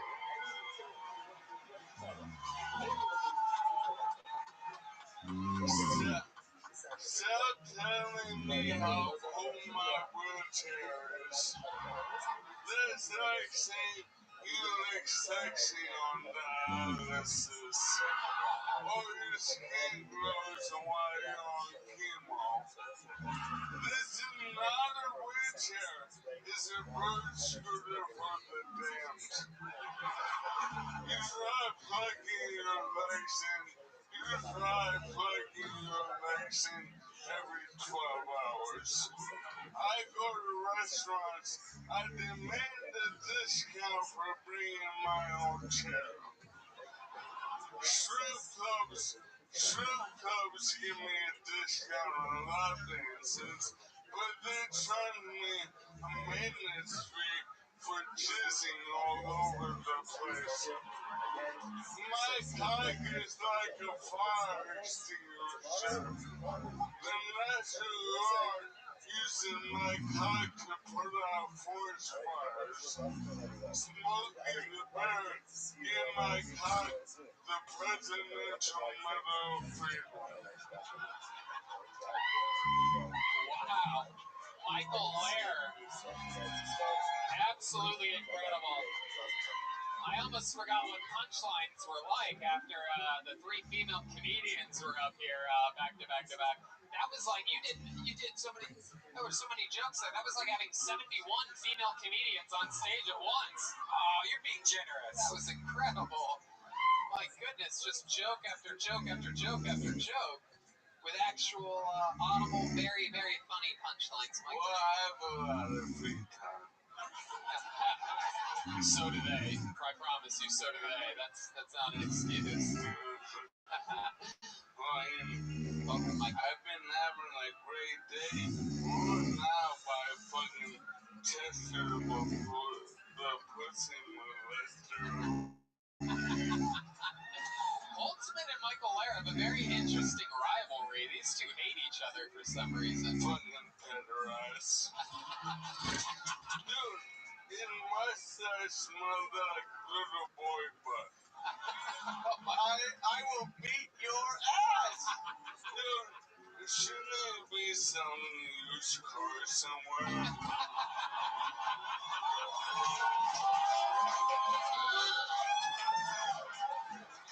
Yeah,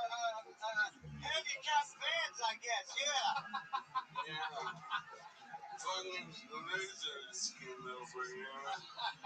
Fucking Holtzman has a record for most strength running down the close sport at Goodwill.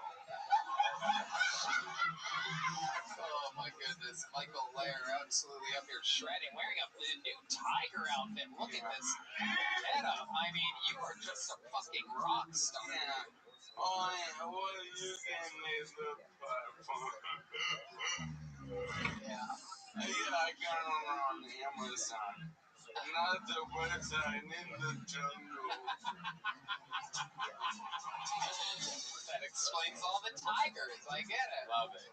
Fucking, for the first time ever since I've been on Kill Tony, I like you, Tony, more than Redman. Oh, really? Why? What happened? Well, Redman fucking bumped me from his show last week. Oh, you bumped him off the secret show.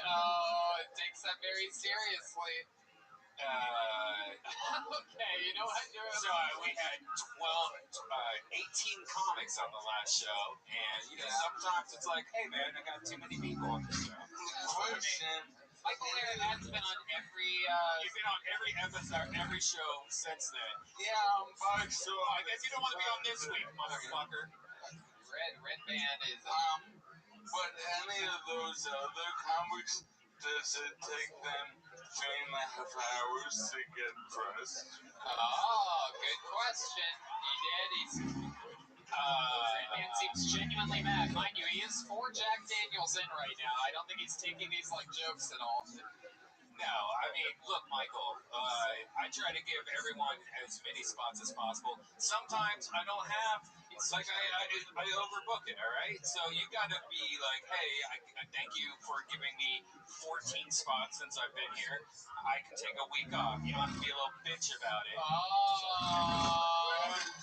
I agree with Red Man. Michael, what do you like the fucking swamp thing? God, Redman, Frank. Oh, Red Man playing the sounds of Michael's wheelchair. This is getting personal right now. You don't want to be getting on an airplane when this fucking guy is on the same flight. And why? They phoned me up and put me in the radical moment. Michael fucking Lair. What a force. What a force. Yeah, man. That was a good one today. Yeah, it was. Today felt like a party meal. Yeah, absolutely. A lot of highlights. I mean, who could forget the guy asking for one of the coolest jobs ever imagined? Just basically because he did a few fundraiser bartending gigs, which anybody that's ever bartended knows that is the absolute entry level of bartending. Right. Fundraising usually gives you like maybe a red wine and a white wine to pour in a fucking glass. It's famously cans of beer. Like, it's like, I would rather beer or wine. There's no real mixing of alcohols or anything like that. Really, but like, he swears up and down, according to him, dozens of fundraisers, which could be up to 24 fundraisers. That's 24 for those of you that. All right. Yeah. Matthew McConaughey's like, you know what? This is a great beer. You did a great job, bartender. You deserve whatever bartending job your wildest dreams can fucking. I love it. And then, of course, we had a triple threat female comedian face-off where we. That was awesome. Maybe we could do that like every week, just have 3 females that go on. No! Wow, the Red Man, the king of bad ideas, ladies and gentlemen. It's incredible. Really, and if you want bad ideas, email redban at redban.com. Michael Lair, I mean, you are just a fucking. The word cherry has been used a lot tonight, and I'll use it again. You are the cherry on top of a fucking very fun episode of Kill Tony. You know how to bring this thing home better than anybody. How loud can this place get for the great Michael Lair? MichaelLairComedy.com for everything Michael Lair. And we did it again. This is another banger of a Kill Tony episode. Let's check in with the drawing from Ryan J. Ebel. Holtzman, look at this mamma jamma. Ooh, in a little bit closer there. Holtzman has a shotgun. Oh my God, this is incredible, the detail. I'm in a coffin with a bandana. That is so cool.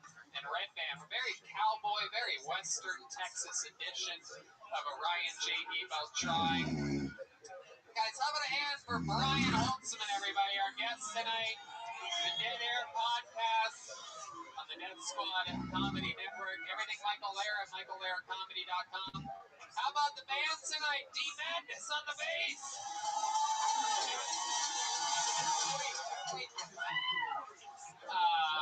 He is the absolute man on electric guitar, Matt Mueling, ladies and gentlemen. He's at Mutation on social media. D Madness is at Lorenzo Dwayne Jackson. And guys, the man on the drums, the fucking Mexican, Michael Gonzalez, Mike A. Gots 13 on social media. John Dees will be back next week, of course. He's at John Keys on social media. That's the official Fixed Vodka Bill Tony band. Fix is so great, man. We love Fixed Vodka. I had a screwdriver this morning to get my day started. Before I went to the gym, I had a delicious screwdriver. That alkaline vodka gives me energy like you'd never believe. I just sit there like Samuel L. Jackson and Jackie Brown, slow sipping on that Mamma Jamma. Great way to start the day. Again, Brian Holtzman is the Dead Air Podcast. RyanJebelt.com for all the prints available. Check out the 1-year anniversary of The Red Rose. It's this Thursday, featuring a couple of your favorite porn stars. How about one more hand for the wild and lovely Kaylee? She just did a line of cocaine off the bottom of her shoe, for those of you just listening to the podcast. It's a wild time out here in Austin, Texas, Red Band, right? And Tony, not only do me and Brian Holtzman do a podcast together called Dead Air, and we had Kaylee on the latest episode, but we have a show every week at Vulcan called the Death Squad Secret Show with a lot of these people on there. Please check that out. Go to deathsquad.tv for tickets. Thanks. Live audience, we did it again. We love you, Austin, Texas. Feels like home to me. Have a good night, everybody. Thank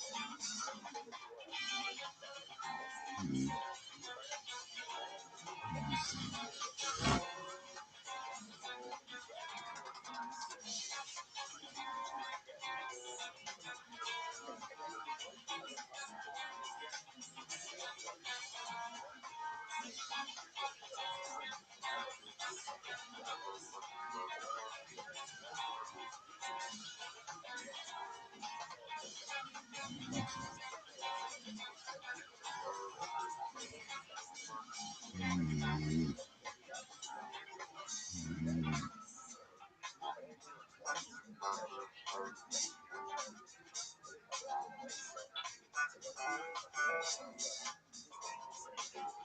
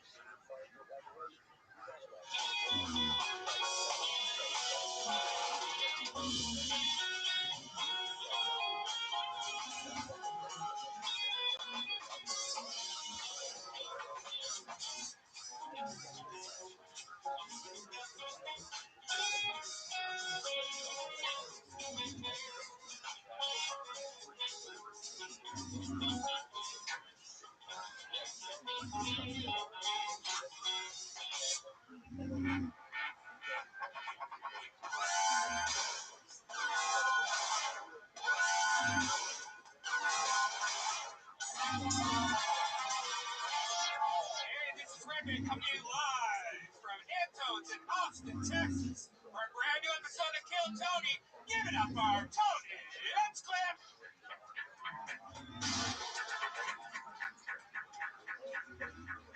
Fuck yeah, come on, Austin, Texas. It's a real live audience for this podcast, guys. Make some fucking noise.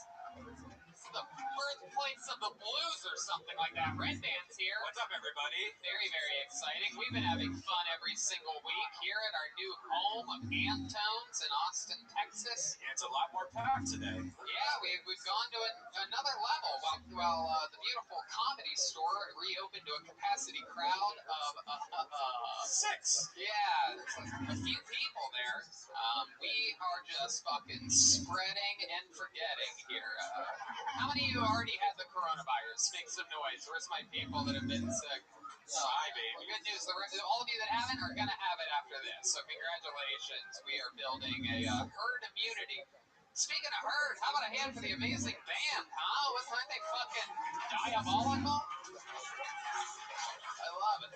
We got D Madness, Matt Mueling on guitar, D Madness on bass, the great Michael Gonzalez on drums, and Elliot?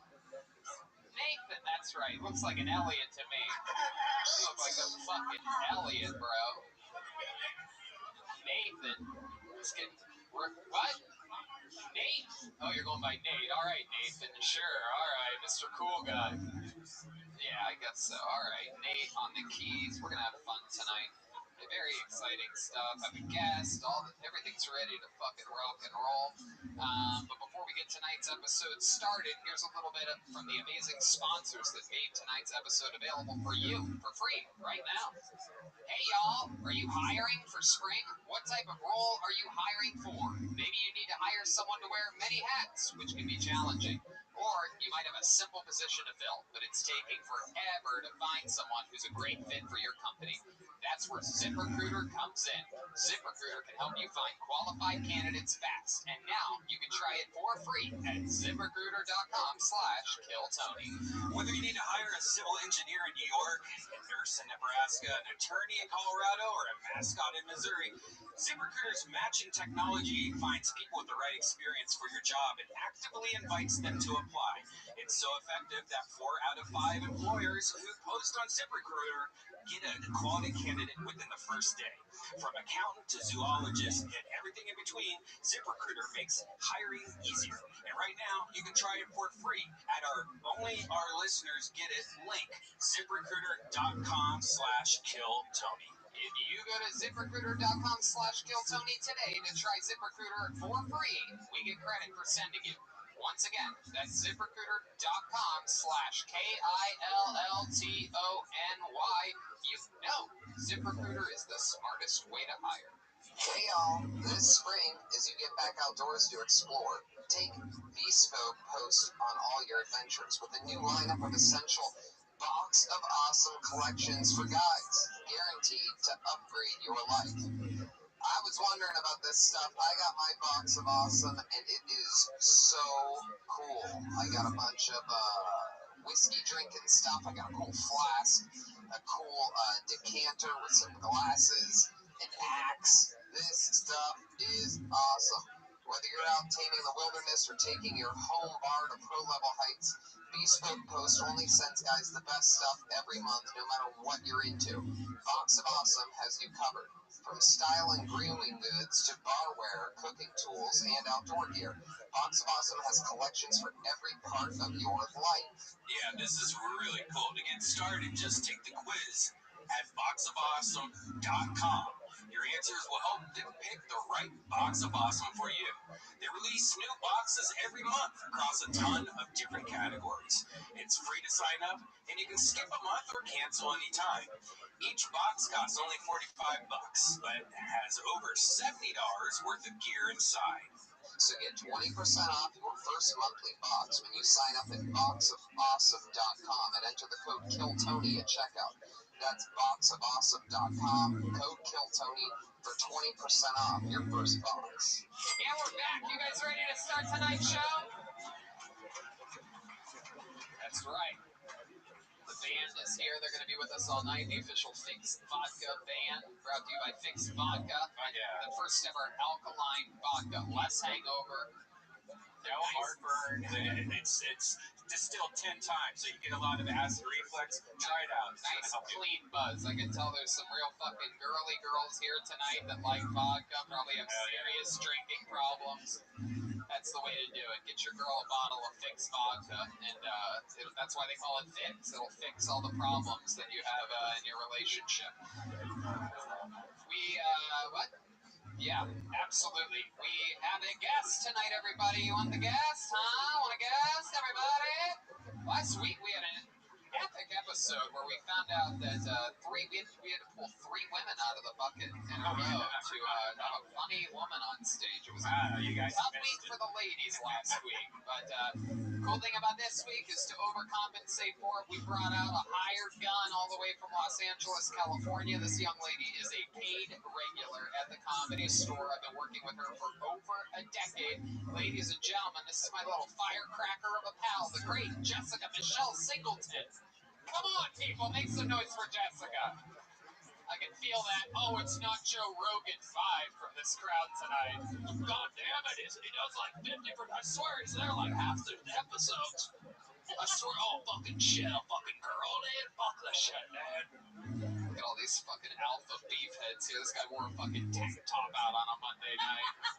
You know he was hoping for Joe Rogan, this fucking sloppy fuck. I love it. Jessica, welcome to the show. How are you? I'm great. Thanks for having We're going to have so much fun tonight. We're going to see comedians get pulled out of a bucket. You guys know how this works.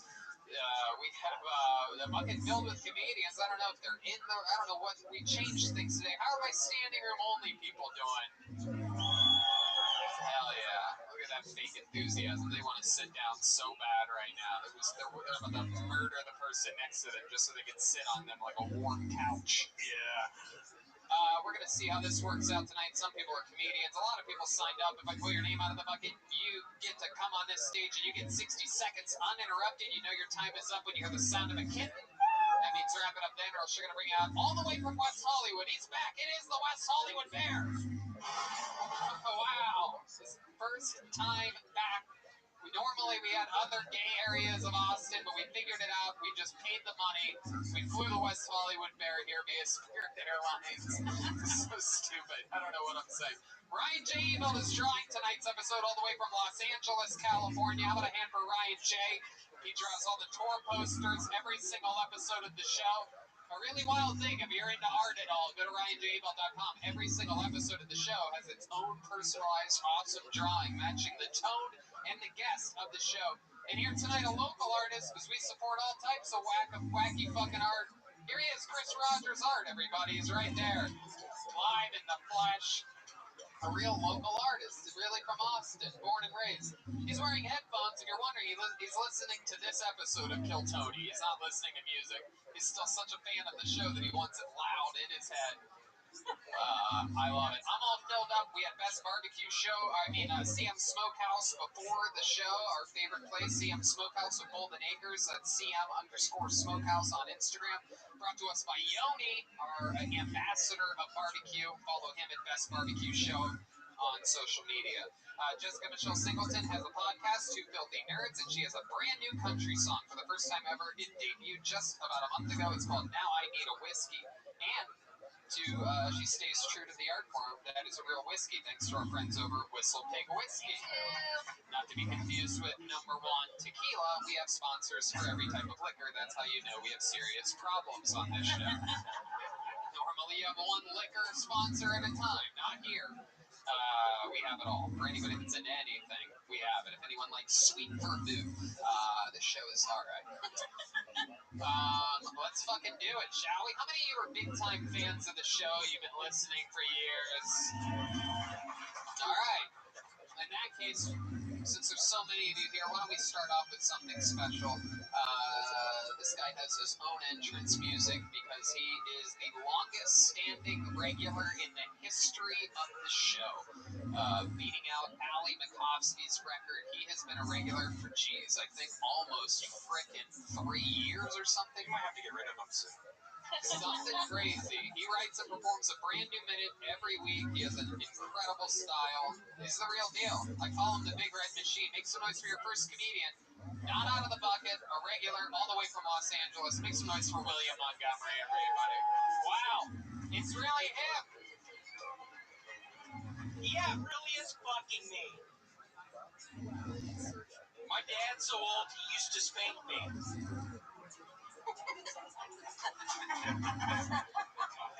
My dad's so old, he remembers when Dr. Seuss was a sex symbol.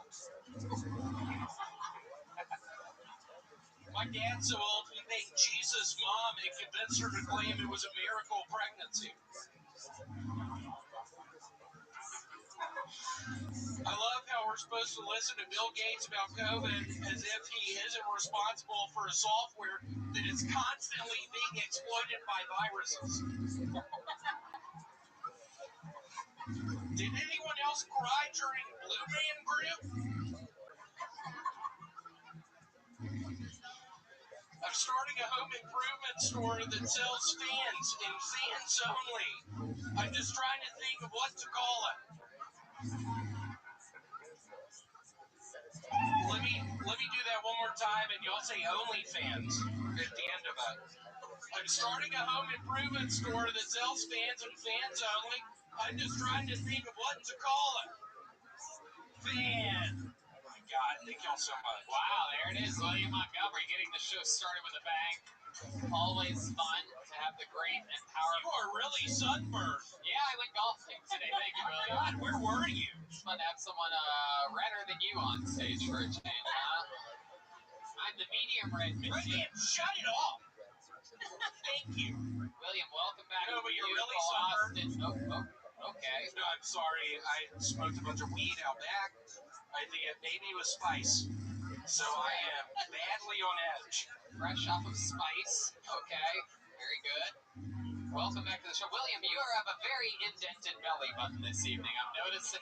Whoa. It appears as though perhaps someone has been digging in your belly button. Can you explain why your belly button is so concave? Yeah, I actually, last night, I watched a wonderful movie called 1 Hour Photo. Today, I bought a bunch of stock in Nikon. Okay. Did you pay for it with Bitcoin that you found in your belly button? No, I've actually started a new form of cryptocurrency. It's called Baby Ruth. Oh, okay. So it's the candy bar? Why didn't y'all laugh at that? That was hilarious. I thought you were going to go Litecoin. Can you not fucking say anything? Hey, fuck you. Can you fucking shut your mouth? Litecoin has been called in the field. What's that red spot on your shirt? Oh, it's part of the shirt. No, it's actually blood. Okay. How'd you get blood on your shirt? I started doing a Cat's Cradle. It is a game that you use. It's a big thing of string. And I was doing a Cat's Cradle last night as I was watching 1 Hour Photo, and I really messed my tummy up. Yeah? How'd you do that? By digging at Just my finger. Just my finger. I really hurt myself. William, what's one of your favorite things about Austin, Texas? You keep coming back. It appears like every week and a half now. It used to be probably the horrible fucking heat.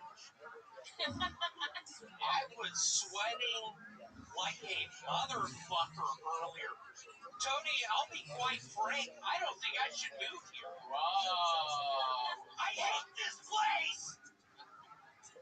I hate Austin. They're booing you, William. What do you want to say to these people? They're booing. Don't buy my cryptocurrency. You can get it at 7-Eleven. You literally have to buy a Baby Ruth bar. And I get the proceeds. How do you get the proceeds? 7-Eleven gives it to you? It is one of those things where when you go to a restaurant, you take a picture of the menu. What is that called? Y'all help me out. Okay. Red Band just got you so good with that sound effect. I don't know if you did. Yeah, it really owned He you. did. He's a real bitch tonight. Oh, shut up. He's a real motherfucker tonight. You want to tell these people what we did at your fucking house last week? Yeah, we kissed. We made out with each other and Janice watched. Yeah. It was in virtual reality, but it also fucked your belly last night. Oh, wow. Is that what happened? I didn't realize Red Band's dick could do that much damage. It's some kind of... I finally fucking really... Yeah, good thinking on the drums on that one. My God! We got Afro Man on the bass guitar. My goodness, are you roasting people, William? I've never seen this. I am roasted on spice. He is on spice. K2.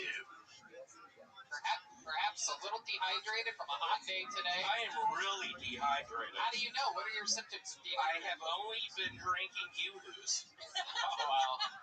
Yoo-Hoo is not the drink to have. It is a chocolate water drink. Yeah, it is. How many Yoo-Hoos? And I've had probably 4 of them today. 4 16-ounces. Oh, my God. William, you are... I've been sweating all over the fucking place going to... Stop that, Red Man! That's a cat. It's a real cat. I've been going to 7-Eleven. That wasn't even Red Man. That was an actual cat. I'm not buying it. Okay. William, what else? What else has happened this week? Anything else since the last time we saw you? I am addicted to the movie Pretty Woman. I don't know if y'all have seen that one. It is a masterpiece. It is a 20th century delight. How many times what is it? Yeah, play that song again and let's you and I kiss, Rabbi. William, Yeah. stick with me over here. When you say that you're addicted to Pretty Woman, how many times have you watched it? Like twice in the past 3 years. Oh, wow, it's a very serious addiction. It's no Hellraiser. William travels all the way from Los Angeles for this show. How cool is that, right, people? For you, here at Anto's. His part doesn't even go on the show on the internet. We edited it out. If y'all could only imagine... What'd you just say? Yeah, we're telling them that it's very special where you perform just for these people. If y'all could only picture what I am seeing in my mind, I am picturing going to one of y'all's tall buildings and fucking jumping off. After this fucking set, I've been sweating all day. People aren't buying my shit. I'm gonna jump off a building. That's right, you have a new T-shirt available. Where can they buy that at? Yeah, y'all look at my merch. Where? Get the new Cracker Barrel. Plug the site, William. This is your one chance to do this. On Instagram.com, my name is William.F.Montgomery1. Wow, this is a great Y'all slogan. get the link on there. All proceeds go to my mother. Hit the link on your Instagram, William. Where did you go to buy the T-shirt? Hit the link on my Instagram. All proceeds go to my sweet papa, Larry Montgomery. He is co-signing on my apartment tomorrow. Hey, new apartment in Austin. Wait, how old are you, William? I am 34, and I'm acting like a fucking college student because I have no credit. I have no verifiable income. I am fucking going to 7-Eleven trying to tell people to buy fucking Baby Ruths. They're not. That's a lie. I was lying to y'all about that. It's not a true thing. It's not Bitcoin. Wow, I totally thought you were being serious when you said that you started your own cryptocurrency made out of Baby Ruths exclusively sold at 7-Eleven. But yeah, I want to thank my sweet papa, Larry Montgomery, for co-signing on the apartment tomorrow. All right. Well, William, we're very excited to have you in town. This was a great way to start the show. How about you guys make some noise for William Montgomery, everybody? Yeah, I had a feeling you guys were going to do that. Feeding a man's addiction of a little Pretty Woman. Stylings of Roy Orbison. How about a hand for the band, everybody? Come on, huh? Whoa, ladies and gentlemen. Next is the great Kaylee from the Red Rose. Not to be confused with the Yellow Rose, their sister club. The two best strip clubs in all of Austin, Texas. Kaylee, why don't you wave to the audience? How about a hand for Kaylee, everybody? Isn't she adorable? She has her own podcast, ATX After Dark. Check it out. Ooh la la. All right. Bunch of comedians in the back, bunch of comedians on the sidewalk. Let's create a little path if we have to for the stylings of Aaron Sorelsi. Aaron Sorelsi, our first bucket full of the evening. That means anything can happen. I'll tell you right now, we've had a lot of people with mental health issues on this show. The past month has been basically, I don't know if there's just a tunnel coming from some asylum, but like we've had some real heavy hitters, you know. Leonarda from New York, a hilarious young lady. Yeah, but it's really been hit or miss. We can't forget about Lucas. Lucas McCray. Oh my God. Had some heavy hitters, but it has been some deep sea fishing here in Austin this month. Here is Aaron Sorelsi. Make some noise for Aaron. Yeah. I was in New York and I saw a peddler, and the only thing he was selling was a box of condoms. Right? And so I was like, are they new? He's like, they're refurbished. And like, if it works for him, I have a box of condoms in my car right now, gently used. $10. Thank you. Gently used is the only way I can use a condom, because I got weak hips. You know? Right, buddy? Right, guys? You too? I knew it. It takes a village for me to have sex. Literally. There's me, there's the person I'm having sex with, and then there's the person that guides my hips in and out. You know how it is, buddy, right? He's got me. But, like, let me tell you, that's 3 minutes of your life, okay? That's 3 minutes. I don't last 3 minutes. I'm done after 2. I paid the guy for 3 minutes. So at some point, just a limp body, just, like, slam me against. Thank you, guys. Okay, Aaron Sorowski. Weak hips. A little bit of trouble in the bedroom. What are you fucking exactly, Aaron? Whose dead corpse are you fucking? Different every night, you know. What the fuck was that noise Michael Gonzalez? Michael Gonzalez out awing everybody. I have an awer behind me. You feel bad for me saying that he fucks corpses? Oh, thank you, Michael. Thank you so much. Last thing I want to do is hurt the drummer's feelings back here. I thought you were toughened up after a couple months of doing this show. Ah, D-Madness. D-Madness will not turn a blind eye to your antics, Michael Gonzalez. I love it. Aaron, welcome to the show. This is your first time here, correct? Yes. I love it. How long have you been doing stand-up? Like 3-ish years. 3-ish years. All of it here in Austin? So I started in San Francisco. But, like, I've mainly done it in Austin since. You mainly started where? San Francisco. San Francisco. California. And how long were you there? Just a year. Okay. Just a year. All right. Did you live there before that? No. So I moved there. From where? Austin. Okay. You moved to San Francisco because Yes. Austin wasn't liberal and Not enough You got me. yeah, you had to go straight to the fucking Yeah. I graduated high school, then went to San Francisco and lived on a boat.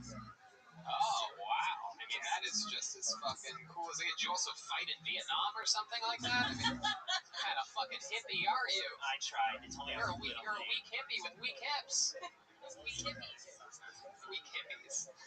I love it. So, welcome.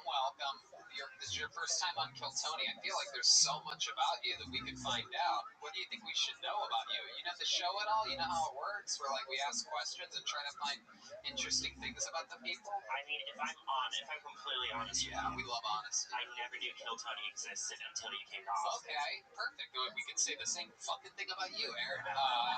Jesus Christ, this fucking, yeah, maybe if you weren't living on a fucking boat, you'd have Wi-Fi and you'd know we're the #1 live podcast in the world. You son of a bitch.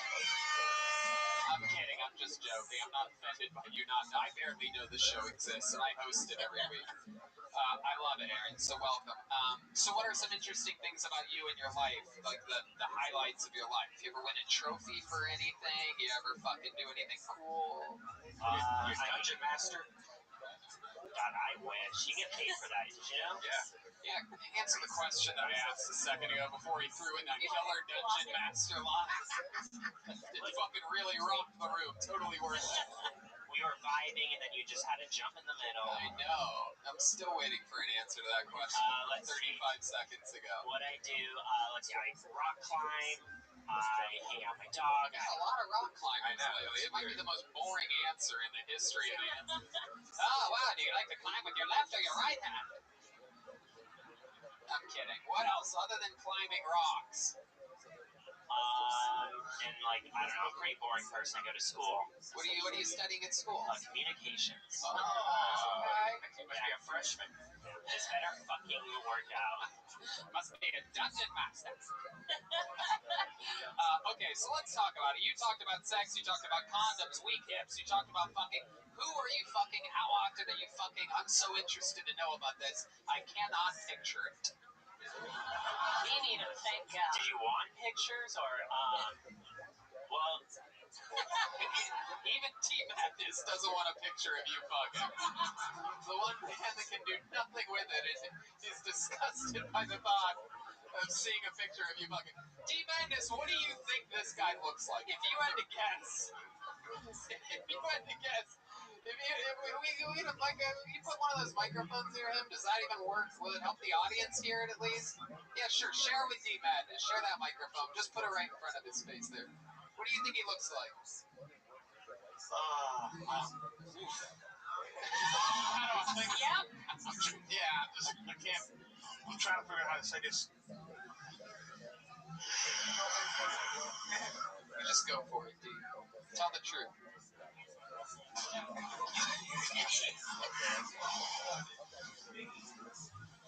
Kind of a wimp. Nailed it. Definitely nailed it. That's exactly how I would have described it, without a doubt. Yeah. I love it. Who are you? Let's talk about your sex life. How are you? Have a girlfriend, boyfriend? I have a girlfriend. You have a girlfriend. How long have you been together? Year and a half. Okay. You keeping it? You guys having sexual relations? A lot of people that talk about sex on stage end up not having a lot of sex. I feel like he's kinky. I feel like you're a kinky guy. Yeah, I'm getting those kinds of vibes. Well, you're thinking wrong. Oh, little missionary position. You're used to having boat sex. Boat sex, a lot of the boat does the work for you. It just rocks. And You just sit there and like wait for them to rock that way. I swear to God, babe, when this high tide comes, you're fucked.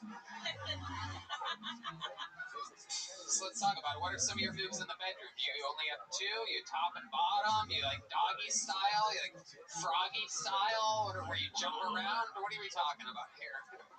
I'm in such a silly mood today. Go ahead.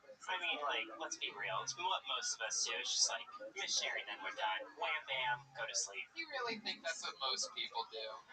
There's a bunch of fucking texts. This guy wore a tank top tonight. You think a guy in a tank top has two positions? Look at him. Look at him. He's doing the fake slap that nobody does in real life. Ever. He's very excited. Barely masturbates a lot. There's a lot of Joe Rogan masturbation going on there. Like, to Joe Rogan?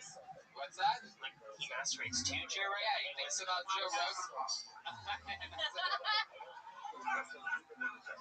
That's absolutely right. It happens a lot.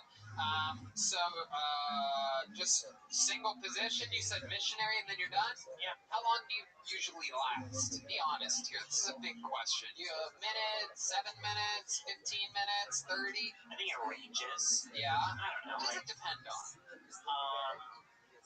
it's like, it depends if I'm intoxicated. You know. Shut up. What? Whoever's asking questions, shut the fuck up.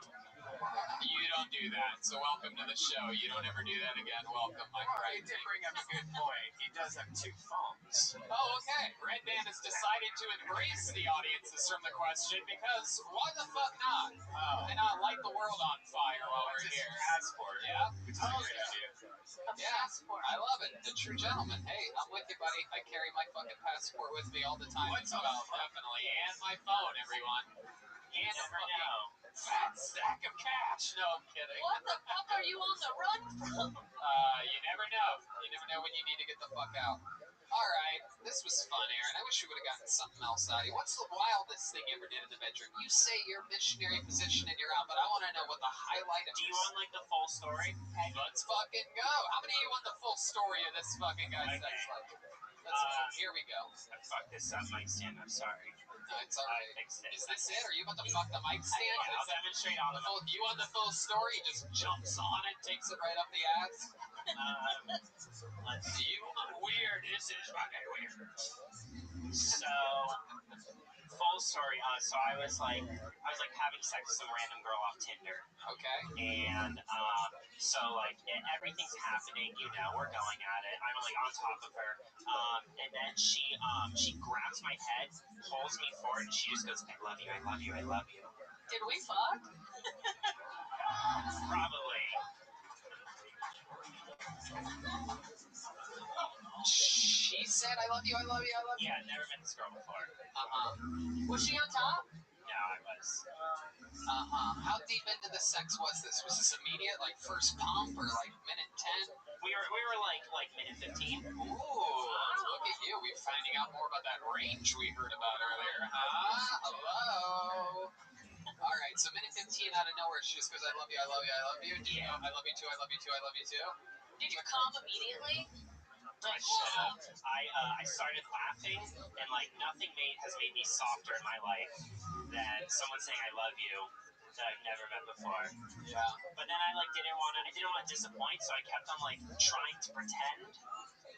like we could still have sex, and like I think it was working because she was still into it. I don't know. Yeah. Wow. It's scary. That reminds me, this is years ago, but I once had like this girl I was hooking up with, right? And one time, and I don't know why I did this, and I never did it since, but one time I was having sex with her, and at one point during it all, I go, but I didn't like mean it, so it's gonna sound bad when I first say it, but I was like, oh God, I fucking love you, like that. But it wasn't like an I love you. Right. It was like I love this. Right. You know what I mean? And I thought, because I didn't hear I love you, because I heard what I was thinking, right? Which is like, oh, this is fucking hot, right? Type of. But what the words that came out of my mouth were, I fucking love you, Rose. Right, horrible. And sure enough, when that ended, whatever, a few weeks or whatever happened, you know what I mean? After that, I got a fucking.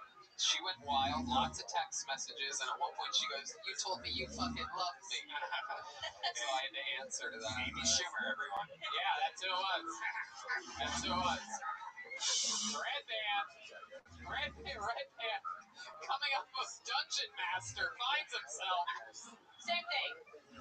Aaron Sorowski, thank you so much, everybody. Aaron Sorowski is at Aaron.comedy. Wait, Aaron, come here. I just want to say we have these Kill Tony leather joke books made by Bonsai, a local leather artist here in Austin, Texas. The coolest shit. Kill Tony, the actual crossover, the new gun crossing with microphones. But we're going to give you the tiny one. We have tiny ones as well. We're going to give you one of the tiny ones. Aaron Sorowski, a good sport, good comedian, Aaron.comedy. There he goes, everybody. Follow him on social media. Going totally a different direction than how he came on the stage, but there you go. You didn't even remember how he got up here. That's the adrenaline of the show. Look how cute these little books Here's are. Kaylee, everyone, keeping everything clean for us, keeping the show nice and sanitary. Incredible. Who better to keep everything clean than one of the dirtiest little girls we've ever met in our lives? All sperm hands, fresh off of what appeared to be a cocaine bender last week. I love it. Lots of energy last week. I don't know what happened. She seems pretty chill today. All right. This looks like a fun name. How about make some noise for Mariano Di Vincenzo? Mariano Di Vincenzo.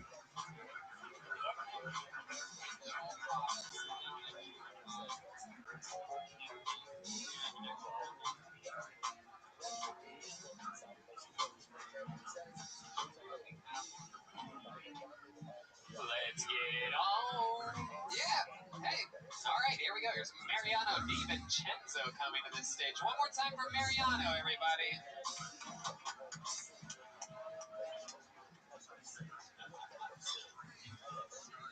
So, there are people who call me a conspiracy theorist, but as far as I'm concerned, those people can fall off the edge of the earth.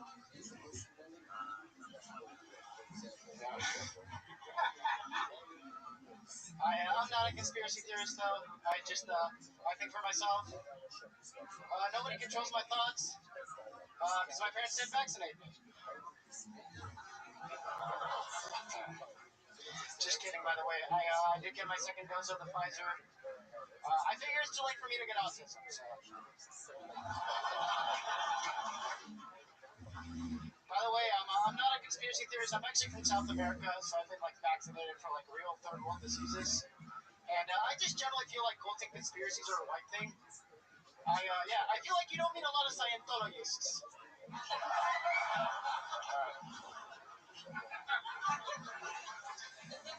That was it. So. There you go. That's a minute right there. Mariano Di Vincenzo. Very fun.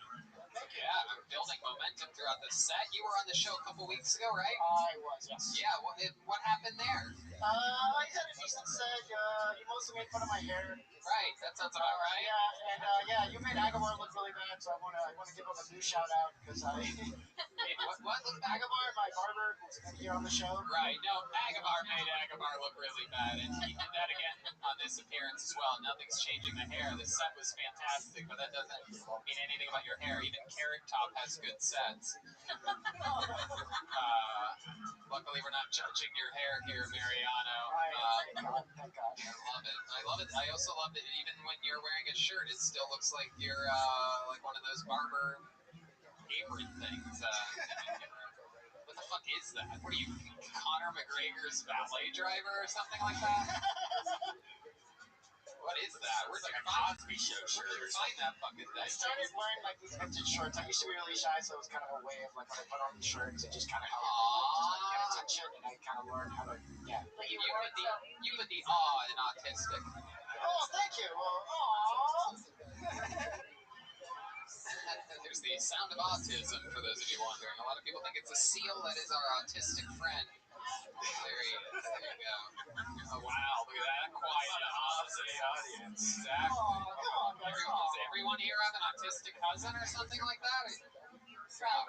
Let's talk about it, Mariano. So what did we not talk about when you were on a couple weeks ago that since that appearance you thought like, shit, I can't believe I didn't mention that. That would have been fun for us all to riff on. I hurt my knee dancing on 6th Street pretty bad. Really? When was this? It was like 2 months ago. Okay. It was right like when the pandemic ended, and it was like 2 in the morning. And it was wow. Last you hurt your ACL during ACL? Wait, did I say ACL? No, I'm just guessing. You said you hurt your knee. I hurt my knee. I was on 6th Street right like 2 months ago, and it was like right when I was starting to feel okay about What was the dance move? How many of you want to see the dance move that Show that he did? There we go. Give us a little something. I was doing this and then snap right here. Wait, what kind of dance move is that? I was just dropping it. Show us. Dance. Dance, you son of a bitch. Whoa.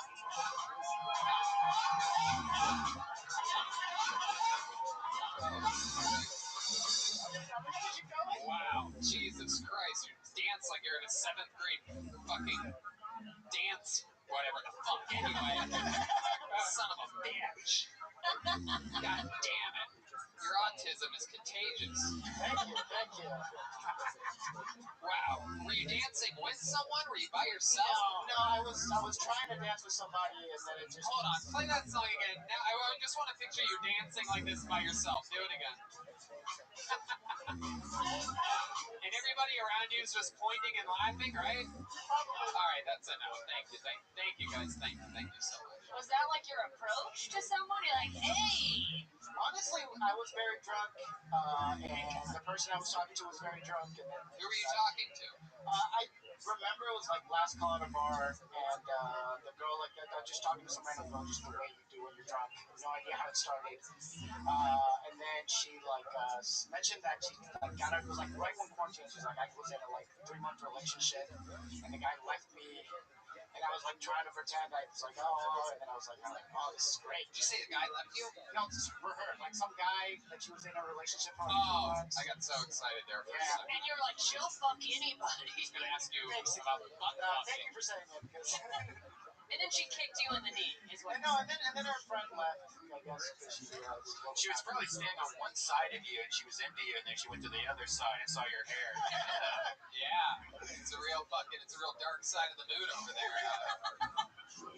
So let's talk about it, Mariana. When did you start wearing shirts like that? You said that you were shy, and then it's been like 8 years or so. 8 years. Okay, so you sort of have it. It's like your own little trademark. Basically, yeah. What else do you do for fun, Mariana? You seem like an energetic guy. You're out there dancing. I like reading, which is kind of boring. I don't know. What else? I went to rock climbing. I guess I went to a wedding right across the border. I walked into the border, which was pretty interesting. The border of Mexico? Yeah. Jesus Christ, bro. Well, why? Do you even know the people? Yeah, obviously. I wouldn't do it otherwise. Yeah. Well, I'm more Latino than people think, so I have like a friend from Peru. He married a girl from like right up Mexico, so we parked our car on the U.S. border and walked into Mexico. You just walked across the border? Yeah, I have a picture right like in between the river, right in between the two bridges. You can just do that. You can go into Mexico and nobody gives a shit. Like, yeah, no, get out. Yeah, Right. you can just leave and nobody cares. But when you Yeah. try to come back, They don't care if Americans leave. They're like, did you bring anything? Do you have anything with you? Can we have something? Sorry, Michael Gonzalez. See, you don't awe that, but you awe the other guy. I'm making fun of all your people right now. I love it. Okay. How long ago was that wedding? like a week ago. Oh wow. Okay. So fresh off the border. Fresh off the border. Wow. Love it. That's fun.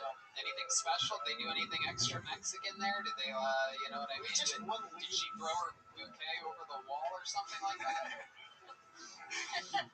Just a typical Mexican stuff. They wouldn't leave like till like 6. There's just always like one drunk person who wants to like sing mariachi karaoke or whatever. Was that you? It was not me. I was extra respectful just because I was in a border You town. look like you're part of the mariachi band with that. Yeah, there's a very mariachi energy to you. It's a very mariachi or something like that. Mariachi.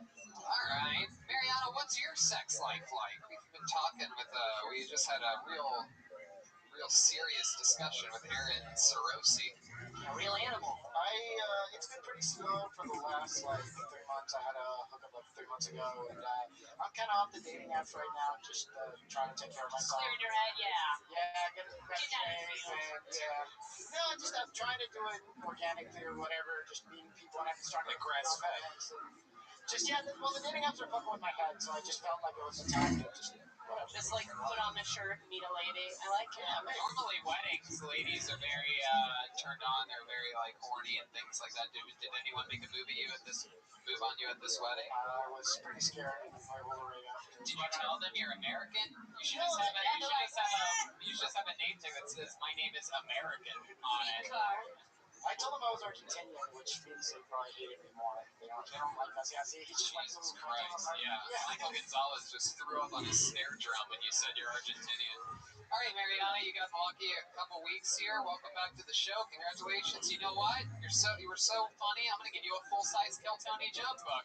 Thanks to our friend Adrian Cavazos. He hand makes these. This is another local Austin artist. You can follow him on Instagram at Boneseye with a Z in the middle. BONEZEYE. Boneseye. How about another hand for Mariano DiVincenzo, everybody? We're doing it here today. Yeah. What? Remember how to get off the stage. It's very weird what's happening here. That's sort of a... You almost jump out the front. Oh, okay. Uh-oh. You know this guy. Ladies and gentlemen, your next comedian helps us out here on the show.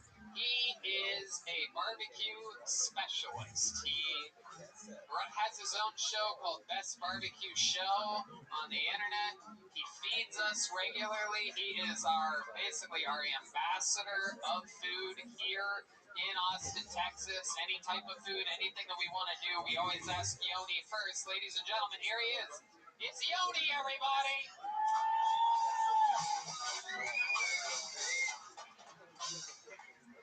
Texas. I love Texas. I've been here for 12 years, which means I'm not one of those new people. I've learned a lot about Texas living here. One of the things is you can't drive slow. If you want to get on I-35, you better hit the gas like you're on the last lap of the fucking Daytona 500, or else someone's going to be right up your ass. You know, if we walked around downtown or in grocery stores that way, people think you're crazy. Like if I stood right here, you'd think I was insane, right? I was standing, it's a little close, right? So uncomfortable. This is how we drive. I love Texas barbecue, that's my thing. I love it because it's the best big dick energy. It's a giant black tube filled with hot meat. If you want to eat Texas barbecue, you need a big black cock running all day. You also have to cook barbecue by burning an entire tree. You can't cook like for 10 minutes, an hour, 2 hours. You got to put a whole fucking tree in that thing, chop it up, get some strong arm, etc. Thank you. Yoni, fuck yeah, dude. I love it. One of the reasons why I love Yoni, you'll notice that that I have a lot of love for Yoni because he's doing stand-up and he is admittedly green, right? You're brand new at it, brand new. You've been hitting open mics though. You've been hustling around town. He tells me all the time, never misses a chance to tell me I'm doing an open mic tonight. I'm doing a mic tomorrow. I did a mic last night. I love it. You're working it out. You're talking about stuff that you know. Let me ask you this. If you were doing a normal show with a normal audience where people aren't on stage with you, how does that joke about the I-35 end if you're not putting your dick next to the guest on the show? Well, I use the stand a lot. Oh, okay. But a lot of the open mics, there's actually there's a wine bar where there's a lot of people with their backs to you.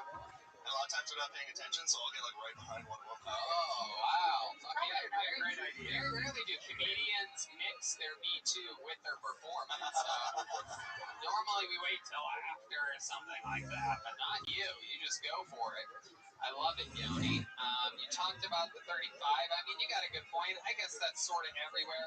I don't know what the fuck the deal is with people out here, but I mean, if somebody could tell their friends with the giant trucks that the far left lane is not for them, I'd greatly appreciate it. It's frightening that the far right lane, for some reason, has become the passing lane here, and I get it. You guys love that shit. Yeah, things move a little bit slower. If you're running late for things, maybe you should leave the house a little bit earlier. I can hear all your Texas bullshit, right? I understand how you think. Trust me. How about you just fucking get over one lane? There's 4 lanes. A lot of you are in the far left lane. This also goes for dumb girls as well. I noticed that when it's not a gigantic truck with an old school suburban countryman in it, there's just a normal chick checking out her phone in the far left lane because she feels safe because she's not going to get hit. They get nervous about cars on their left and their right. You get a little nervous, so the wall makes you feel safer. Get the fuck over. No one's hitting you from the left. No one's hitting you. Just get over. You don't belong in the far left lane. Thank you. Sincerely, Corvette owner Tony Hinchcliffe. So anyway, sorry, I had to get that out of my system. If everybody could clip that clip and just spread it all around the internet, maybe I could be like the change. I could be like the Barack Obama of change of left lanes, even though Barack hasn't changed anything. I gotta say, I think Texas actually does the left lane way better than any other state I've ever been in. You know, they actually get pissed if you're in the left lane here. I've noticed they enforce it a little bit more.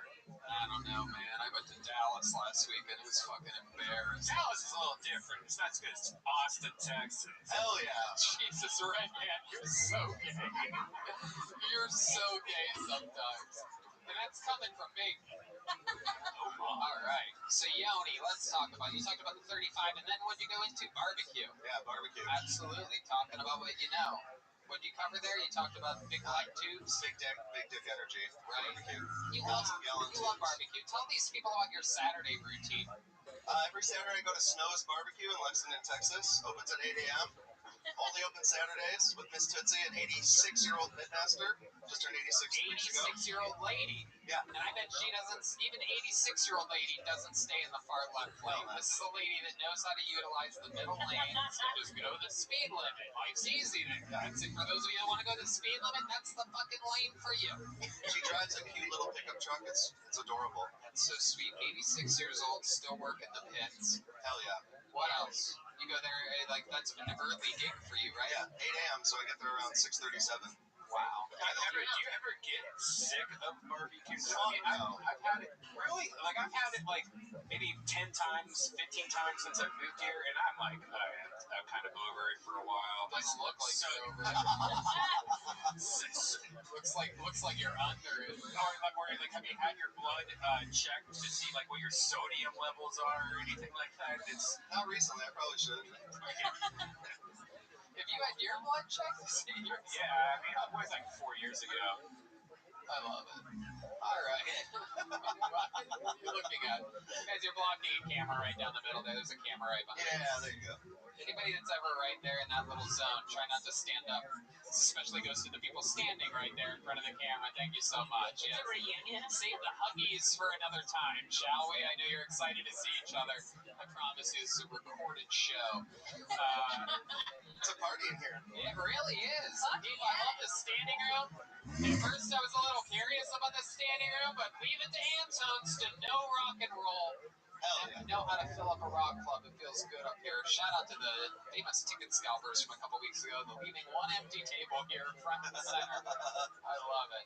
So, Yoni, fun times. You have, I gotta be honest with you, and I think everybody that knows you agrees with this. You are one of the most positive, coolest people, and you have made a lot of people's transition to Austin residents very easy, very smooth. A lot of you people that are Kill Tony fans and fans of comedy have to thank this guy out on the streets when you see him because he keeps us all feeling real at home here. How about one more time for the comedy stylings of Yoni, everybody? Yeah. At Best BBQ on social media. Best mustache rides.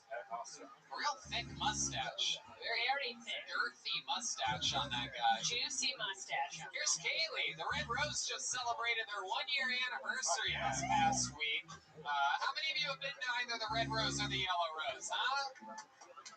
These guys, you guys haven't been over here at the high top? No? You guys seem like You gotta go.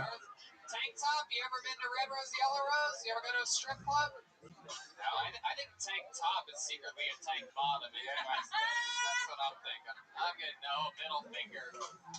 Oh, the old middle finger. That's a way to kill Tony. All right. Dubs. Dubs is next.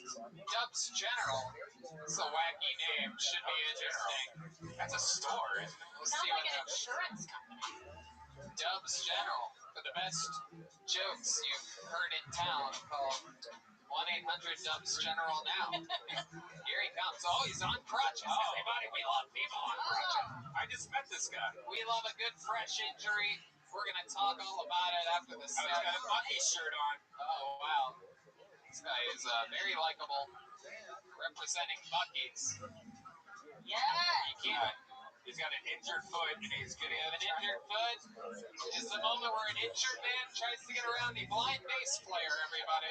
It's a real live show. Anything can happen. One more time for Dubs.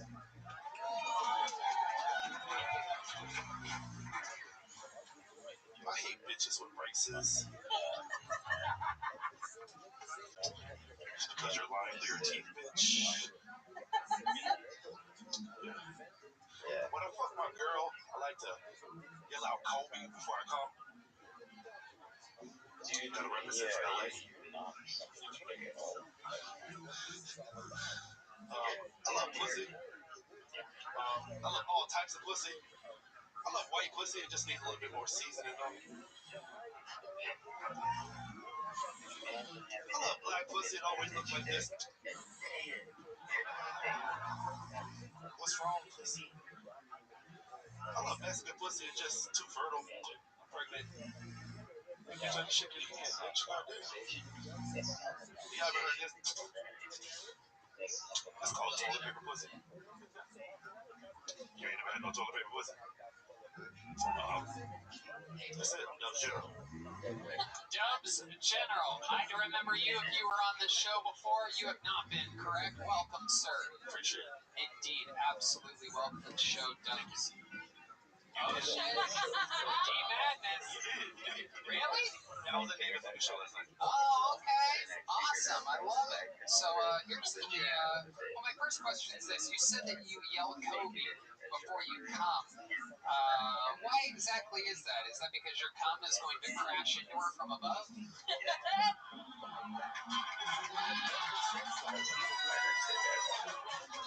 It's just a bunch of kids dying. Kobe jokes, for some reason, the most death threats possible ever in my life. All have come from Kobe Bryant jokes, so we'll see what happens here. It's because I shoot a lot. Oh, okay. All right. That's right.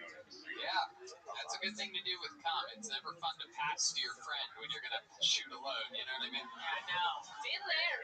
I love it. So, Dubs General, $1 million question. What happened to your foot? I was playing basketball with my son. I was gonna say some weird shit, but yeah, no, just play basketball with my son. Okay. All right. You don't yell Kobe when you're with your son, do you? Oh, gosh.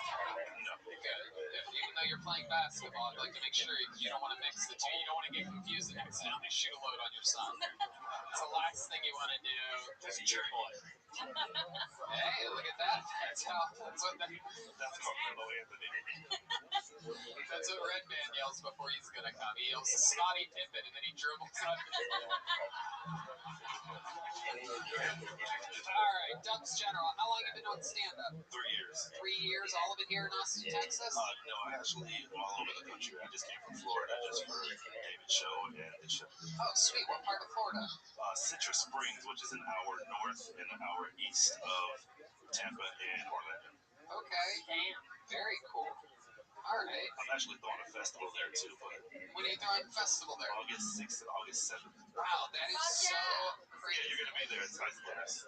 You want? Well, I'm not going to be at the festival, Side right? Splitters. But that's not part of your festival, is it? No, but That is so crazy. I was going to ask you if you wanted to open for me at Side Splitters in Tampa, but you're doing a festival, so. No. Well, But how are you? Wait a second. We can work it out. It's on the same weekend of your own festival. Yes, but I have workers that will work it, and then I can drive down to 20 an hour. Oh my God, are you sure? I mean, I don't want you to break your foot. Am I sure? Alright, well there you go. Absolutely, please, yes. Sweet, well then there you go. 5th, 6th, and 7th at Side Splitters in Tampa. Open for me. I appreciate it. Dubs General, 3 years in the game. Somebody's got to do it. That's where I started. Plus, this is an easy way to make sure that you don't complain about that Kobe joke on the internet when the show premieres. See that? It's a fucking house of cards. Keep your friends close. Dubs, what do you do for work? What do you do for a living? I work with IT. I work for a hospital. Awesome, man. Okay, that's fun. And living in Florida, Yep. out there. Just moved there from here in San Antonio, like right when you guys moved here. What made you move to Florida at that time? All right, let's go into it. So I was getting divorced, and my wife, or ex at the time now, lived in Florida, and I wanted to be a great dad and have my kids closer to their mom, so I moved to Florida. Oh, dad, there you go. Good dad. Nice. Good father. Don't see a lot of those in comedy.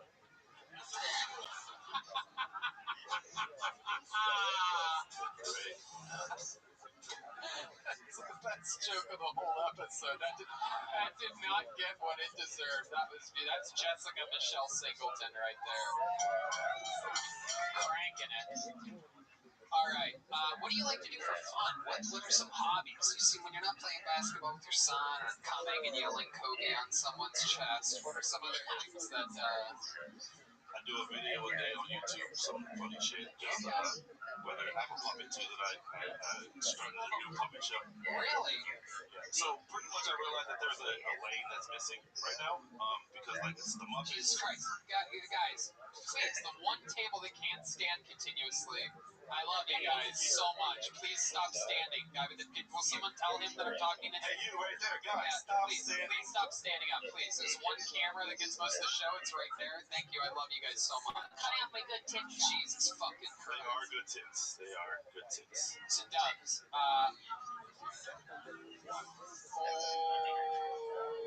wow, someone just broke the glass. What was the answer to that question about things that you do for fun again? Doing a puppet show because there's like a lane that's missing. There's not like an urban puppet show. That is true. There is no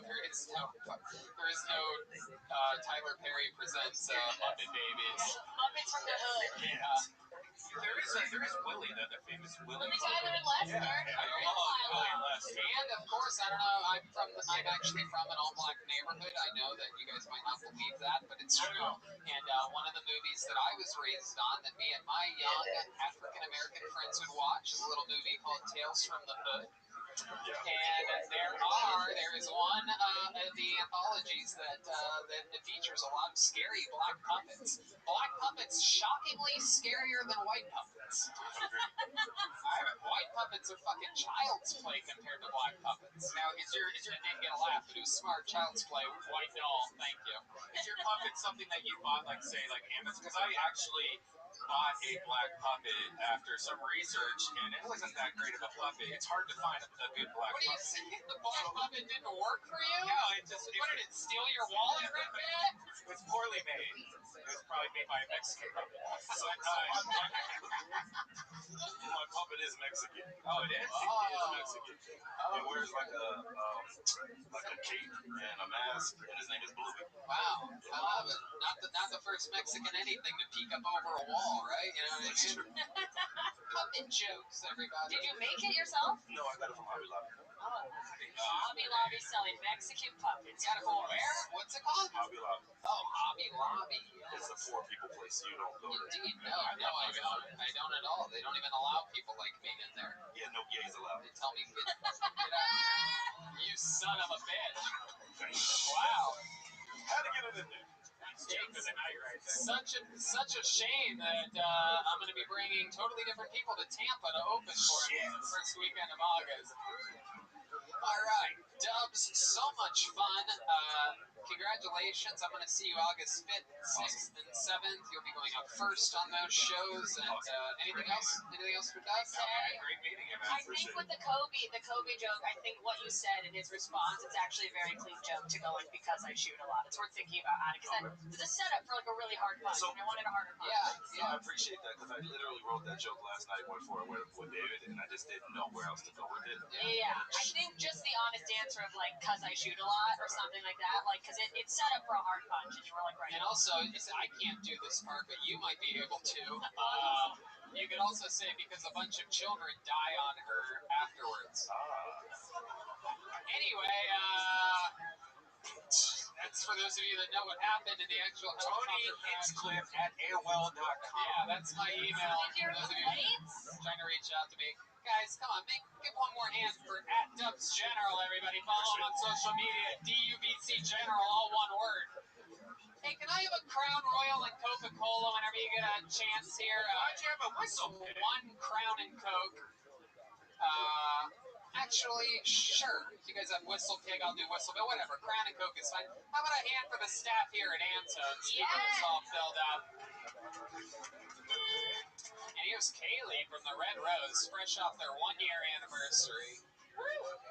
Everybody went there. We had a blast. I mean, the place is so much fun. And they have a world-famous cheeseburger at the Red Rose. Thank you very much. For those of you that love cheeseburgers, I know it might not be the place that you think of first for your cheeseburgers. No kids. Everyone The only shaved. reason I go there is for the cheeseburgers. You guys want another special treat?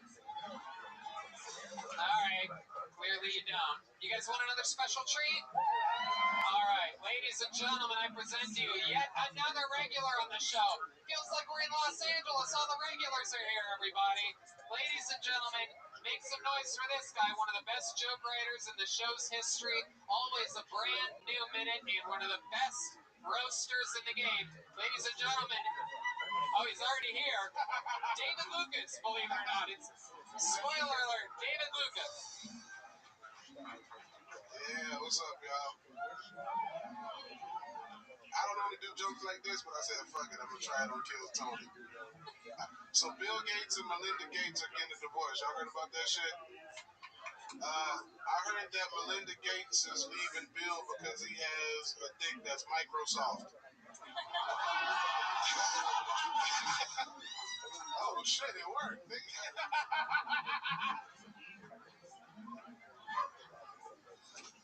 Ladies, I want you to know that if your boyfriend can't beat me up, that means that you're single. It's like I'm gonna do like Trump in front of him and grab you by the pussy. Like, fill on your ass. When I'm having sex with women, I don't know if they're screaming from my dick or if they're screaming because I'm hurting them. You know what I'm saying? Like after a girl fucks me, she feels like she's been raped. A leg? Oh shit, y'all fell flat. Her legs hurt, her thighs hurt. Damn, nigga, yo. Alright, there we go. Yeah, I needed that meow, that rape joke. That's her pussy. Please. David Lucas, ladies and gentlemen, and for David. That Bill Gates, Melinda Gates thing is today. That happened today, announcing a big divorce. That's another big one. Yeah, I wrote that like an hour ago.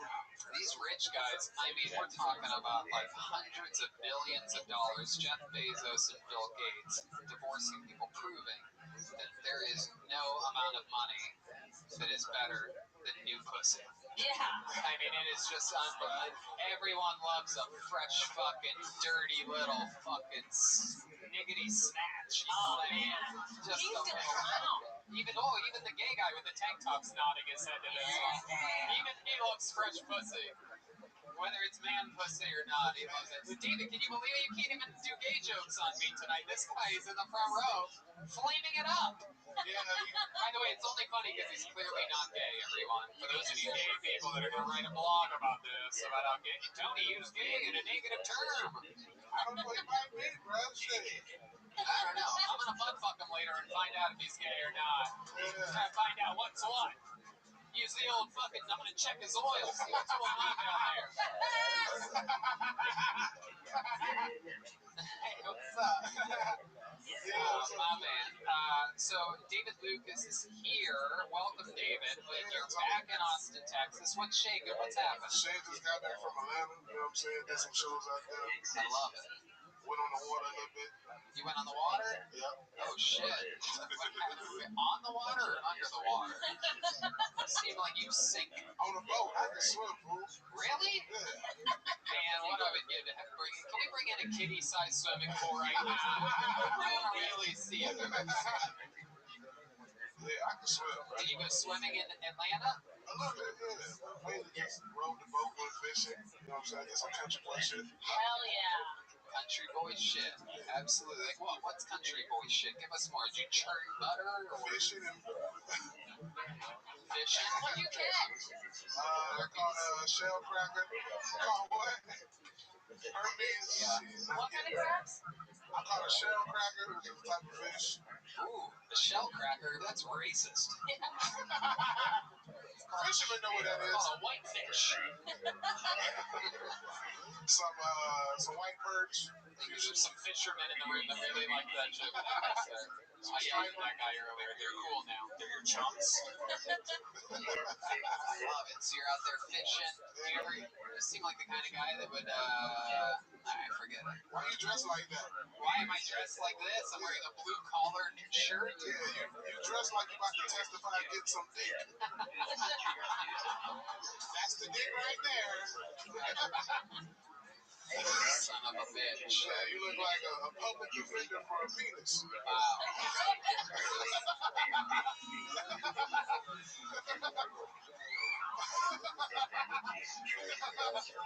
Relax.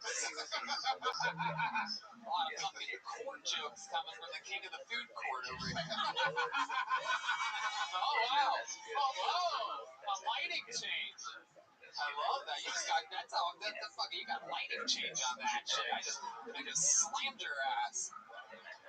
We haven't even seen that before here in Austin. I love it. I love that you're dressed like a old school TV when it goes out of when it goes off the air. David with incredibly short legs. I mean, it is incredible. I've never seen someone with a big, giant upper body. You dressed like you did jury duty when that nigga shut up that gay club in Orlando. You look like you need to do a duty. You look filled up to the brim. You was playing dress up with your boyfriend. My lawyer's gonna come check on me today, inmate. What are all these court jokes happening? Cause you got that fucking I just got out of college lawyer shirt on. Nigga, like, oh my god. like you. This is just a.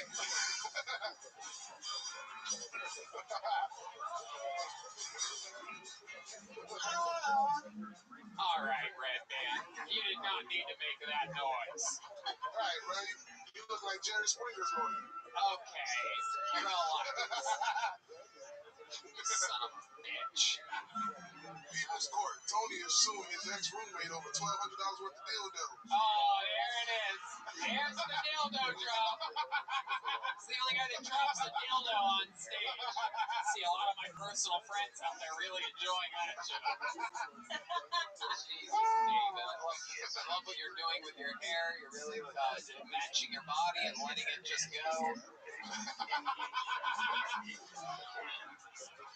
Tony got his hair inspiration from Pee Wee Herman. I love it. I love it. I love it. You got dreads, which is exactly how waiters feel when you walk into the restaurant. No fancy lights on that one? Wow. I'm surprised you're going to do it. If you're going to do it, let's fucking do it. Tony, you got a cow lick, which is exactly what your boyfriend did in the bedroom. Oh, I don't know about that. I don't know. You're lucky you made that gay, because I was going to turn that cow lick joke right on you in a second. Everyone knows that shit. You bailed out of that real quick. Goddamn right. I love it. Somebody on stage earlier, a young gentleman, also of African American descent, says that he yells Kobe when he comes. Is there anything that you yell when you come? Appears to be a thing that the young African Americans might do. Normally when I come, I yell my bad. My man. My motherfucking man. That's I don't put it out. Oh, really? Oh, well, you want to have a lot of kids, though. You've said this before. I want like 5 or 6. The only thing that he pulls out of is the Cane's drive-through. Man, I bet it would have been like the only thing you pull out of is an oven. Okay. I don't think you cook your own food. I think you go through. I cook sometimes, shit. You seem like the kind of guy that would take a bird scooter through a drive-through. Tony can pull a cooking sheet out with his ass cheeks. What? How did you know that? How did you know? I do. I put 2 oven mitts on my ass cheeks and I pull baking sheets out. And the dildos fall out of my ass. Is that what you want? Yeah. He can roll pizza dough with 1 booty cheek. I roll pizza dough with my booty cheeks? With just one though, with just This one. show is out of control. This show is off. Danny Brown fuck with it. Have a hand for the great Danny Brown joining us here.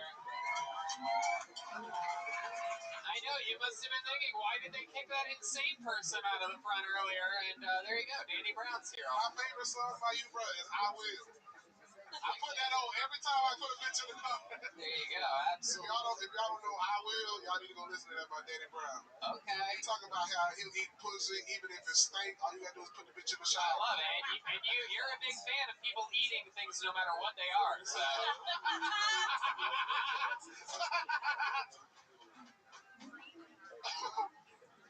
All right, David, so much fun. You're an absolute killer. I love everything that you do. Quick on your feet for a guy that's morbidly obese. Always right off the top of your head. We in Florida at the same time. My manager just told me. Okay. Yeah. In Tampa? Yeah. All right, great. You want to feature for those shows? I'll pull up. All right, sweet. There you go. Maybe a guest spot, maybe your feature. We'll figure it out. Yeah. All right, man. Appreciate y'all. Hey, ladies and gentlemen, make some noise for David Lucas. Everybody, come on. Wow, this energy in here. You're going to have the most urban show in Florida ever. The energy in this room, standing room only, I'm telling you, I like it. You guys having fun tonight? Yeah. I know It's incredible. Step back from that ledge, cause you are my friend. Hey! How about a hand for Kaylee? Look at that. She's got a real butt. What is she, a mace? Is that mace in your back pocket? All right, Sean Waters. Wow, I wonder if it's the famous Sean Waters from. Oh, here he comes. It's the real guy. Oh, no. That's not him. Here he is, John Waters, coming from the back of the room. Hey, here he is. One more time for John Waters. Well, everyone, it's official. I'm quitting sex. I'm done. Can't deal with it. can't deal with those awkward moments. You know when you get that fucking hair in your mouth, and you're just like, what do you do to deal with that? Like, I tried to be sexy. I'm like, what's this about? I think you lost something. Keep it on your body and not in my mouth. I think the worst thing during sex is, have you ever had to repeat yourself when you're saying something dirty? Like, it's like, you know, a little something dirty, you're just like, you like that? And they're like, what? And you're like, me. All right, do you like that? They're like, what? You're like, never mind, it's over. I'm done. There it is. Jessica, what do you think about this guy? Listen, when a woman goes, what? After you try to talk dirty, that's her giving you an opportunity to realize that's something you should never fucking say. There you go. Oh, you like that? Horse of truth activated. That horse always chimes in when pure honesty has been said on the field. But I do love that idea of fit, though. That's funny because we've all been there where you're like, yeah, daddy.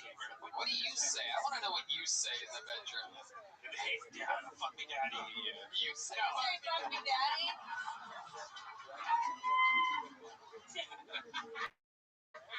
If she goes, what? You're like, do you like that? Do you like? Yeah. I mean, it doesn't. They don't like it. I love that. John Waters, you look like you were created in a video game. You don't appear to be like a real human being. You look like you were like molded by a man who like worked on this like wax puppet or something. Is that bad? I don't know if it's bad or not. I can't really tell. You kind of look like a ventriloquist doll. Yes. Thank you. I've been told that. Well, congratulations. You're the 1 millionth person to say that on the show. Goosebumps. And the same amount of laughter every time. You would think that people would use something else. Did you like that? What? Is that your dirty talk? See what I did there? Hey, he commits. John, how long have you been on stand-up? About 3 months. 3 months. I love it. You're from Texas? No, so I'm from Maryland. Okay. So I actually moved to Austin like 3 years ago, and then I started doing stand-up 3 months before the pandemic. And then you don't like this? It's just relax. Come into your answers. Don't try to read my face. I moved back home to live with Hey, Tony, am I doing all right? You're still on the show, dude. Ask me afterwards if you did okay. All right, I'll say no. Yeah, I'm kidding. I'm joking, John. I'm kidding. For 3 months, rock solid set. For 3 months. For 2 years, it was dog shit. You know what I'm saying? But no. So, John, what do you do for work? rather not talk about my work. Why? I just don't know. I just talk about like sex and hair in my mouth during Well, sex. instead of naming the exact corporation that you work for, can you give us a ballpark of what you do? Red man's guessing police officer. There's no way this guy's a top. Not with that hair. Pharmaceutical companies. All right. Drug pumper. Yeah, all right. That's in Pfizer. Are you one of the Johnson brothers? Johnson and Johnson. Johnson and Johnson? Nope. Johnson Waters? Yeah, John Waters. Good cover. Johnson. I love it. So you work in pharmaceuticals. What's your love life like? Did you move to Maryland with a little fucking little princess? No. Actually, I have a girlfriend. It's a long distance though. Oh, she's in Maryland. No, she's in Florida. She's in vet school. Oh, she's in vet school? Yeah. To be a veterinarian? To be a veterinarian. Okay. Look at her taking care of this little fucking redheaded beast. Did you meet her like in real life and then you guys separated, or yeah? Where'd you meet her at? You're like, does she just live in Florida? Back in Baltimore. Yeah. Where in Baltimore? What was happening when you met her? So I was just out St. Patrick's Day and I met her through one of my friends. Were you out on St. Patrick's Day because you're a leprechaun? Yes, exactly. Yeah. It's my job. You were staying at the end of a rainbow? That's not doing That's why I can't talk about what I do, Tony. I'm a leprechaun. If I give away the secret, have to go back to imagination land any minute now. I love it. So you're out on St. Patty's Day. You're wearing the same thing you're wearing now, I'm guessing. Very St. Patrick's Day. I have to wear green. I love it. Absolutely. And then you meet her. How do you guys meet? What do you say to her? I say, hey, I'm a leprechaun. You like leprechauns? No, what do you really say, John? Stop trying to be funny. We know how that works I don't out. fuck her. Well, she was actually in her veterinarian outfit, and I was like, oh, what are they called? Scrubs? She's just in scrubs, blackout drunk on the streets of Baltimore, and you're like, hey. She's like, hey, you'll do. Hop in the car, get in the passenger side. All right. So what happened? I just said, John, what the fuck is going on? do you see how obviously awkward I am during sex? Like, just relax. Answer the I question. said, hey, I like your scrubs. Uh-huh. She said, I like your leprechaun red hair. Okay, shut up. Did you guys fuck that night? Did you fuck the first night? Yes. Yeah. Are you listening to the audience and answering, or are you answering? I said, like, they said answer. I said, yes. John, are you fucking retarded, dude? Just listen to me. Think about the question that I asked you, and then answer it honestly. You don't have to lie. You don't have to keep referencing the leprechaun. You don't have to hear somebody say something and then repeat what they say. There's no wrong answers here. The only wrong answer is it not being the honest answer. Did you guys have sex that first night that you met? Yes. Where? In my bedroom. In your bedroom. Yeah? Did she like that? Well, maybe. I mean, she's still with me. So. Right. She's cheating. How soon after that? Okay. She's just getting railed. Oh, yeah, for sure. In Florida by that guy with the broken leg. Where's Kobe? By Dub's General. She's taking Dub's genitals. Just crunching her. So, John, what else about you? Any fun facts about John Waters that we should know about before letting you go? There must be some crazy fun fact about your life. Do you have any special skills or talents? I know the Napoleon Dynamite dance. Okay, I don't know what that is. I've never, to be honest with you, I don't consume a lot of comedy. I've never seen Napoleon Dynamite. Are you fucking serious? Dead serious. Did you learn that because people told you you look like Napoleon Dynamite? No, I did it in a Mr. Green contest. I don't know what Oh, that what is. frat are you in? Fidel. All right, bro. Exactly. You like that? It's not all right. It's literally me. All right. That's Well, literally me. it's very interesting. I don't know. Do you guys know the Napoleon Dynamite thing? What song You is guys it? know what that is? We're trying to look it up too. Oh, yeah. We're trying to give you an opportunity to redeem yourself, John. Oh, Hold on a second. I think we got it. Here he is, trying to entertain us. John Waters. This is going to be interesting. I don't know what's going to happen here. All right, the crowd goes wild.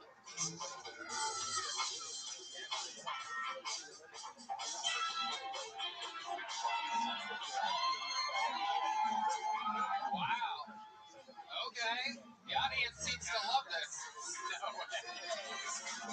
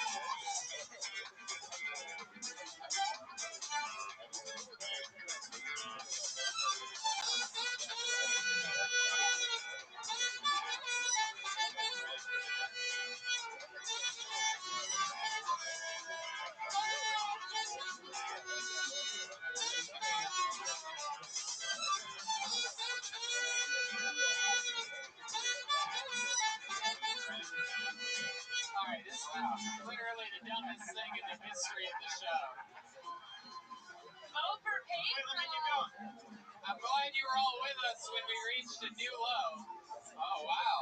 Still actually completely matched up. We're watching the dance on this. Pretty accurate. Oh, there he goes. Did you just Okay. leave? Wow. Damn. All right. By the way, how crazy is it that Tony's never seen Napoleon Dynamite? There's a lot of comedy. You'd be shocked to know the comedies that I haven't seen. I'm a big believer in very few comedic things. South Park, I believe in 100%. The old Jackass movies, I can rewatch those anytime. What about Nacho Libre? Nope. That was a horror No, nothing with almost all of your favorite comedy stars. Almost every single one of them. Old Jim Carrey movies I like. I highly recommend this movie, man. I think it's a No way. classic. Too many hip people with like glasses like this movie for me to like it. No. It's like impossible. Everyone likes this movie. I feel terrible because I'm gonna watch this and you can tell like pretty in the middle I was improvising like most. I love that the worst part of this for you was like, I fucked up the Napoleon Dynamite dance. I think whatever that dance was, I think we found your calling here on Bill Tony. You're gonna get discovered. There he goes, John Waters, everybody. On to the next one we go.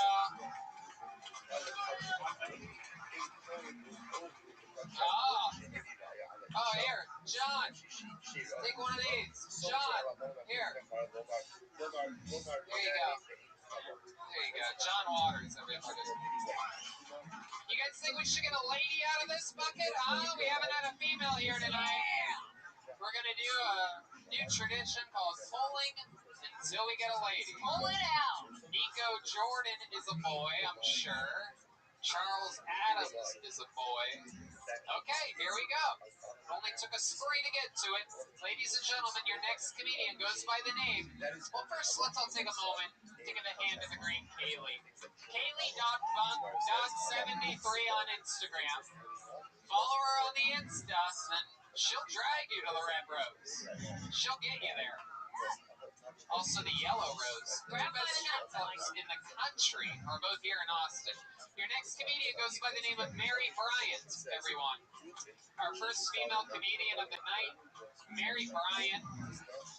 We had a wild time last week with the ladies. Here she comes. A nice steady pace. Yeah, I like Mary. this. She seems confident. I like this. Rolling. How about one more hand for Mary Bryant, ladies and gentlemen? Hello, Austin. Let me just tell you, there are some beautiful people here in Austin. Yes, I love it. I just moved here on Friday. Yes. I came here to get sober. It's funny because the worst drunk night I ever had was at my brother's wedding a month ago here in Austin. And ironically, I came to the town that I got the most fucked up to get sober. So, I also moved here because I've been a COVID refugee at my parents' house since March. And it was time to go. On top of that, my grandma moved in. I hate my grandma. She was really rough. She was terrible to me as a child. She gave me a lot of shit. She moved into my parents' house. She's incontinent, and I just got sick of her shit. So I left. My grandpa did die. My grandpa died, that's why she moved in, and he needed blood before he died. That would have saved his life, and none of us could remember his blood type. And he was so inspirational. He kept saying, be positive, be positive. And I just thought that was so inspirational, and I live by that now. Wow, Mary Bryant with a great set. A great set. We had a rough time last week. No, you didn't like it? I thought it was just a story. I didn't. You're not smart enough to get the jokes, you dipshit. She covered four different subjects and ended on a smart joke. The incontinent joke, loved it. I am gonna be sad when you clearly die of an alcohol-related incident. No, you know how a place to get sober. You're gonna be shitting your pants like grandma in no time. She's the reason I'm an alcoholic. It was her trauma that induced my alcoholism and What was her trauma?